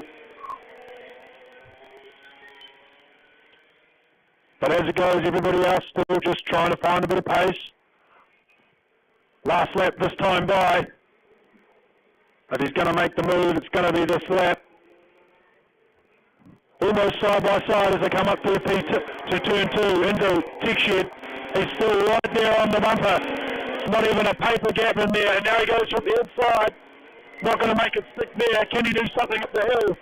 He's almost there. Clips the curve. Can he get the run down the hill? No, I don't think so. And while all this is happening, Cripps has just taken lead and won completely. He's miles ahead. So it goes Cripps, Tucker, then Whittle, then Wheeler and P4. Ivor Spence coming home in 5th. Then 6, Aaron Lee, Oliver Dennison, Bill Finch in 8, 9, Joe, and 10 is Steele. 11, Emma Gallagher, 12, Theo Twimby, and Verticale Full. Well done to the VMI class. Some exquisite driving there at the front, at the pointy end. Right, so Rotax Max Heavy are on the dummy grid currently. So that means Rotax Max Light, you'll be on the dummy grid next, so come on down when you can.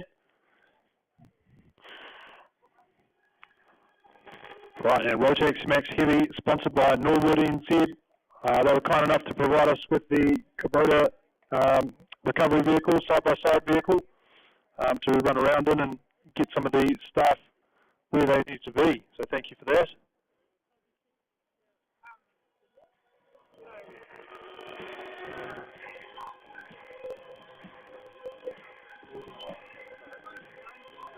Okay, my bad.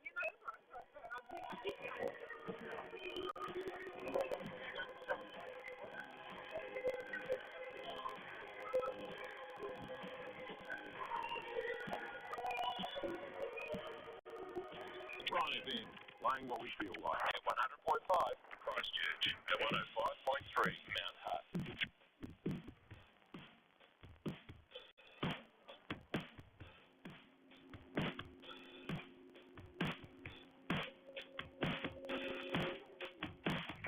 I've been meaning to tell you, I've been out of my head. Left my arms exhausted, left you out of my bed. Maybe I'm delusional. Is that so unusual? Didn't mean no offense you. Was it something I said? Put me under your socket, pull me up a mess. Maybe I'm insatiable, feeling so sensational. I'll get by, baby, I'm wrong. I can lie and say that I don't waste my time. Lately I know I've been on nothing at all.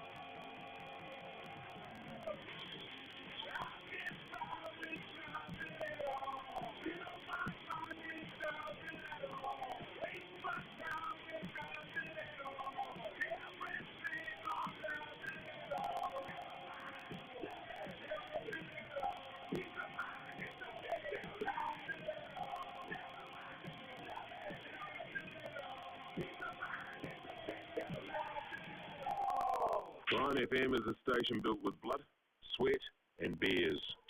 Lots of beers.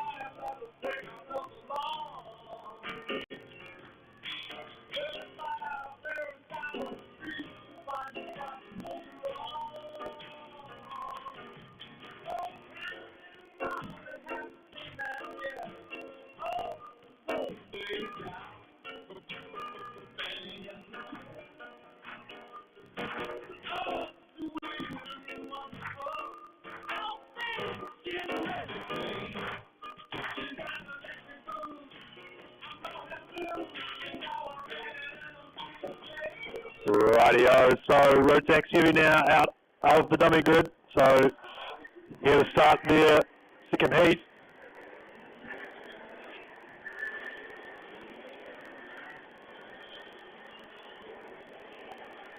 So it'll be Jared Clickhorn off 1, followed by Thomas Emerson there on 2. Simon Hunter on 3, KB, Kevin Barker on P4. Shane Madsen there rounding out the top 5 with old Frenchie there in 6th. Artea there on 7, Goodling on 8, Neil Shearer on 9, Ian Carter on 10. Peter Richardson 11, and rounding out the field, Paul Hughes on 12.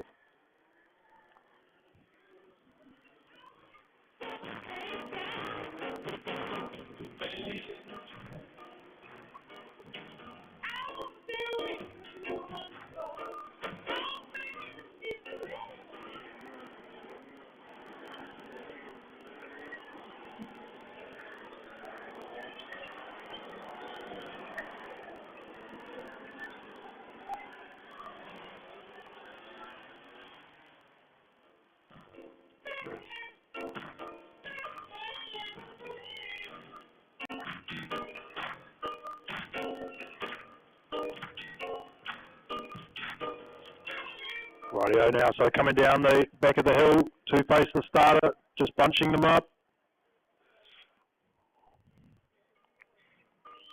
Absolutely crawling.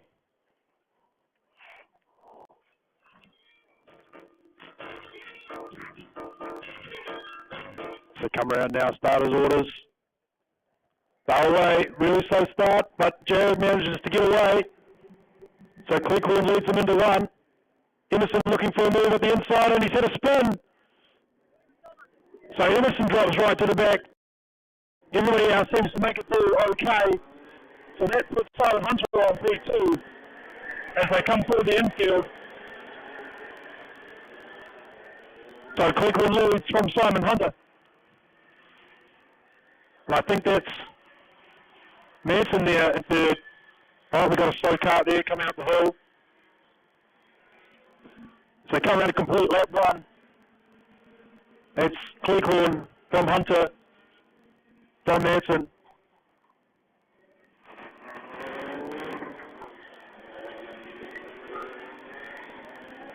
Move on here, almost. No move there with no sure. And so Emerson now charging back through the field, trying to make up some time lost from that weak spin at T1.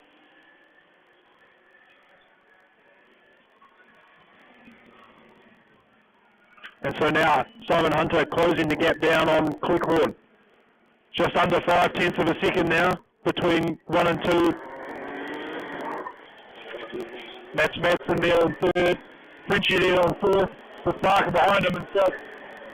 Artea there in sixth, Shearer behind him. And then Emerson just starting to close up on the back of that little pack in front of him there. He's up in ninth. But it's still Cleghorn leading. Hunter there still in second, keeping him honest. And a move down there at the hairpin for Kevin Barker. Is he going to make it 6 through turn 2? He does. So that puts Kevin Barker up to P4. Good move there, but Frenchie says, I'm going to look up the inside. Slams the door on him. So Barker then holding in P4. Frenchie right behind him there.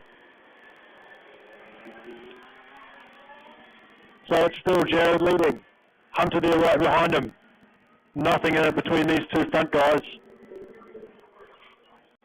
And here comes Emerson now coming up through the pack on the back of the next cart in front of him.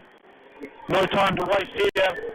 Straight up the inside at Tech Shed and makes the move stick. Yes, he does. So Emerson moves up another spot. He's charging through. Still clean sailing down there at the front. With Cleghorn still leading. Only 3 to go this time by. Emerson again looking for another move at pull 1. Can he do it? Yes, he can. He gets through there nice and cleanly. Now lets him go. So now, Emerson on the back of Seawack Artea. Can he make something stick before the final corner? I don't think so. He's right there though.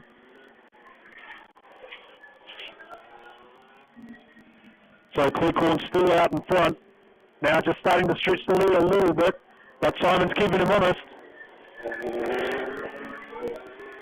And still Manson in P3 with a nice, really comfortable gap back to P4 with Barker and then Frenchie. And here goes Emerson. So Emerson's through and past Artea. Now he's got the hard work to do. I don't think he's going to have enough laps to catch the next cart, but we can only watch and see.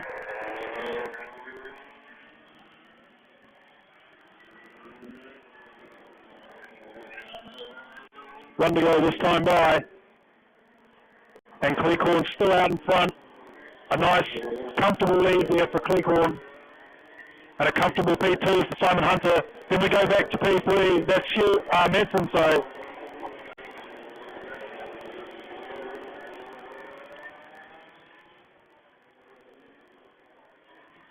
And so I move there up the inside. I think that's Cook. That might be, we're getting a bit held up there. And Mills makes the move up the inside. Pulls a sweeper. So he's going to take a spot out of there. So that's Jared Cleghorn coming home in P1 with the fastest time of 31.5. Simon Hunter P2 running 31.6. P3, Kevin Barker. P4, Darren Finch. And rounding out top 5, Thomas Emerson, managing to claw his way back into the top 5. Then Ryan Gooding there on 6. Neil Shearer managed to make a split up at the end for 7. P8 goes to Paul Hughes. Atia down there in 9th. Ian Carter rounding out the top 10. Then Pete Richardson in 11 and Madsen in 12. But I think that might be wrong as far as I can see. But now we bring you the Rotax Max Light Heat 2, low on the dummy grid at the moment. So that means Cadet, you'll be up on the dummy grid next. Rotax Max Light, sponsored by Fairwork Pavers Limited.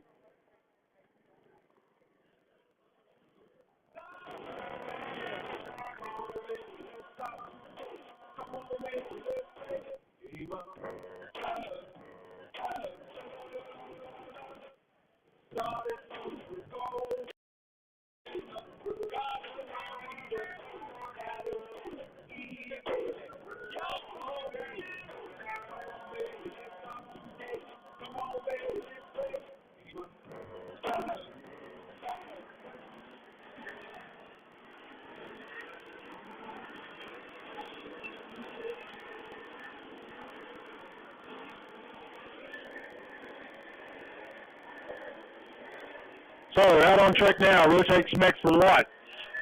Off the front, the man to beat this weekend, Caleb Cross, starting on P1. Chris Cox there on P2.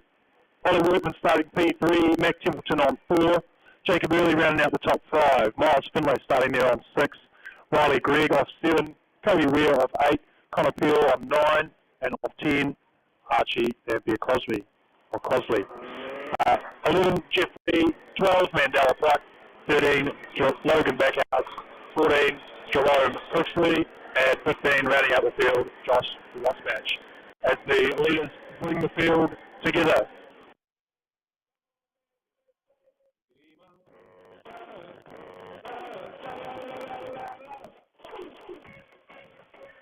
Right, as they come down the hill, face the starter now. Looks like we've got a wee spinner at the back there. Not sure if they'll let them go anyway. Starter's orders. Starter says go, we're going. Caleb Cross, great start there. Down into T1, Ollie Workman looking for a spot up the inside. Can he hold off Chris Cox there? No, he can't. Drops back to 4th. So now it's Caleb Cross. Chris Cox gets shuffled out wide. And so now Mac Hamilton holding 2, Ollie Workman 3, Cox 4. Oh, and a bit of contact. And that looks like Pluck. And the 74 car, I believe, just got tangled together. Couldn't get themselves unhooked. They're away going now. And so Caleb Cross with a nice, healthy first lap lead.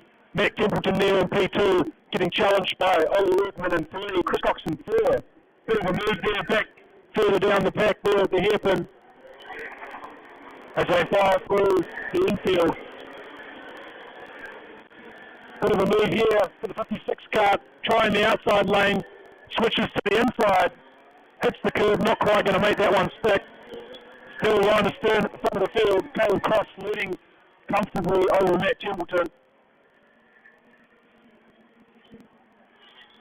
All nice and sensible as they come down into the hairpin for the third time.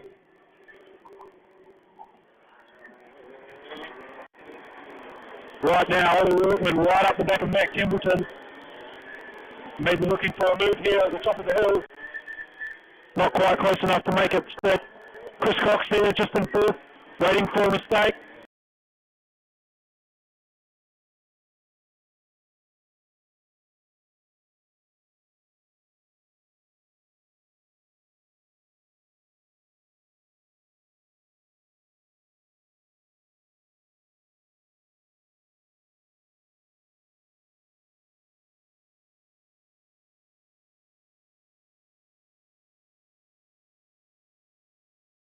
Managing to hold it off. Good move there by Connor.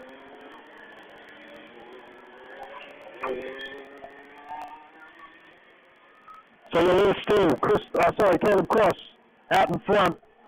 Still Mac Templeton in 2nd. Just starting to bunch the guys up behind him. Ollie Workman just right there waiting for a mistake to happen. So too Chris Cox.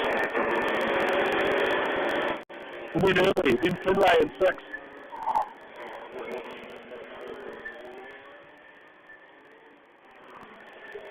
4 to go this time by. As they come round, start, finish straight again.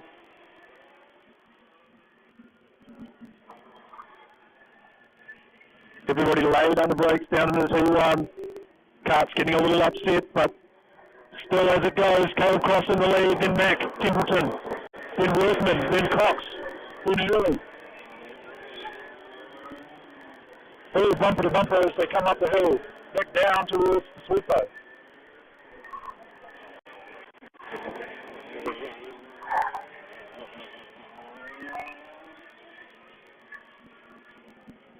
Still bumper to bumper now as they come down into turn 1. Caleb Cross still with a nice long lead. Matt Templeton still managing to hold on to that P2 position. And Chris Cox goes for a move up the inside of Ollie Workman.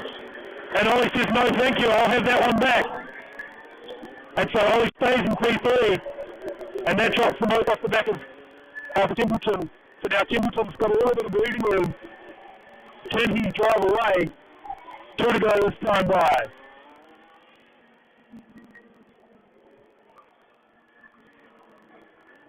So will Chris Cox make another move or attempt another move on Workman, or will he hold fire and try to get back up behind Templeton? Workman now trying to get up the back of Templeton. Templeton holding strong, good consistent laps. So as they come down to the final quarter for the last time, 1 more to go this time by, oh no, that's it I think. Last lap boys deceived me. So that is Caleb Cross takes out the win with the fastest time, 31.104. Nice lead, 1.7 seconds back to Mac Templeton in P2. And Ollie Workman, P3. And Caleb Cross going for 1 extra lap, a victory lap if you will. So Caleb wins, Templeton second, Workman third, Cox in fourth. Early takes home fifth. Miles just outside the top 5. Riley Gregg there in 7th. Connor Peel takes home 8th. Weir in 9. Crossley in 10th. In 10th. And 11 Mandela Pluck. 12 Backhouse. 13 Jet Lee. Louis Bell in 14th. And Jerome Cooksley DNF. So great racing there at the front of the pack for the Rotex Max Light class. Right, so that means we're on to Cadet for the dummy good. That'll be their next race, so I think that's pre-final time.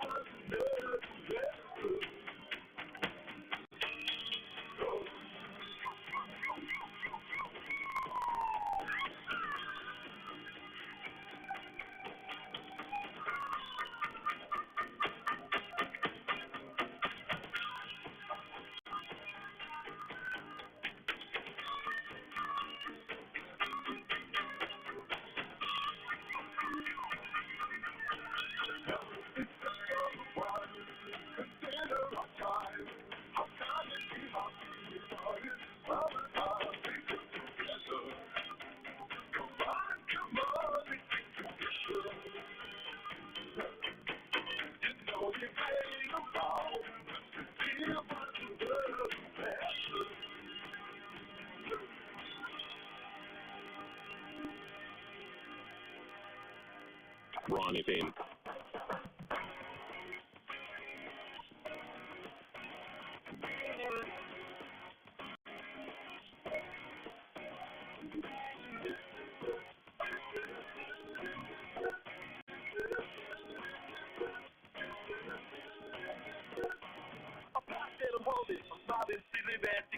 She lives for me, that she lives for me, motivation.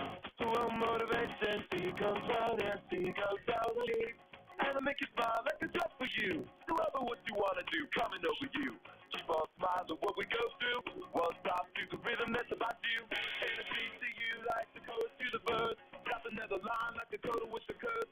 Coming like a freak show takes the shape. We give them the game, the place to stay. Briggs light and heavy. Briggs light and heavy to the dummy grid, please, for your pre-final. Briggs light and heavy.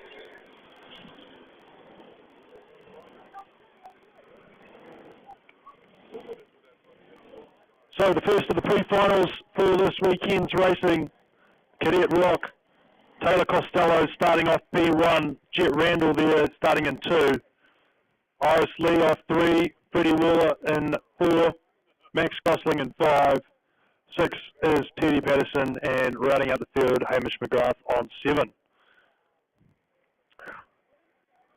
This Cadet Rock class is proudly brought to you by Kartsport New Zealand.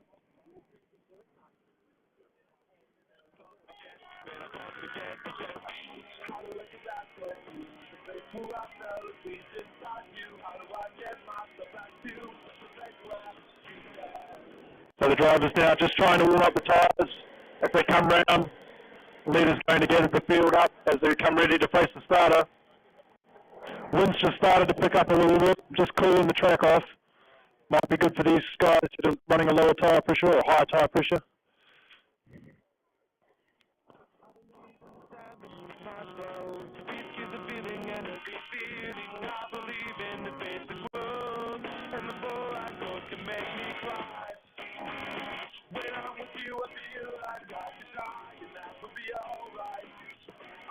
Slow and steady now as they come round to the final corner to face the starter for their pre-final event.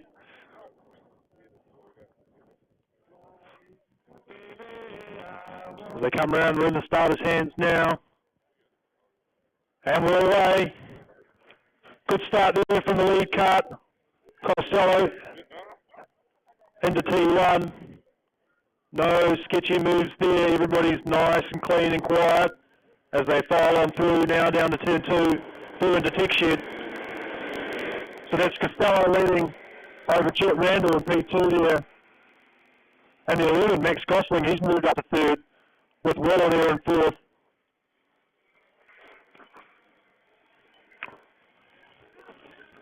Nose to tail now as they come around and sweep it down the main straight. Gosling's giving him the hurry up.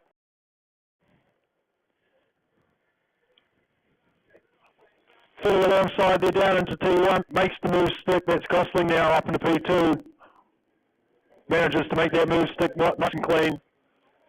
So it's full Costello out in front. Gosling 2. Third is Randall. And Weller there in fourth.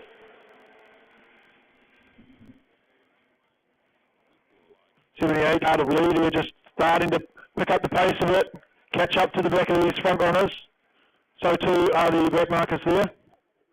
So they come round again down the straight, and Gosling looking for another move down into T1. Thinks better over this time. As they start to come through now down to turn 2.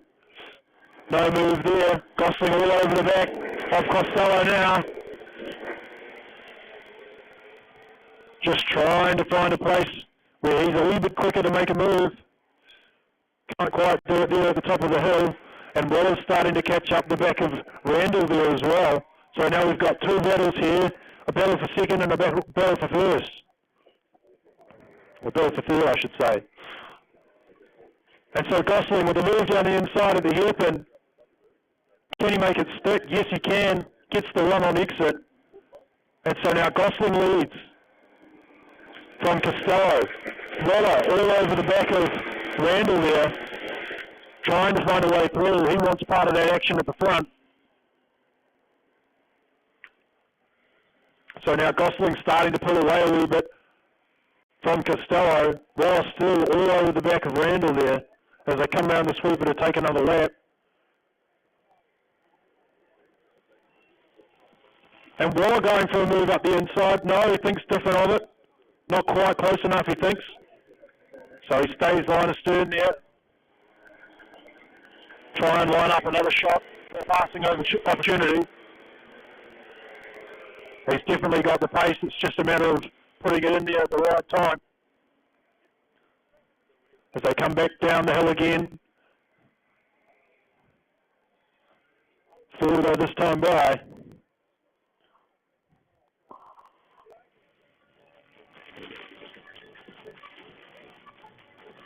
No news this time down at T1. Everybody keeping nice and line of stern. Through turn 2. Gosling still holding a nice lead. Couple of car lengths now. Wallace still challenging Randall there for P3. And Costello in 2. Just trying to keep on the back of Gosling there.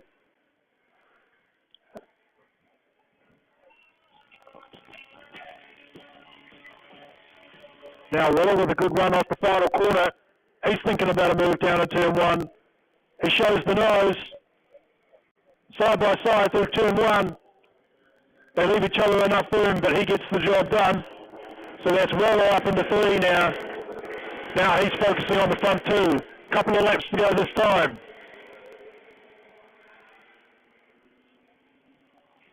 It'll be 1 to go as they cross the start-finish line this time. Gosling leading over Costello, then Waller, then Randall.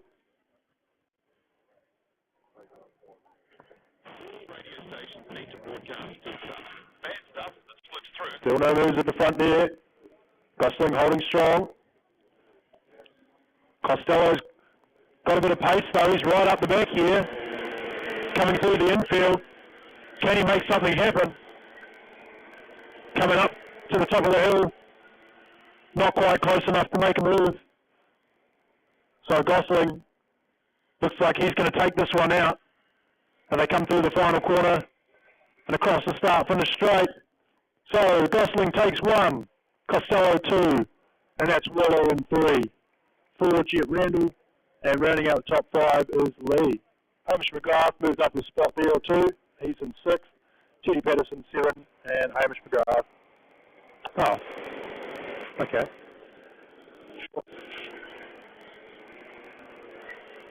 Having some slight issues with our timing system, so not all of our drivers showing up there, unfortunately. So my apologies if I missed your driver.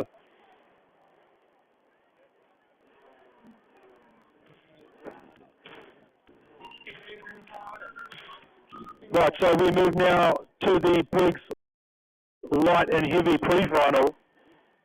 So that means Rotex Junior, you're on the dummy grid next. Rotex Junior to the dummy grid, please.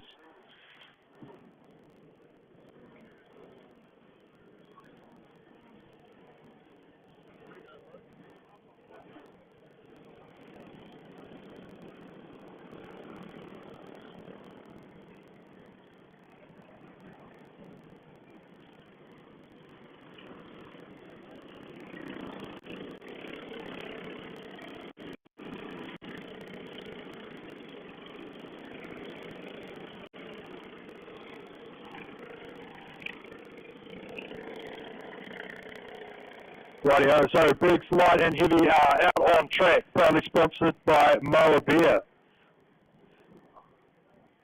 So just circulating, starting to get the tyres up to temp, engines coming up to temp. So the same start order as the last couple of races. Jeffries off 1, Cox off 2, Ruffle 3, Alvey there on 4, Louise Goodley rounding out the top 5. Jonty Phillips on 6, Glenn Mears on 7. Ian Smith 8, Jackie Bellis 9, Danny Aitken 10. 11, Kyle Loganberg. 12, Jamie McKinchy. And then the heavies, Andrew Goodshaw off 1, Chris Harris 2, O'Malley in 3. Barker on 4 and Brooke on 5. Should be another close race here for the Briggs light and heavy class. Fantastic racing so far this weekend. Some big names in this field. As they come down the back hill now, ready to face the starter.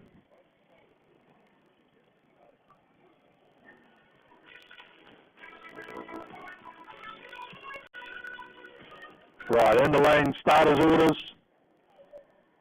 Starter's happy, we're away.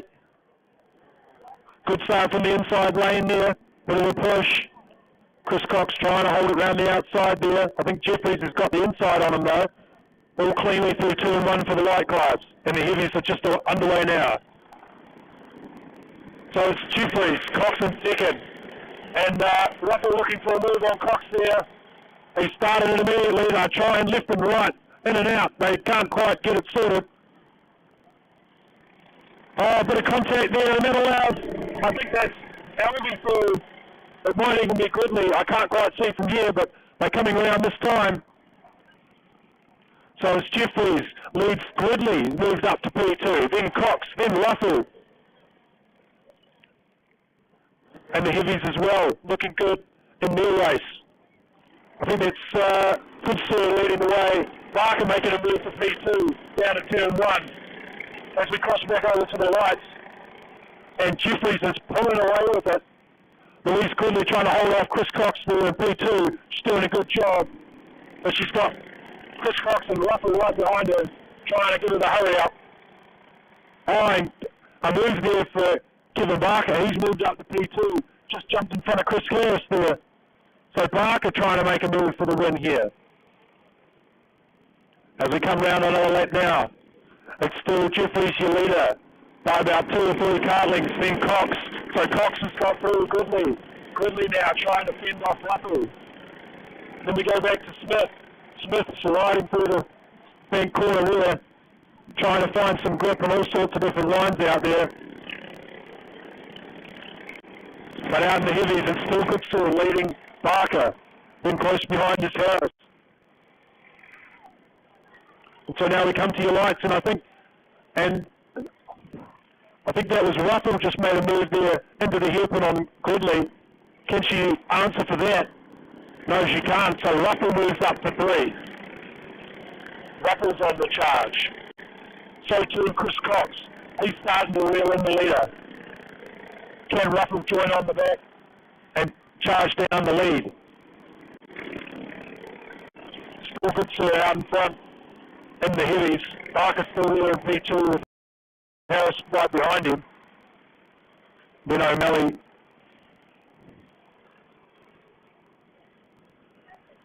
But it's still Jeffries in front as they come down another lap. Through tech shed corner. Chris Cox still in that second place. Starting to close up on the leader. Russell there still hopping off Gridley. Gridley's got the pace though, looking like she could put a move back on him.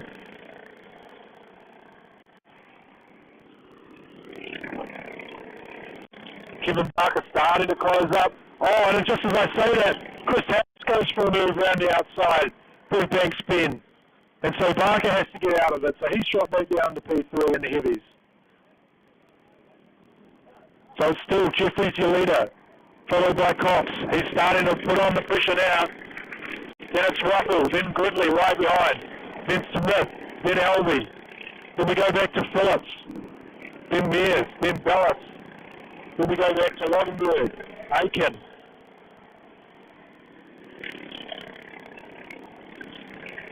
Barker still trying to put the pressure on Harris. Not quite got enough to do it. Jeffries still looking good at the front of the lights. Managed to just pull a little bit further away that time. But Chris Cox still right there behind him, waiting for any mistake. And he will capitalise on that. So too is Russell, just dropping back a little bit there. Gridley also. Everybody sort of started to stretch out their own sort of piece of real estate now as they circulate around. Jeffries still in front. Chris Cox going quickest, 35.6. So he's showing some pace. Last time by this time, can Jeffries hold off? Coxie's getting pretty close now. Nothing's not going to be here. 4-2 is quickly. We've got a bit of a battle on for 5th, 6th and 7th there with Smith, Phillips and Mears. Oh, Smith goes wide, and that allows Mears and Phillips to get through. So, as they come across the line this time, Jeffries will take the win in the lights class, followed by Chris Cox. Then William Ruffle takes home P3, Louis Quigley up there in P4, Toby Elvey taking home the 5th spot. Jonty Phillips there capitalising at the end, coming home with 6. Dan Smith, unfortunately, small mistake there for him, he drops back to 7th.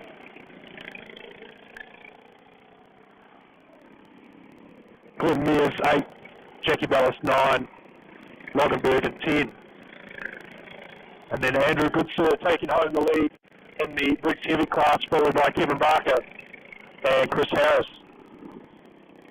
Then we go back to Rook and O'Malley. So another fantastic race there from the Briggs Light and Heavy classes. As now we move on to Rotex Junior, sponsored by Degree 43 Hot Tubs.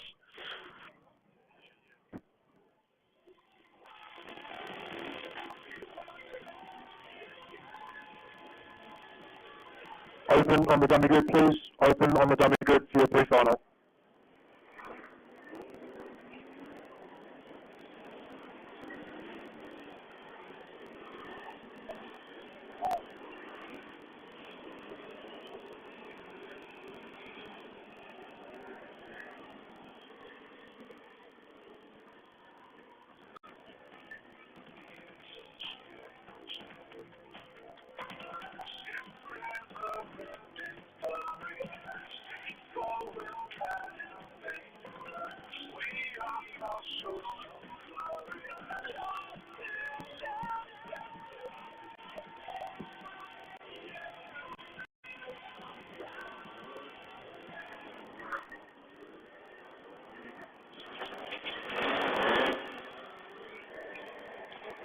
So we have McMillan on 1, Tucker on 2, Fisher on 3, Louis Smith is 4, Layla Nicholson on 5, Ian Gormack on 6, Gallagher 7, Bailey 8, Wilton 9, and Steele rounds out the top 10 as they all start filing towards the starter's gate.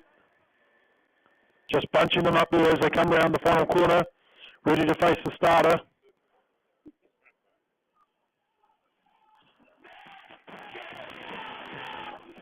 Then the train tracks now, starters orders, and we're away. Another good start from the inside lane. That definitely seems to be the way to go today.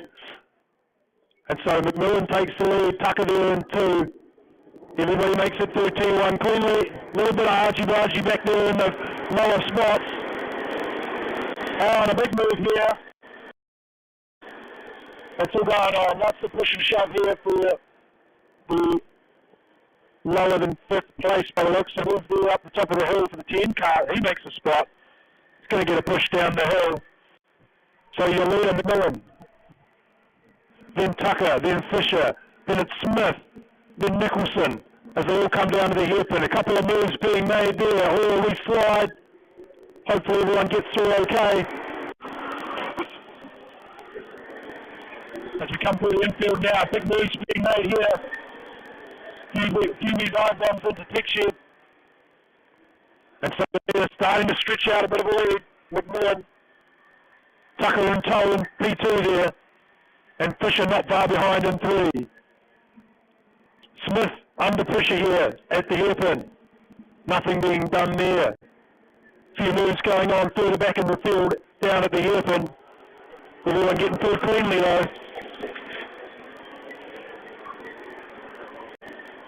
Oh, a wee bit of contact there in the full late car.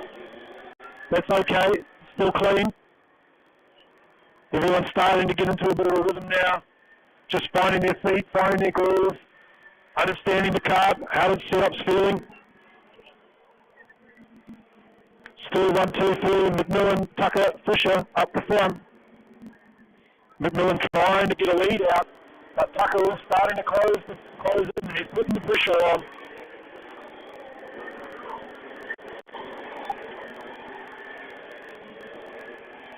All clean through the infield for the rest of the field. Wee bit of a move going there at the top of the hill. Gets the crossback. That's the 10 cart of Josh Hill. He's defending hard. So still your leaders, McMillan, then Tucker, then Fisher. Tucker starting to put the pressure on now. He's getting closer into that by the looks of things up here. Move on here at Texture for the 12 car. He goes through. And so too. And he says, I'll take the 12 spot as well. But he says, no. Oh, and a wee bit of a hook up there with the bumpers. So he loses out there. I think that was the 48 car. He's just gone back a couple of spots. Unfortunate there. So come down the straight now. The leaders now coming into turn 3. We call that Texture. Still 1, 2, 3, McMillan, Tucker, Fisher. And a move here at Texture for the 6th cart. He's trying a lot. Not quite able to do it there. 10 carts still holding defensive. That's Josh Hill. Oh, and a big move there for the 6th cart. And that upsets the field. 3 wide down in the back straight. Have to back out of it there. You can't do that. Big moves potentially on down here at the head. And there's 4 or 5 carts in for a big move. Big dive on to T1. Who's going to get through? Oh, a bit of argy-bargy. Still trying to sort it out. 2 wide 2 as they come through a tick shed. And Josh Hill gets back through past the 18 cart. This is exciting stuff, folks. As the last lap board is displayed, the leaders still 1, 2, 3 as I've been reading it. Still no moves at the front. McMillan leading, Tucker leading Fisher. Then it's Smith. Then Nicholson. Then Golia. Looks like it might have been a bit of push and shove. Another move here at Tick Shed. And so through goes number 6. Good move there. And the 27 last minute move up the top of the hill. And he's lost all momentum and slowed the next guy down. Exhilarating stuff here, folks. Oh, and another move right at the line there. Fantastic stuff. So your race order, as I said, McMillan, then Tucker, then Fisher, Smith in 5th, Nicholson rounding out the top 5, Gallagher in 6th, the Cloud 7.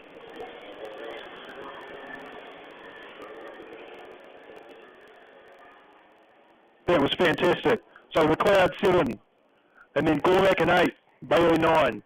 Bobby Back comes home in 10, Rowan 11, Wilton 12, Hill 13, McGregor 14, Steele, and then Norris 16.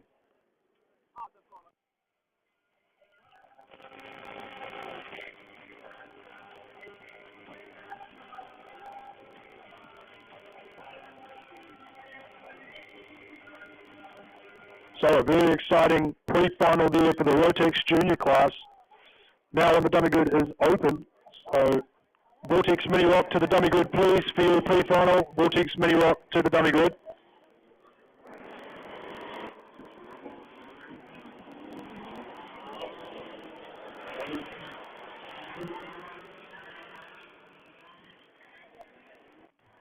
So as we stand, the open pre-final, Jacob Douglas will be off position number 1. Matt Hamilton in 2. Miles Finlay, unfortunately, that retirement in the last race was indeed what I feared the worst, a blown motor, so that's his day done in the open class. He's still smiling though because he's got Rotex light to race in. So that means no Miles on number 3, so that means Hamish Carpenter on 4. There will be a gap left there, I believe. Scott Waller starting on 5, Kyle Lowe on 6, and Bo Lee starting from 7th as they bring him around now. Might do one extra warm-up lap just to get these KZ engines up to temp. They have quite large radiators. They do take a bit more running to get to operating temperature.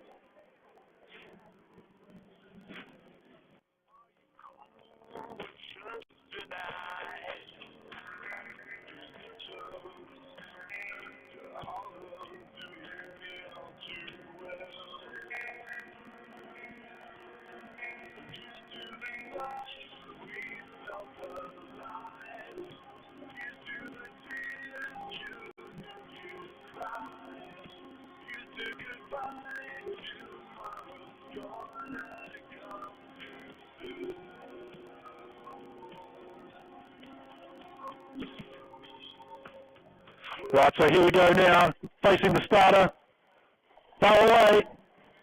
Douglas with a nice lead straight off the bat. He goes well with a big move. He tries it, gets a bit of curve, a little bit of argy-bargy there, manages to make it stick. He's now fighting Carpenter for third. And Carpenter goes through. So Carpenter now up into third. And then Moore goes back through again. So these guys are going to be crisscrossing all the race, I have a feeling. Because Carpenter's now up the inside for the sweeper. No one's backing out. And so Carpenter goes through onto the main straight. And that allows Kyle Lowe to get through on Paso Waller. So Kyle Lowe now up into fourth place. So it's still Douglas your leader, then Hamilton, then Carpenter. And then Waller goes through again. But Lowe switches him back. Oh, no, still 2x2. And Lowe gets shuffled out of the way. But he goes back up the inside of Lee. Lee goes back up the inside of Lowe. But of course that KZ2 always going to have the straight line speed to pull away. But it's still Douglas out in front with a nice commanding lead. Few car links back to Matthew Hamilton and the DD2. Then it's Carpenter also in the DD2. And then Waller also in the DD2.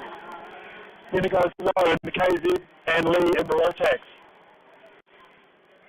Everyone just starting to find a bit of a gap, finding a little bit of road that they can learn in.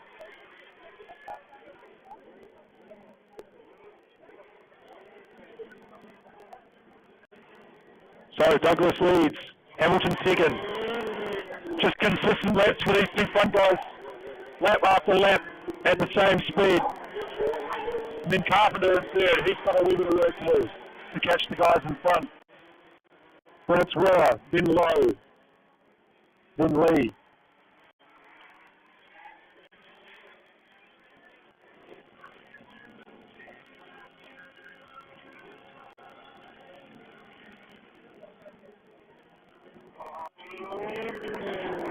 Nice, clean, consistent laps there for Jacob Douglas.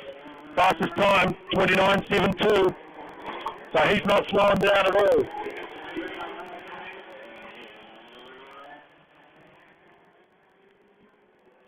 So it's Douglas, then Hamilton, then still Carpenter, and Waller.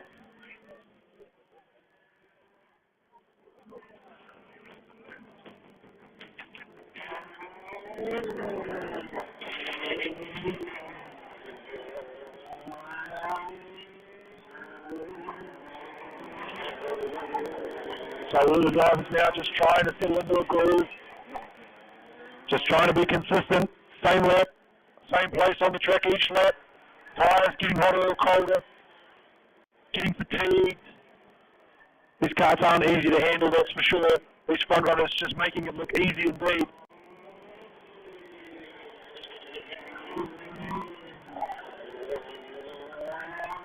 But no time for slowing down for the front two.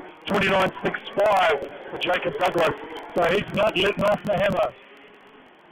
And neither is Matt Hamilton with the 30.1, so he's flying in that DD2 car. Carpenter just managing to hold on a bit of a lead over Rilla. And Lowe there too. One more to go as they come by this time. And so Jacob Douglas, cool, calm and collected as he comes around by the final couple of corners to collect the checkered flag. Still trying hard further down the field as Carpenter, Waller and Lowe. And so Jacob Douglas will take the win. Just behind is Matt Hamilton in P2. Then we have Carpenter, Waller, Lowe, and then Lee to round out the field.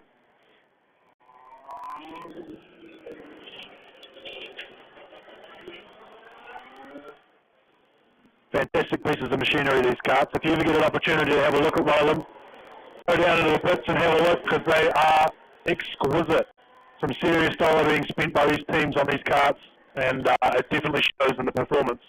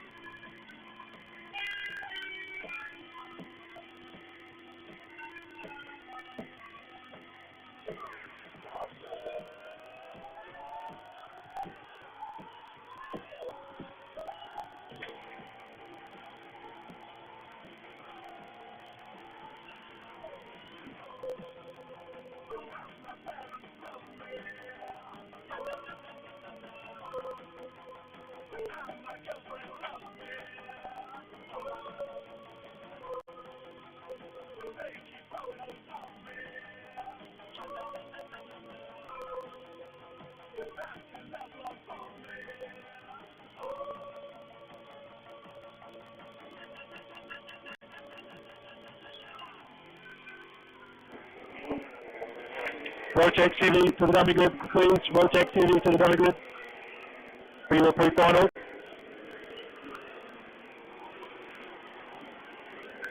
Rightio, we have the Vortex Mini Rock on track at the moment, proudly sponsored by Christian O'Malley, Rain and Horn. Been there for 140 years, they will sell your house for you. So we've got Nixon Cripps off 1, Tucker on 2, rear 3, Spencer's there in 4th, Whittle on 5, Finch there on 6, Dennison on 7, Zhao on 8, O'Malley there on 9, and rounding out the top 10 is Hodges as they come round the final corner to start the race. Very slow start indeed, into the train track, starters orders. And they turn him loose and away we go. Another good start from the inside lane there. That's Cripps, he's up to first. Let's see how they go as they file down through T1. A little bit of argy-bargy, nothing too sinister there. Everyone's sort of finding their own rhythm now. So a great start for Cripps. He's out there leading the way and starting to pull away quickly as Cripps. He's not hanging about. He says, I've got a job to do. And that's Tucker in 2 there. They come round to complete the first lap. So that's Cripps, Tucker, Weir, Spence, Finch, Riddle, Dennison. And then Zhao, 8, O'Malley 9, and Steele in 10. Oh no, we spin up there at the hairpin. Not quite sure who that is, can't see, but I'm sure that is no idea as we come around the infield there. A little bit of push and shove, but nothing too sinister. Everyone just starting to find the groove, find the rhythm. But Cripps has absolutely driven away from them so far. So it's up to Tucker to put the head down and start nailing in some quick laps. Cripps with the fastest time so far, 34.7. What can Tucker do? Does he have an answer for Cripps, the South Island champ?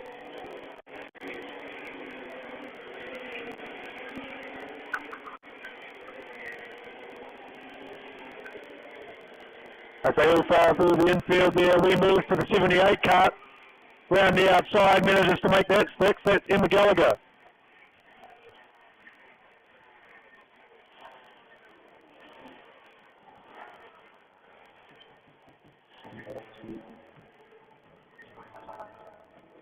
So as they come through turn 2 now, it's still Cripps your leader, then Tucker, then Weir. Joshua Weir there in P3 looking racy, trying to challenge Tucker for a pass. Not quite close enough this lap by Ivor Spence under a bit of pressure from Whittle. Whittle says, come on, bro, let's get the hurry up. Trying to make a move here. Right on the bumper now of Spence's Whittle. He looks for a move, thinks better of it down into T1. So it'll be 3 to go as they come by this time. Still Cripps out in front. We're right on the back of Tucker now. So too is Whittle on Spence. So too is O'Malley on Dennison. So gee, O'Malley trying to make a move there. Getting closer. And so Spence now under immense pressure down into the hairpin. The move's on. Spence lets it go. Is he going to get him back? Not enough pace to do it back. So that's Spence now. Down in the front.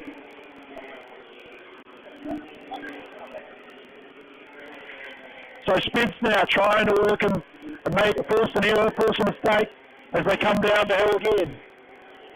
Everyone else, line is still in as they file through. Everyone sort of found their own working space.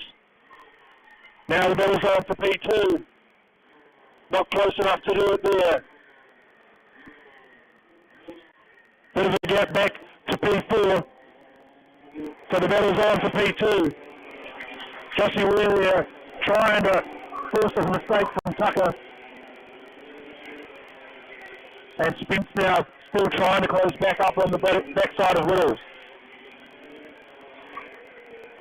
As the rest of the field come through the infield, they're still in order as they come across. The last time by this one, and Cripps has got a commanding lead. There's no doubt about it. He is coming home in first, should he have no mistakes. But the battle's still on for P2. Jossie Ward here, trying to close up the back of Tucker. Looking for a move, coming up the top of the hill here. Can he make something work? A little bit too far back though. Not quite close enough. Anything to answer for at the sweeper? Not quite enough. So as they come across the line, Cripps takes the win with Tucker in 2, Weir in 3, Whittle 4, Spence rounding out your top 5. Then we go back to Will Finch and Gino O'Malley in 7, Oliver Dennison at 8, Zhao in 9, Hodges in 10, Aaron Lee there in 11, 12 Emma Gallagher, Nunes in 13, Phil in 14, and Toynbee rounding out in 15.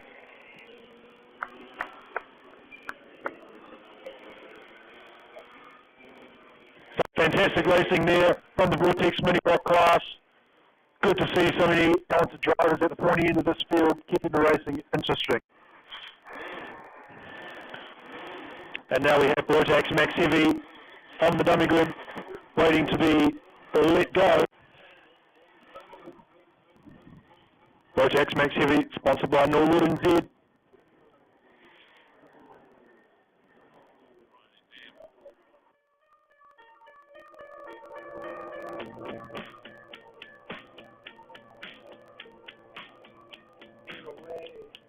Change from this burnout scene. Another time, another town, another everything. It's always back to you.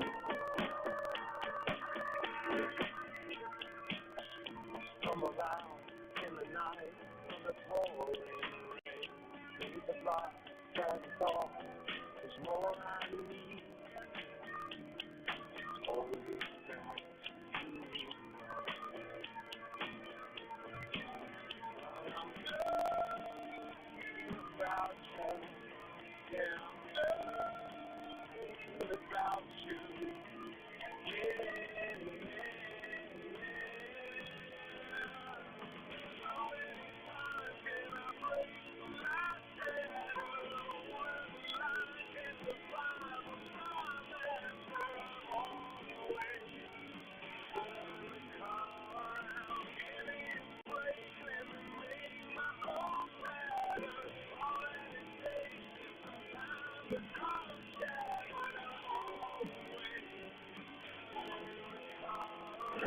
So the Rotax Max Heavies out there now, just starting to bring the field to a close. It's Jared Clickhorn off 1, Hunter on 2, Barker 3, Manson 4, Frenchie rounding out the top 5.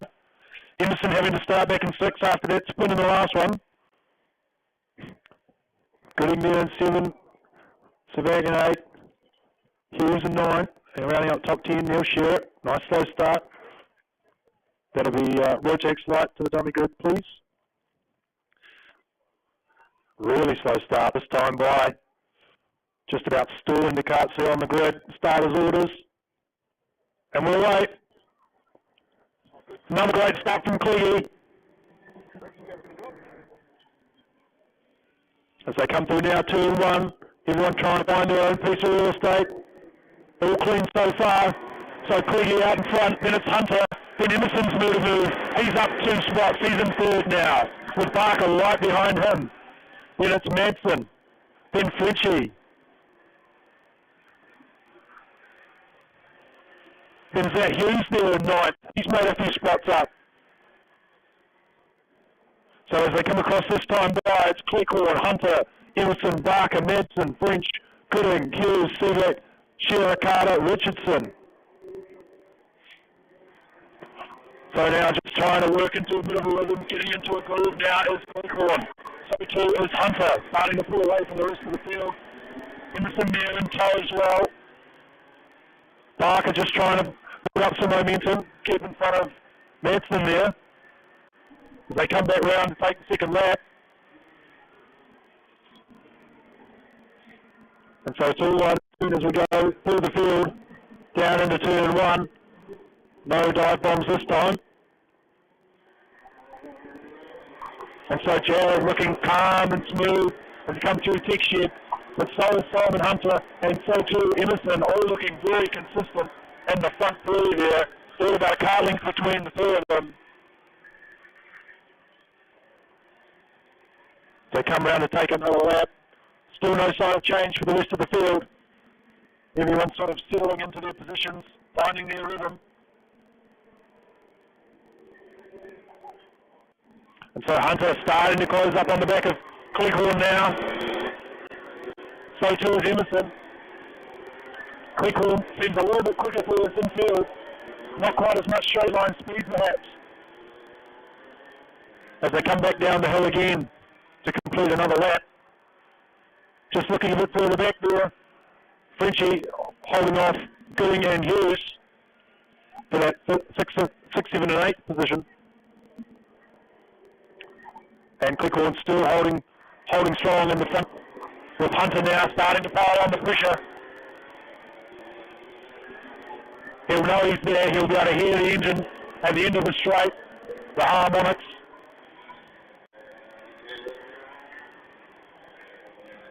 So Cleghorn just trying to defend against Hunter, keeping the fast laps in without opening up the door. Hunter comes from a long way back down to T1 and makes it stick. What does Cleghorn answer? Cleghorn says, I'm going up the inside. Can't quite make it stick there. So now it's Hunter, Cleghorn and Emerson. Bumper to bumper now for the top three spots. This is going to be close, folks. So Hunter now trying to pull away from Cleggy. Emerson says, I want a piece of this. And he's right up in the back of Cleghorn. Emerson looking behind. He's going for a move. I think Cleghorn let him through here to try and track down Hunter. I think Cleggy knew he was going to be a bit slower. So it'll be 2 to go this time by. Or 1 to go this time by. So Hunter's starting to pull a bit of a leeway now. Emerson not quite got the pace to catch him up. Cleggy's still there in third. Might have been a bit of a mistake from Cleghorn to drop back to third. But potentially he wants that inside lane for the final. Could be a bit of strategy play there.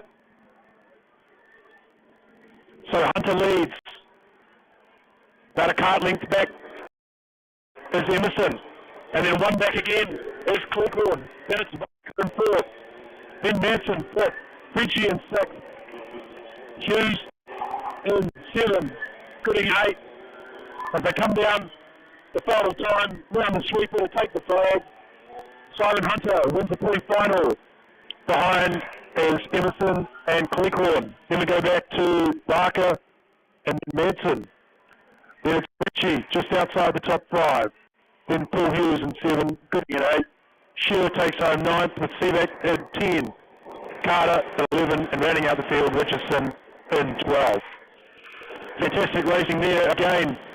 Just goes to show these guys leave nothing on the table when it comes to fastest laps on the circuit.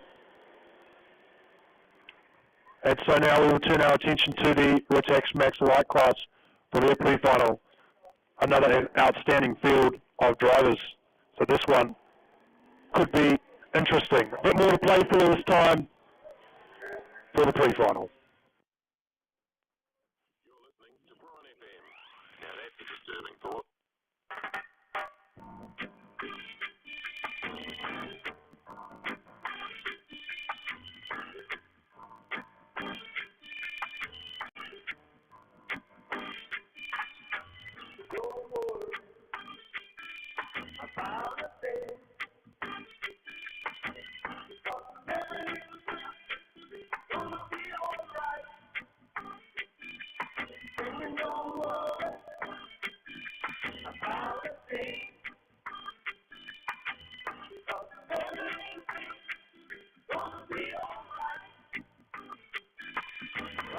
This morning, mine with the rising sun, really good.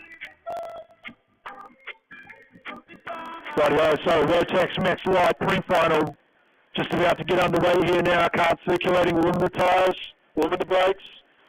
Rotax Max Light proudly sponsored by Finework Pavers. So that means Cadet to the dummy good for your final, please. Cadet to the dummy good for your final.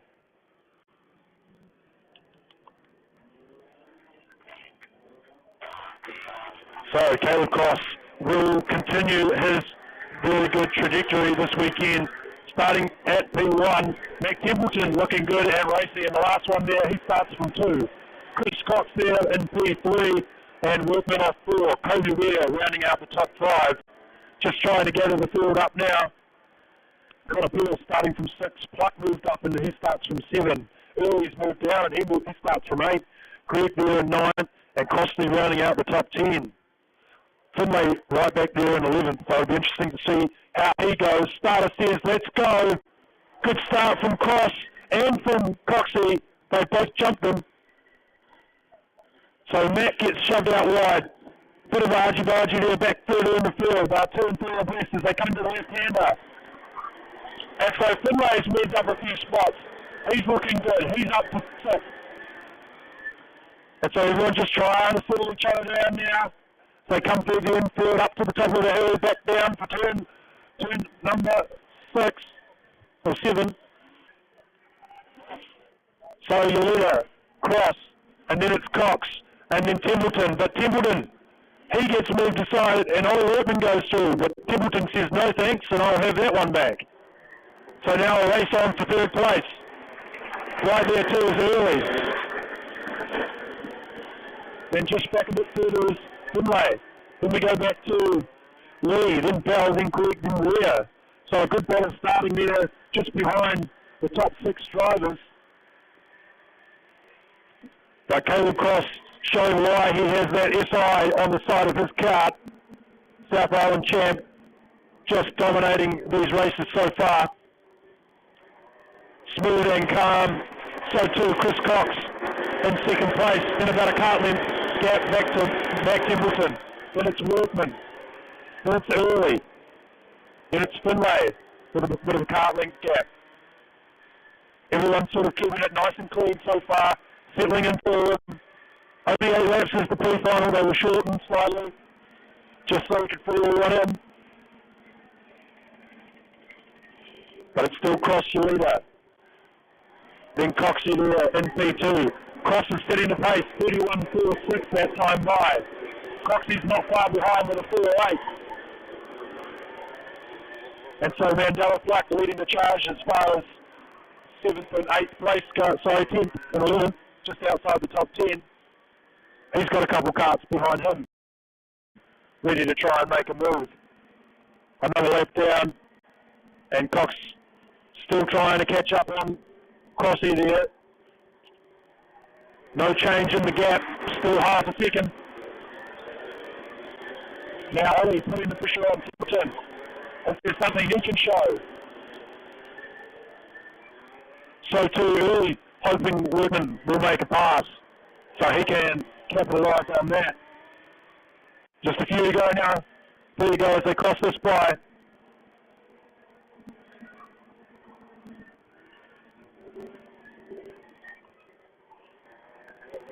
Still, Caleb Cross leading comfortably over Chris Cox. Then it's Templeton, still under pressure from Workman. Then Early, waiting there to pounce. And Templeton runs a little wide and he almost opens the door up for Workman. Workman unable to capitalise.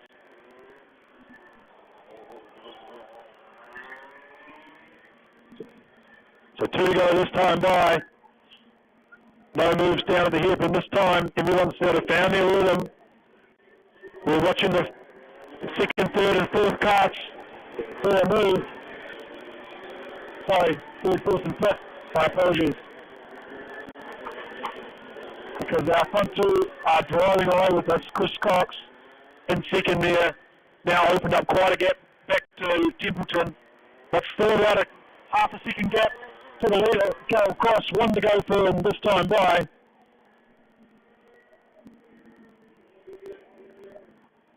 So Caleb Cross coming through the infield now, through Banks, through Tech Shed, then into Banks. Mac Templeton still managing to hold on third. He's just pulled out a bit of a gap on Workman. So no moves made this time. So as they come across the line, it'll be Callum Cox takes the win for the pre-final in Rotax Light, followed by Chris Cox. And then it's Templeton, Workman early. Then Finlay coming home in 6. Lil Bell in 7. Greg, Ware and Pluck rounding out the top 10. Fantastic racing there at the front.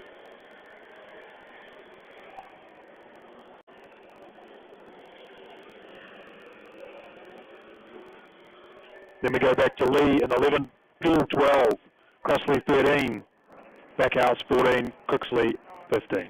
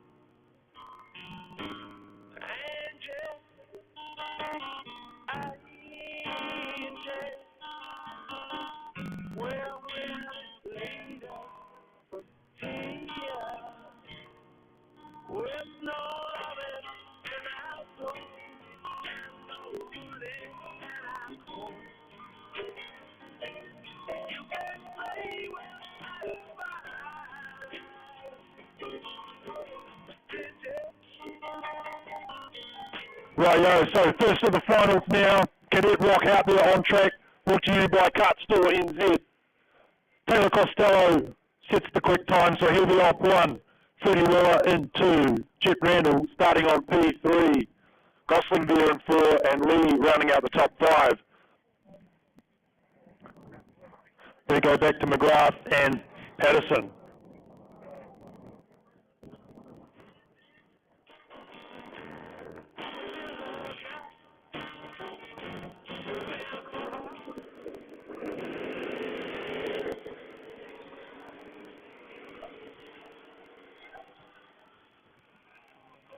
Just a slight issue with our timing here. I've got Hamish McGrath down as 2 different carts, so he's going twice as fast today. Another slow start up and over the hill.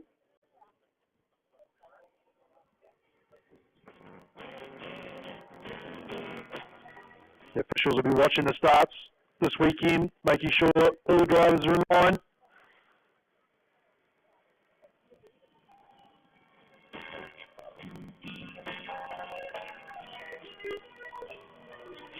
As we come around now to face the starter, into the train tracks they go, into the starter's hands, roll away. Pretty even start there, good start for Waller, he's up to 1. But the move goes back and Costello goes through. So Costello makes a move, raises the hand there, not too sure what he was thinking, but so it's Costello, then Waller, then Gosling.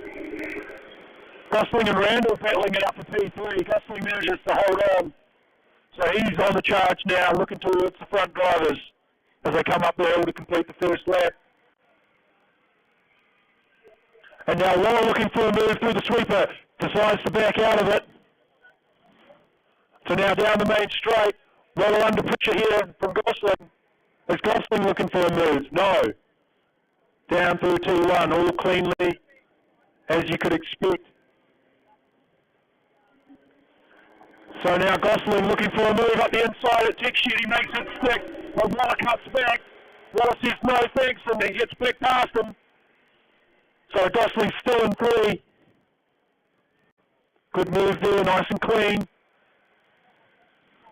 Trying to keep on the back of Malia Costello as he's trying to drive away from these two in the final. Extra laps in this final, so drivers have got a bit more time to think about the strategy they're going to try. So Costello leads, then it's Waller, then Gosling looking racy behind him. Then it's Randall, then we go back to Lee, then McGrath. McGrath setting the fastest time, 36.6.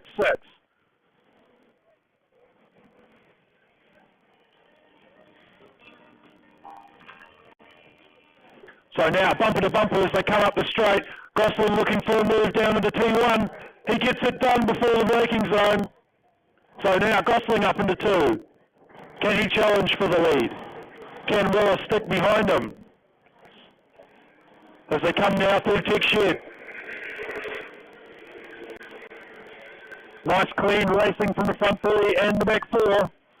We've separated the field now, so it's the front 3 and the back 4 as they come up the hill and down to complete that lap.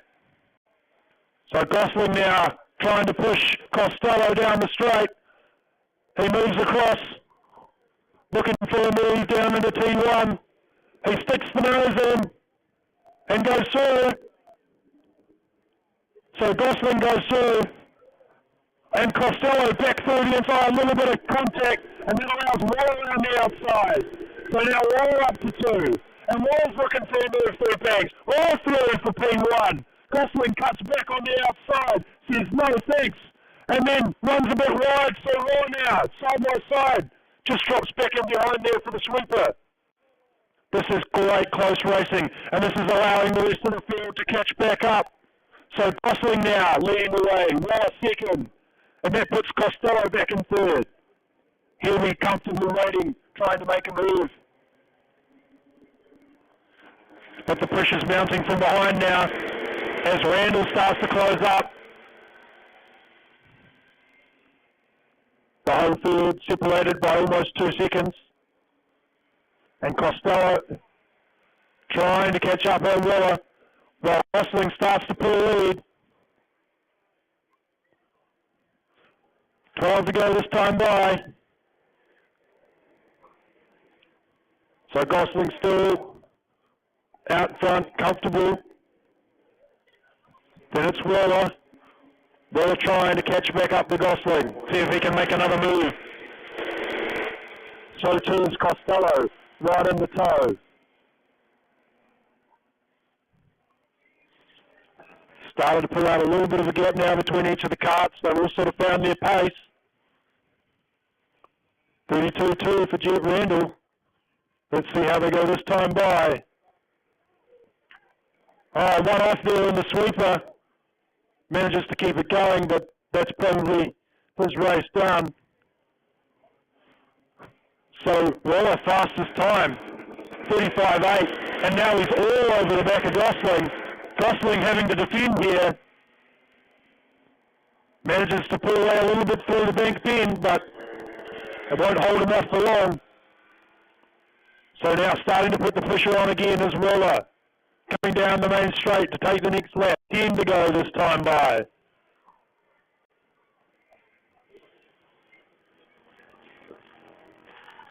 All nice and clean through T1. As they come back up to start the lap. Gosling still leading, looking comfortable, working the wheel. And there goes Waller. Waller's looking for a move. Waller's quick through that infield section there.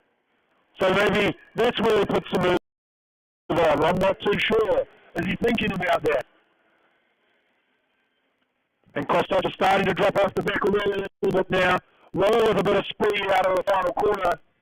Not quite close enough to make a move for T1.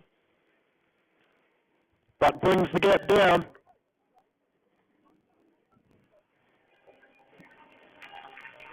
So now Waller all over the back of Gosling.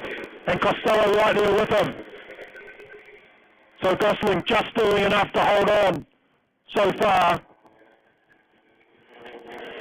Oh no, Waller runs a bit wide there. That allows Costello to catch back up. So now the gap extends at the front.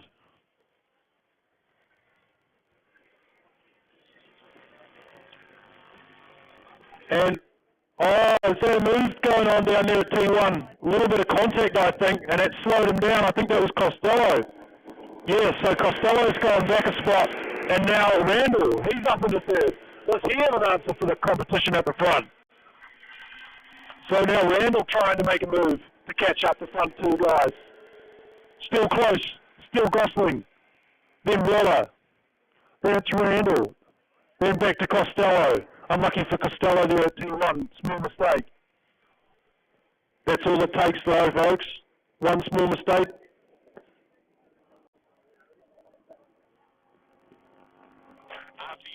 ignoring any... So it's still Gosling, your leader. Then it's Waller as they come through tech shed this time.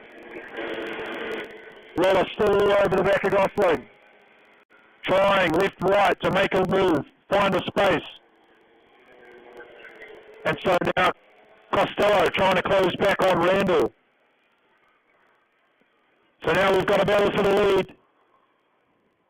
As Waller still trying to get enough speed down the straight there. And a move on to P3. There goes Costello down the inside. Can he hold him off into turn 2? No, he's got the spot back.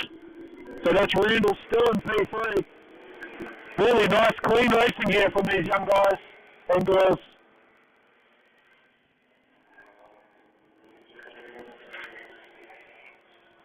And so back down the hill they come this time. Waller still trying to find some pace on the exit of the final corner. He is right there. Is he close enough to make that stick? No. Thinks better of it. And so your order stays the same. With Gosling out in front. This is where Waller's quit though. Through the infield section. He's right up on the bumper. He's still right up on the bumper now. Is he close enough to move at the top of the hill? No. Still trying to keep right on there. But Gosling says, no thank you. I'll carry the speed. So still Gosling leads. Winding the laps down now. I think we're about 3 to go this time.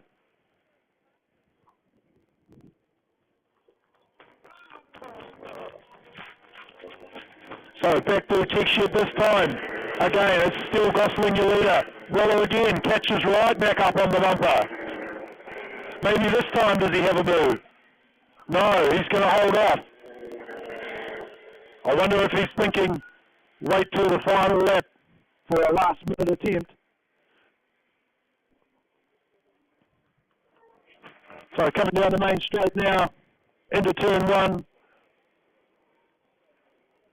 It'll be 2 to go this next time by. They're looking a bit closer this time. Oh no, and the 18 cart had an issue there. Just had the motor change frequency. I think he might have hit the off button there, but manages to keep it going. So an issue there for the 18 cart. Oh, and he's still going slow, so must be a continuous issue there. That's unfortunate. He was doing really well. But back to the front, and it's still Gosling your leader. With Waller still right there in tow. They're side by side, coming in the left-hander. Waller thinks better of it. Gosling still managing to hold on. Waller's right there, gives him a little hurry up. Says, I'm right here, mate. They're going Morse code on the bumpers. 1 more to go this time by as they come down the back straight. Is there a move on for T1? Will Waller stick the nose in? He's right there on the bumper. Not close enough for turn 1. He's going to try and set it up for turn 3. As they come through now into 30 tech shed. Not quite close enough. He's got the overspeed. Can he make a move up the top of the hill? Waller looking dangerous. Not going to go for it. He's still right there. Look to the inside. Almost 2 by 2. Oh, he's out in the grass. Oh, that's a real shame. The officials will get their fingers all over that one for sure. So, provisionally, Waller takes the win. We'll have to go to the review on that one, I think. So, provisionally, Waller takes P1. Costello provisionally P2. Gosling provisionally 3. McGrath 4. And Lee in 5. Patterson 6. Randall 7. That was fantastic racing, folks. These young drivers just starting their racing careers and already providing some fantastic entertainment to the fans.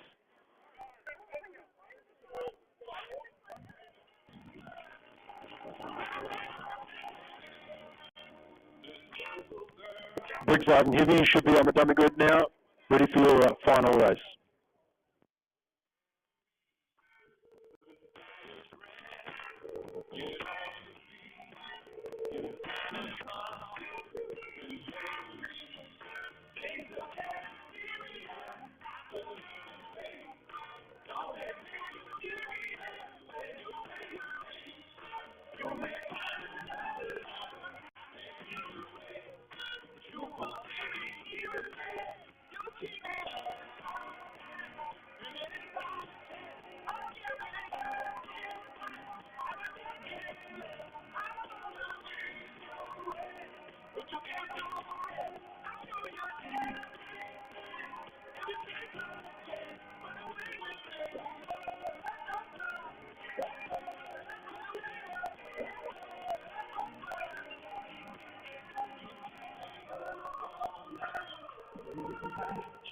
I'm giving up this fight. I got nothing left. I wanna bring you in. I'll show you everything. If you say good things, you can.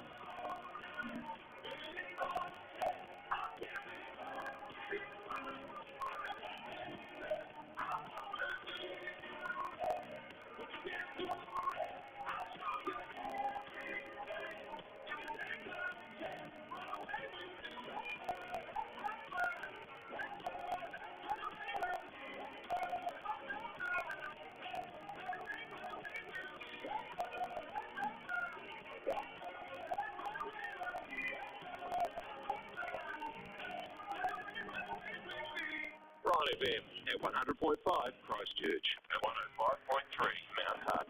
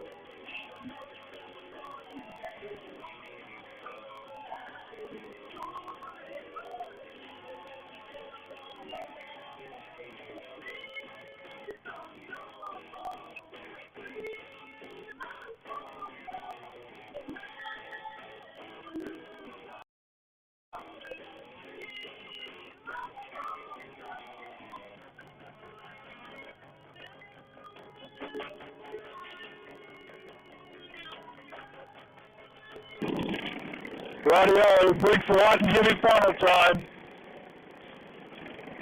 Proudly brought to you by Moa Beer.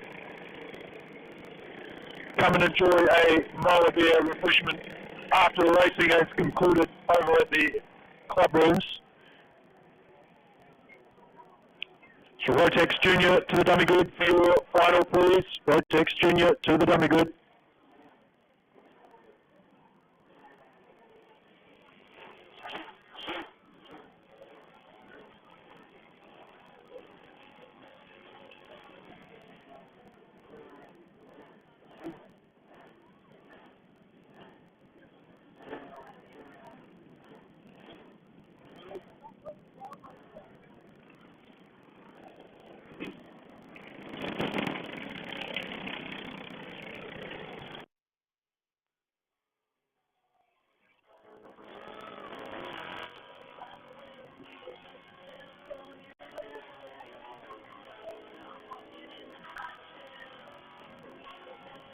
Rightio, folks, you do not want to miss this one. Rotex, Briggs light and heavy. Ryan Jeffries up 1, Chris Cox on 2, Ruppel there on 3, and Gridley on 4. The other ones to watch at the moment. Mears there starting off 5, Phillips on 6, Smith starting 7, Bellis 8, Alvey 9, and running up the top 10, Loganberg. And the heavies also at the back there. Starters orders for the lights, and they're away. Down in the T1, inside lane's got a good push going. So it's Jeffries who goes through in the one. Oh, a little bit of argy-bargy there in the heaven. All managing to get through it unscathed. So it's Jeffries and then Cox and Ruffle batting it out.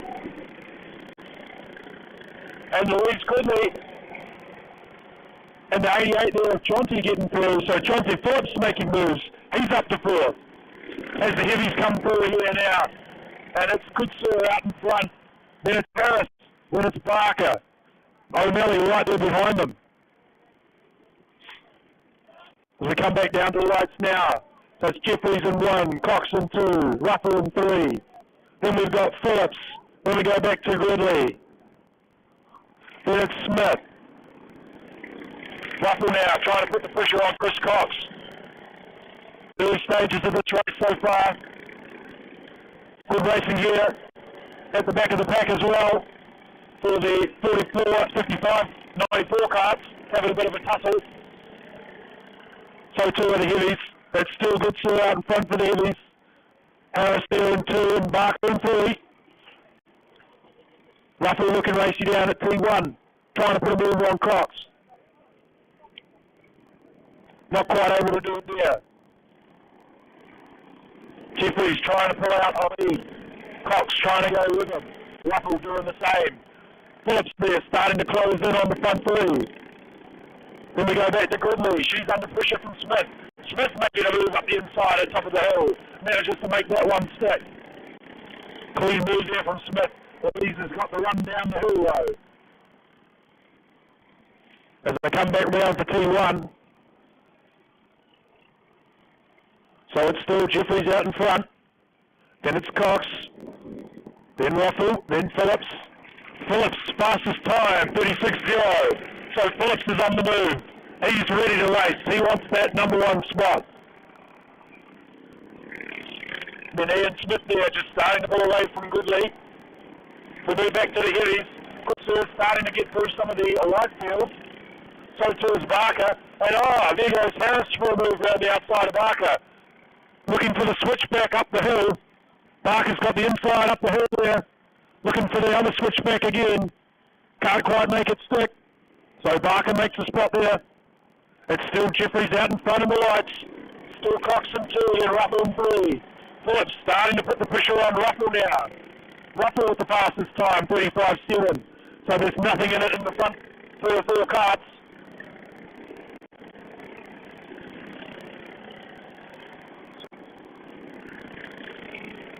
Some good racing to the back of the field with the heavies.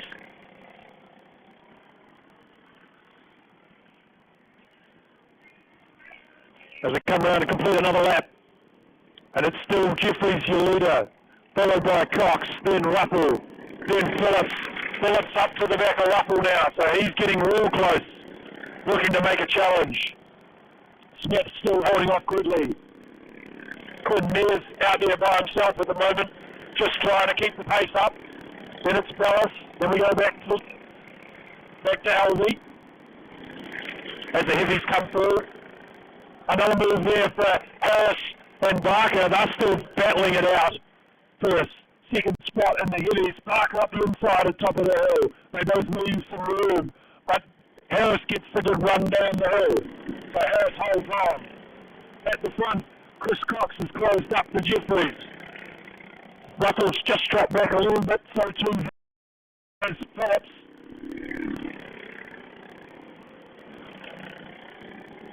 So starting to wind the pressure on now. Just about single-digit laps to go. Couple more.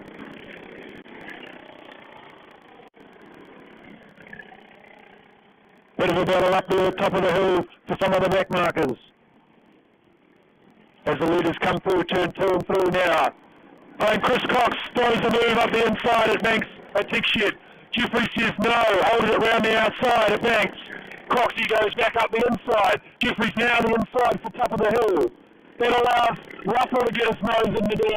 Start for a rest, and Ruffle backs out of it. Coxie's up the inside at the sweeper.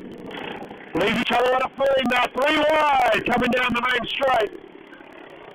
Coxie trying to hold on to P2. Ruffle says, no, I'll have that one. He moves up to 2. So now Phillips is right there with him. So the battle has begun. And Jeffries trying now to drive away, holding that defensive line through the infield. And Chris Cox thinking about a move back up the hill. Ruffle there, nice and close to Jeffries. Just pulled a little bit of a gap on Coxie. Now Phillips all over the back of Cox. What does Phillips have to say about all this? Does he go for a move? Jeffries under pressure here at turn 1. No moves there. Still looking good for the rest of the field. Gridley looking strong, looking for a move on Smith. And so it's still Jeffries your leader. Then it's Ruffle, then Cox, then Phillips. A battle for the lead. Then we go back to Smith and Gridley. Everyone just sitting in their spots so far. Trying to get us some speed, a little bit of momentum. Trying to get in the draft here down the main straight. Does make a difference. Long straight this here at Canterbury. So Jeffries still holding on out front. Managing to defend well. About all over the back of the here. And so Ruffle's still looking for a move. He's looking left and right. Not too sure where he's going to put the nose in.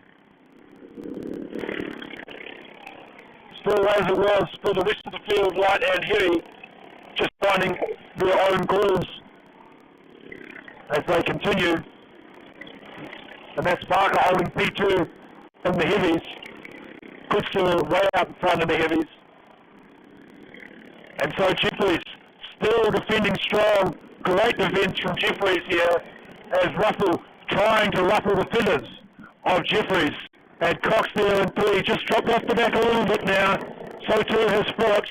So the pace is changing between the top 3 or 4 drivers. Ruffle with the fastest time, 35.6. Let's see how he does this time by. And Jeffries goes quickest this time.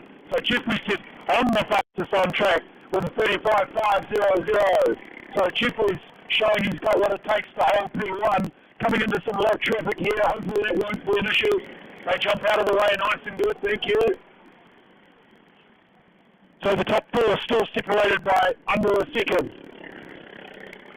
As we come up the top of the hill now. There will be 5 to go this time by.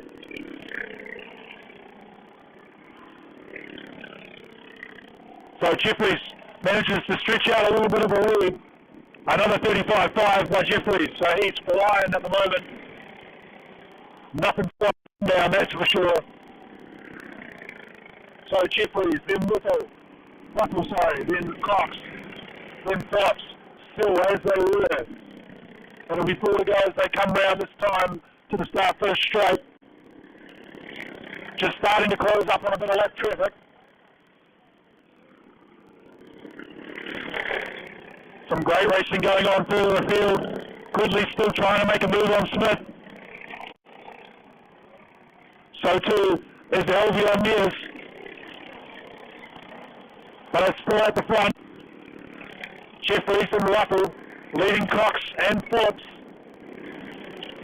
So the fastest, Phillips goes quickest with a 35.4. So Phillips trying to set the quick time. Does he have what it takes to get past Cox? Will Bell slow the front 2 down? We've got 3 to go next time by. Starting to come to some lap traffic here this time. Blue flag show for lap traffic. How's it going to affect the outcome? If they come round down to turn 2 now, they go round the traffic. The first 2 get through scot-free. The second 2 get through scot-free. So not too much of an impedance there. Good job by the lap car. And still Ruffle right there, waiting for a pounce on Jeffries as they come round for 2 to go this time. And Ruffle right on the back now, all over the bumper. What can he do? Nothing down at turn 1 this time. They're still playing it sensibly. And a move here at turn 2. Ruffle tries a move. Can't quite get it done. So Ruffle's still in 2. Phillips looking up the inside. A little bit of contact there with Cox. Nothing too serious. As they come round this time, it'll be 1 to go. Just starting to catch a couple more of the back markers there. That'd be O'Malley. Still trying in the heavies. So 1 to go this time. Jeffrey still leads Russell. No moves down at P1 this time. And O'Malley hops out of the way. Thank you, Christian. As they come through 2. Russell looking fast. Looking for the switchback. Russell up the inside. Russell goes through the outside now. Trying the switchback up the hill. Side by side as they go up the hill there. Russell trying to carry the speed. Not quite able to do it. They come down to the final corner. Russell's got the overspeed on the outside. Side by side as they come up to the line. Oh, it's too close to call. Russell wins. Russell from P2 for most of the race. Manages to pull off an outstanding drive and come home in P1. Jeffries, after leading the whole race, unfortunately just clipped them at the line by 0.016 of a second. That is absolutely nothing, folks. Chris Cox coming home in 3 with Phillips on 4. Ian Smith there in 5, Goodley in 6, Albie 7, Mears in 8. Good sir in the first of the heavies. He comes home in 9th overall. And 10th is Jackie Ballas. Chris Harris came P2, managed to hold off KB Kevin Barker for P3 there in the Briggs heavy. Fantastic racing there again, folks, from the Briggs Light class.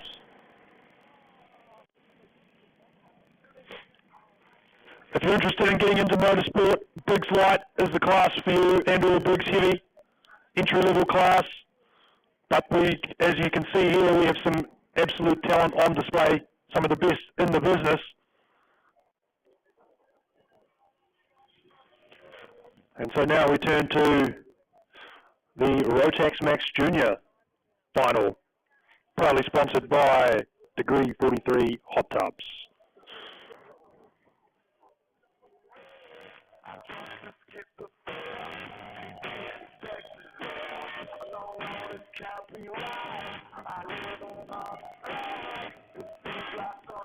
Open class, open on the dummy grid for your final, please. That's open on the dummy grid for your final.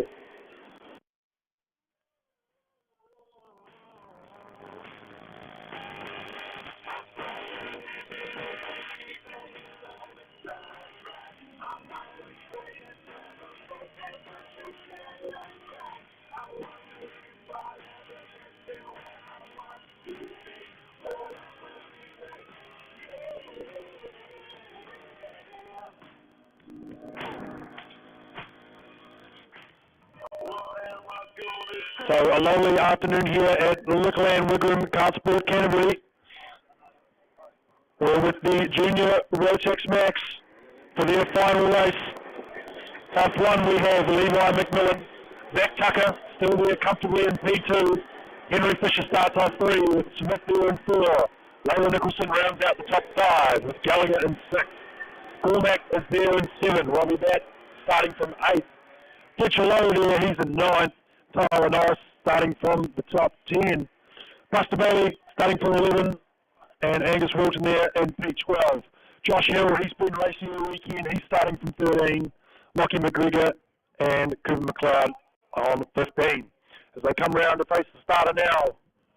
Into the train tracks, starter's hands. Starter says good, we're away racing. Inside lane gets a bit of a push on the start. And Tucker goes for a move on the inside. Oh, they've come together. And Tucker's managed to hold on, but there's a couple of carts in the booties over there. And it's P1, not sure who that is. As they all fight and jostle for position here, coming through the infield. Stewards will have to look into that. Put a contact there in the back stages of the race there. As they all start making moves, trying to find spots. Still 2 carts down there at the hip, and not sure what they're going to do about that. Might be just a local yellow, but that's their race done and dusted. That's a real shame. As we come through turn 1 again now. So your leader is Fisher, then it's Tucker, then Nicholson's there in 3rd. Oh, a bit of contact there for the leaders. And now Nicholson's getting involved too, and she's getting muscled out of the way. So a bit of aggressive driving here in the first couple of laps from the front runners. They are not messing about, folks. So now your leader this time by is Tucker, then it's Fisher. Then we've got Smith there in third. Nicholson's been demoted to fourth, but she's racy. She's definitely got the pace to be there. So now Tucker trying to drive away from the field. But Fisher trying to keep in tow. Oh, Easy does it through the infield this time.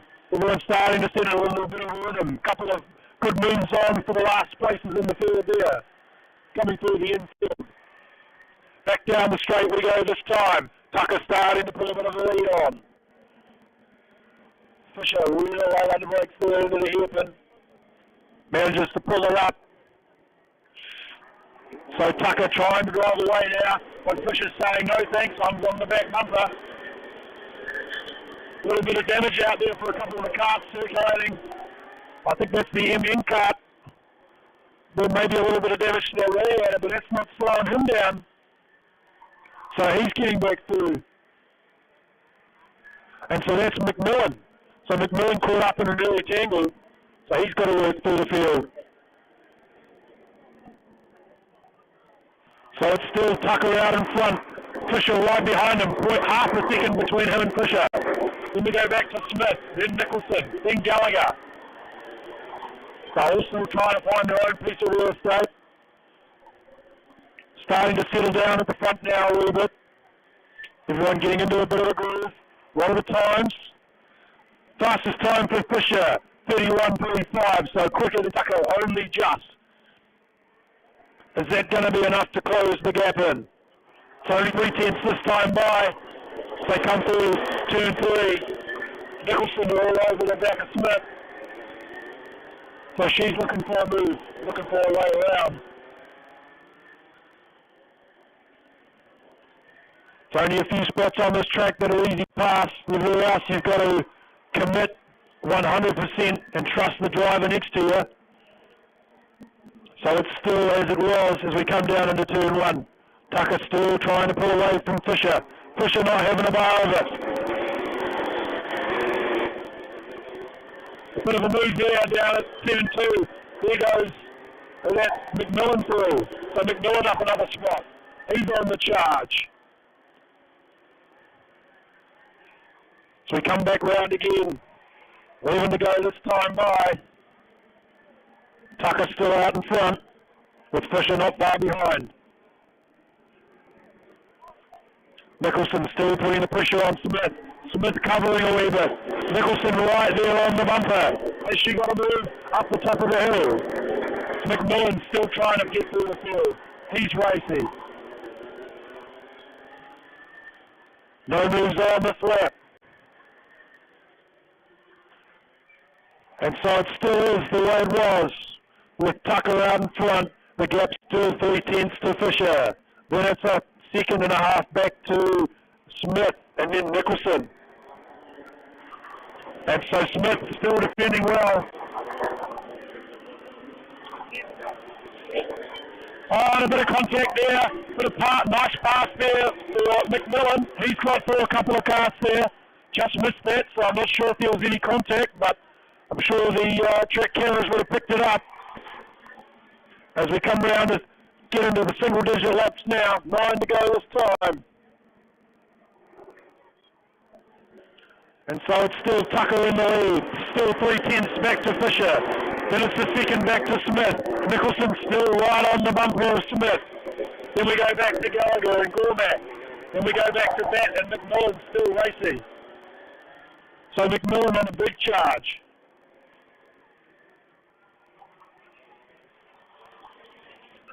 Down the straight once more, still as they were.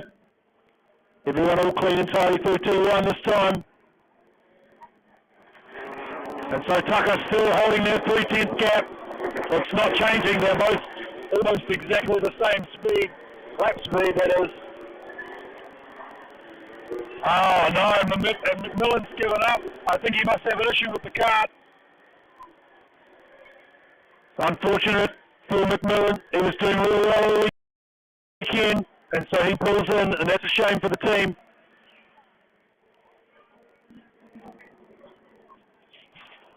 And so Zach Tucker's still in the lead there. Fisher still just getting it into 2/10 now. Nicholson's still there in fourth. Drivers are starting to getting a little bit fatigued now as the heat starts to pick up. Oh, a bit of contact there at top of the hill. Not quite a move done there though. But he's all over the back of him here now, coming down the straight. This is for P6 or 7, I think. But the leader's still Tucker, then Fisher, then Smith, then Nicholson. And number 6, Buster Bailey, he's looking racy, trying to get a move on Robbie Batt. A little bit more contact there at the top of the hill. He's really trying for a move. Might be braking a bit later than Robbie. Not too sure. So 4 to go this time. Still Tucker your leader. As it was and as it is. Still 3/10 the gap to P2. And so the number 6, that's Buster Bailey. He's managed to get past Robbie. So now he's up an extra spot. 4 to go this time by. Still the gap 3/10 of a second. Just extended it slightly to 4. So nothing in it here, folks. A card length, if that. And Louis Smith just starting to pull away from Nicholson a wee bit. So Nicholson dropping off the pace a touch. And the number 10 out of Tech Shed gets muscled out wide. That's Hill. Hill gets muscled out at Tech Shed. So a race going on there for 8, 9, and 10. But still the leaders as it is. The front 4 unchanged. The front 6 unchanged even as they come through. It'll be 2 to go this time by as they come across the line. Still close at the back. A move on there for a big spin. That's the 12 car. He manages to get in front of Josh. So that's Cooper. Cooper McLeod goes through. But it's still Tucker out front.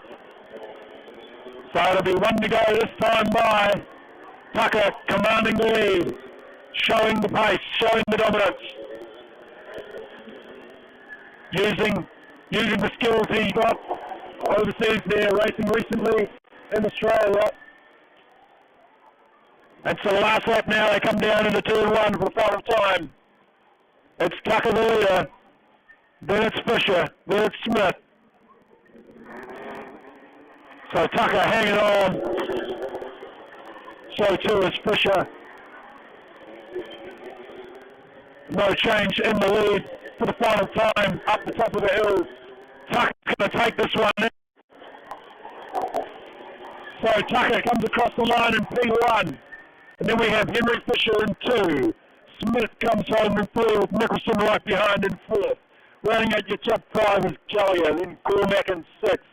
Bailey 7th, Ronald Pat 8th. Lowe coming in at 9th, and McGregor rounding out the top 10. Charlie Steele right there at 11. 12 McLeod, 13 Hill. Norris in 14, and unfortunate for Levi McMillan. But his day was done early on with that incident. Also too with that car down there at turn 1. So a bit of argy-bargy in that one, folks. It'll be interesting to see what the stewards have to say about that. But that's racing, folks, and we'll bring out the open class next for their final.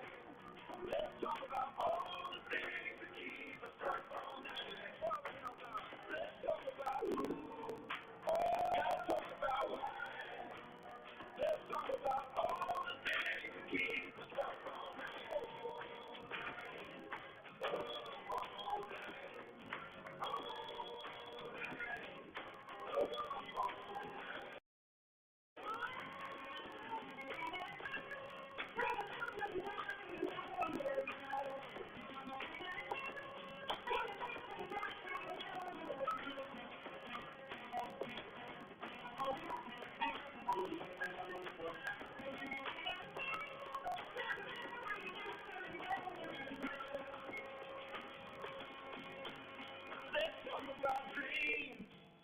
Let's talk about life. Gotta talk about all the things that keep us up all night. Let's talk about gotta talk about life. Let's talk about all the things that keep us up all night.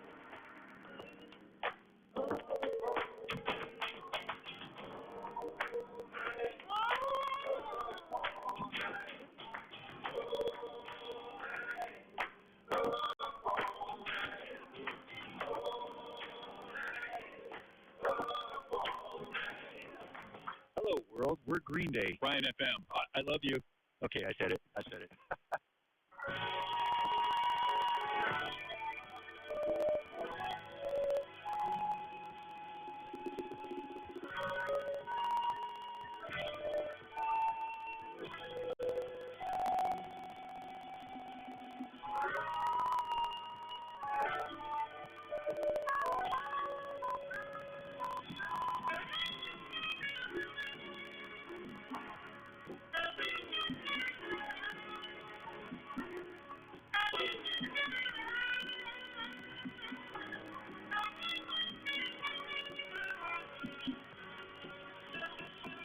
Winding your way down to Baker Street, lighting your head and dead on your seat. Well, another crazy day, tripping out away and forget about everything.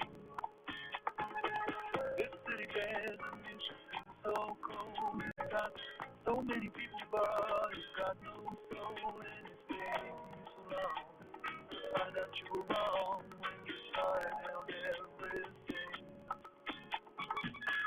You used to think that it was so easy. You used to say that it was so easy. But you're trying now. Another year and then you be happy. Just one more year and then you be happy. But you're crying now.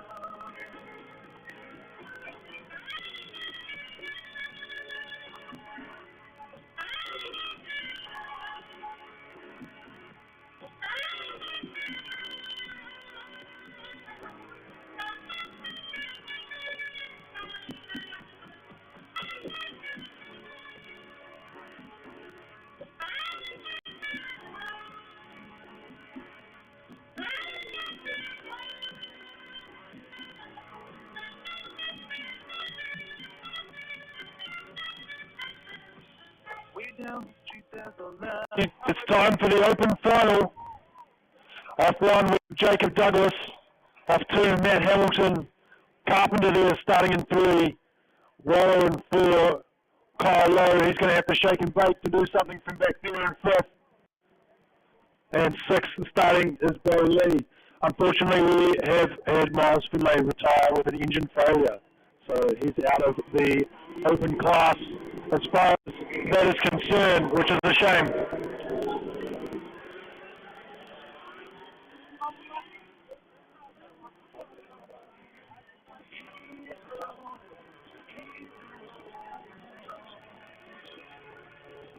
So just an extra lap here to warm up the tyres and engines as they come round.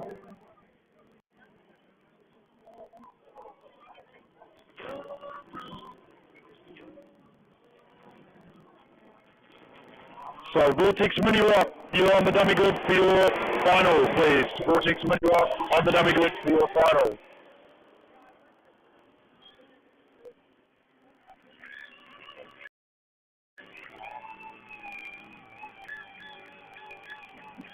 Right, as they come across the top of the hill now to start the race, so they're coming down the hill, face the starter. Bit of a faster start this time. And they're away. Starters let them go.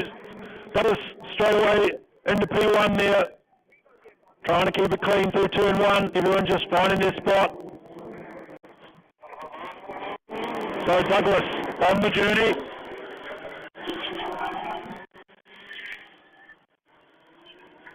Hamilton there in P2. Just trying to keep close.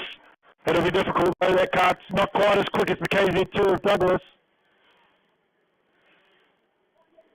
As they come around to complete the first lap, Carpenter in third, Waller in fourth. Big dive from low there, down to the hairpin, not quite able to make it stick. Have to recharge and do it again.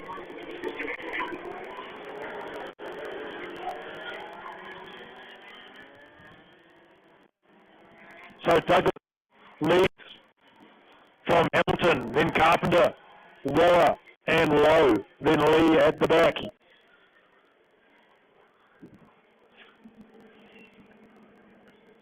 Bit of variation between these karts, so the speeds sometimes not quite as close as the other classes.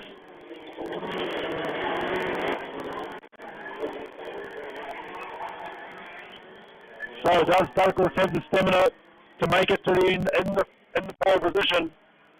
We know Hamilton is a world-class driver, and he's got the experience to prove it, and the lap speed. Quick times there, Jacob Douglas going 29.86, Matt Hamilton 30.0, so almost nothing in it between those two.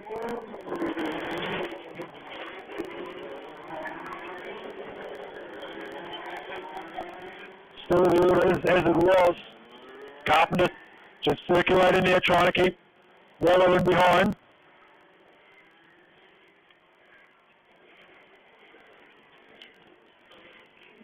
So Douglas now 29.9 that time, so a little bit slower that time.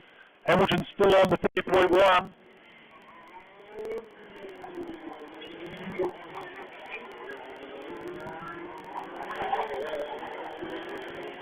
Nice clean driving from all these guys. Fierce competitors on track, but all pretty friendly off track. That's the way we like it to be around here. But still, Douglas out in front, a bit quicker that time, 29.7 this time for Douglas. 30.1 for Hamilton, 30.1 for Carpenter, 30.9 for Waller, 30.9 for Lowe. So Carpenter just off the pace a little bit.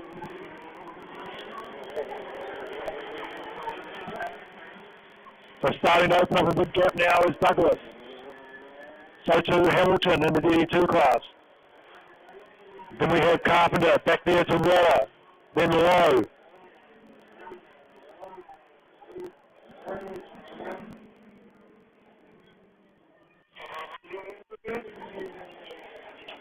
So another 29.7 for Douglas, another 30.1 for Hamilton. 30.7 for Carpenter that time by.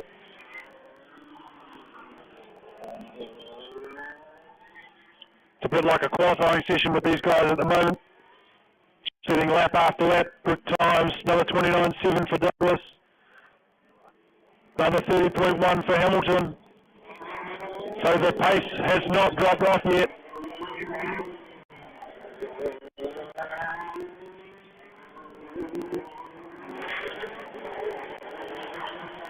So Waller now starting to close up on the back of Carpenter. That's for P3. Low there in 5.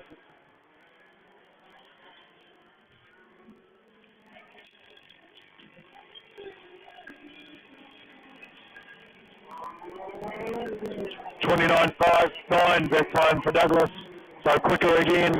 So too for Matt Hamilton, 30.0 again. So like I say, the pace has not dropped off for the front two guys. Carpenter this time 30.8 and Waller at 30.7. So just starting to creep up on the back of Carpenter with 9 to go, 8 to go this time by.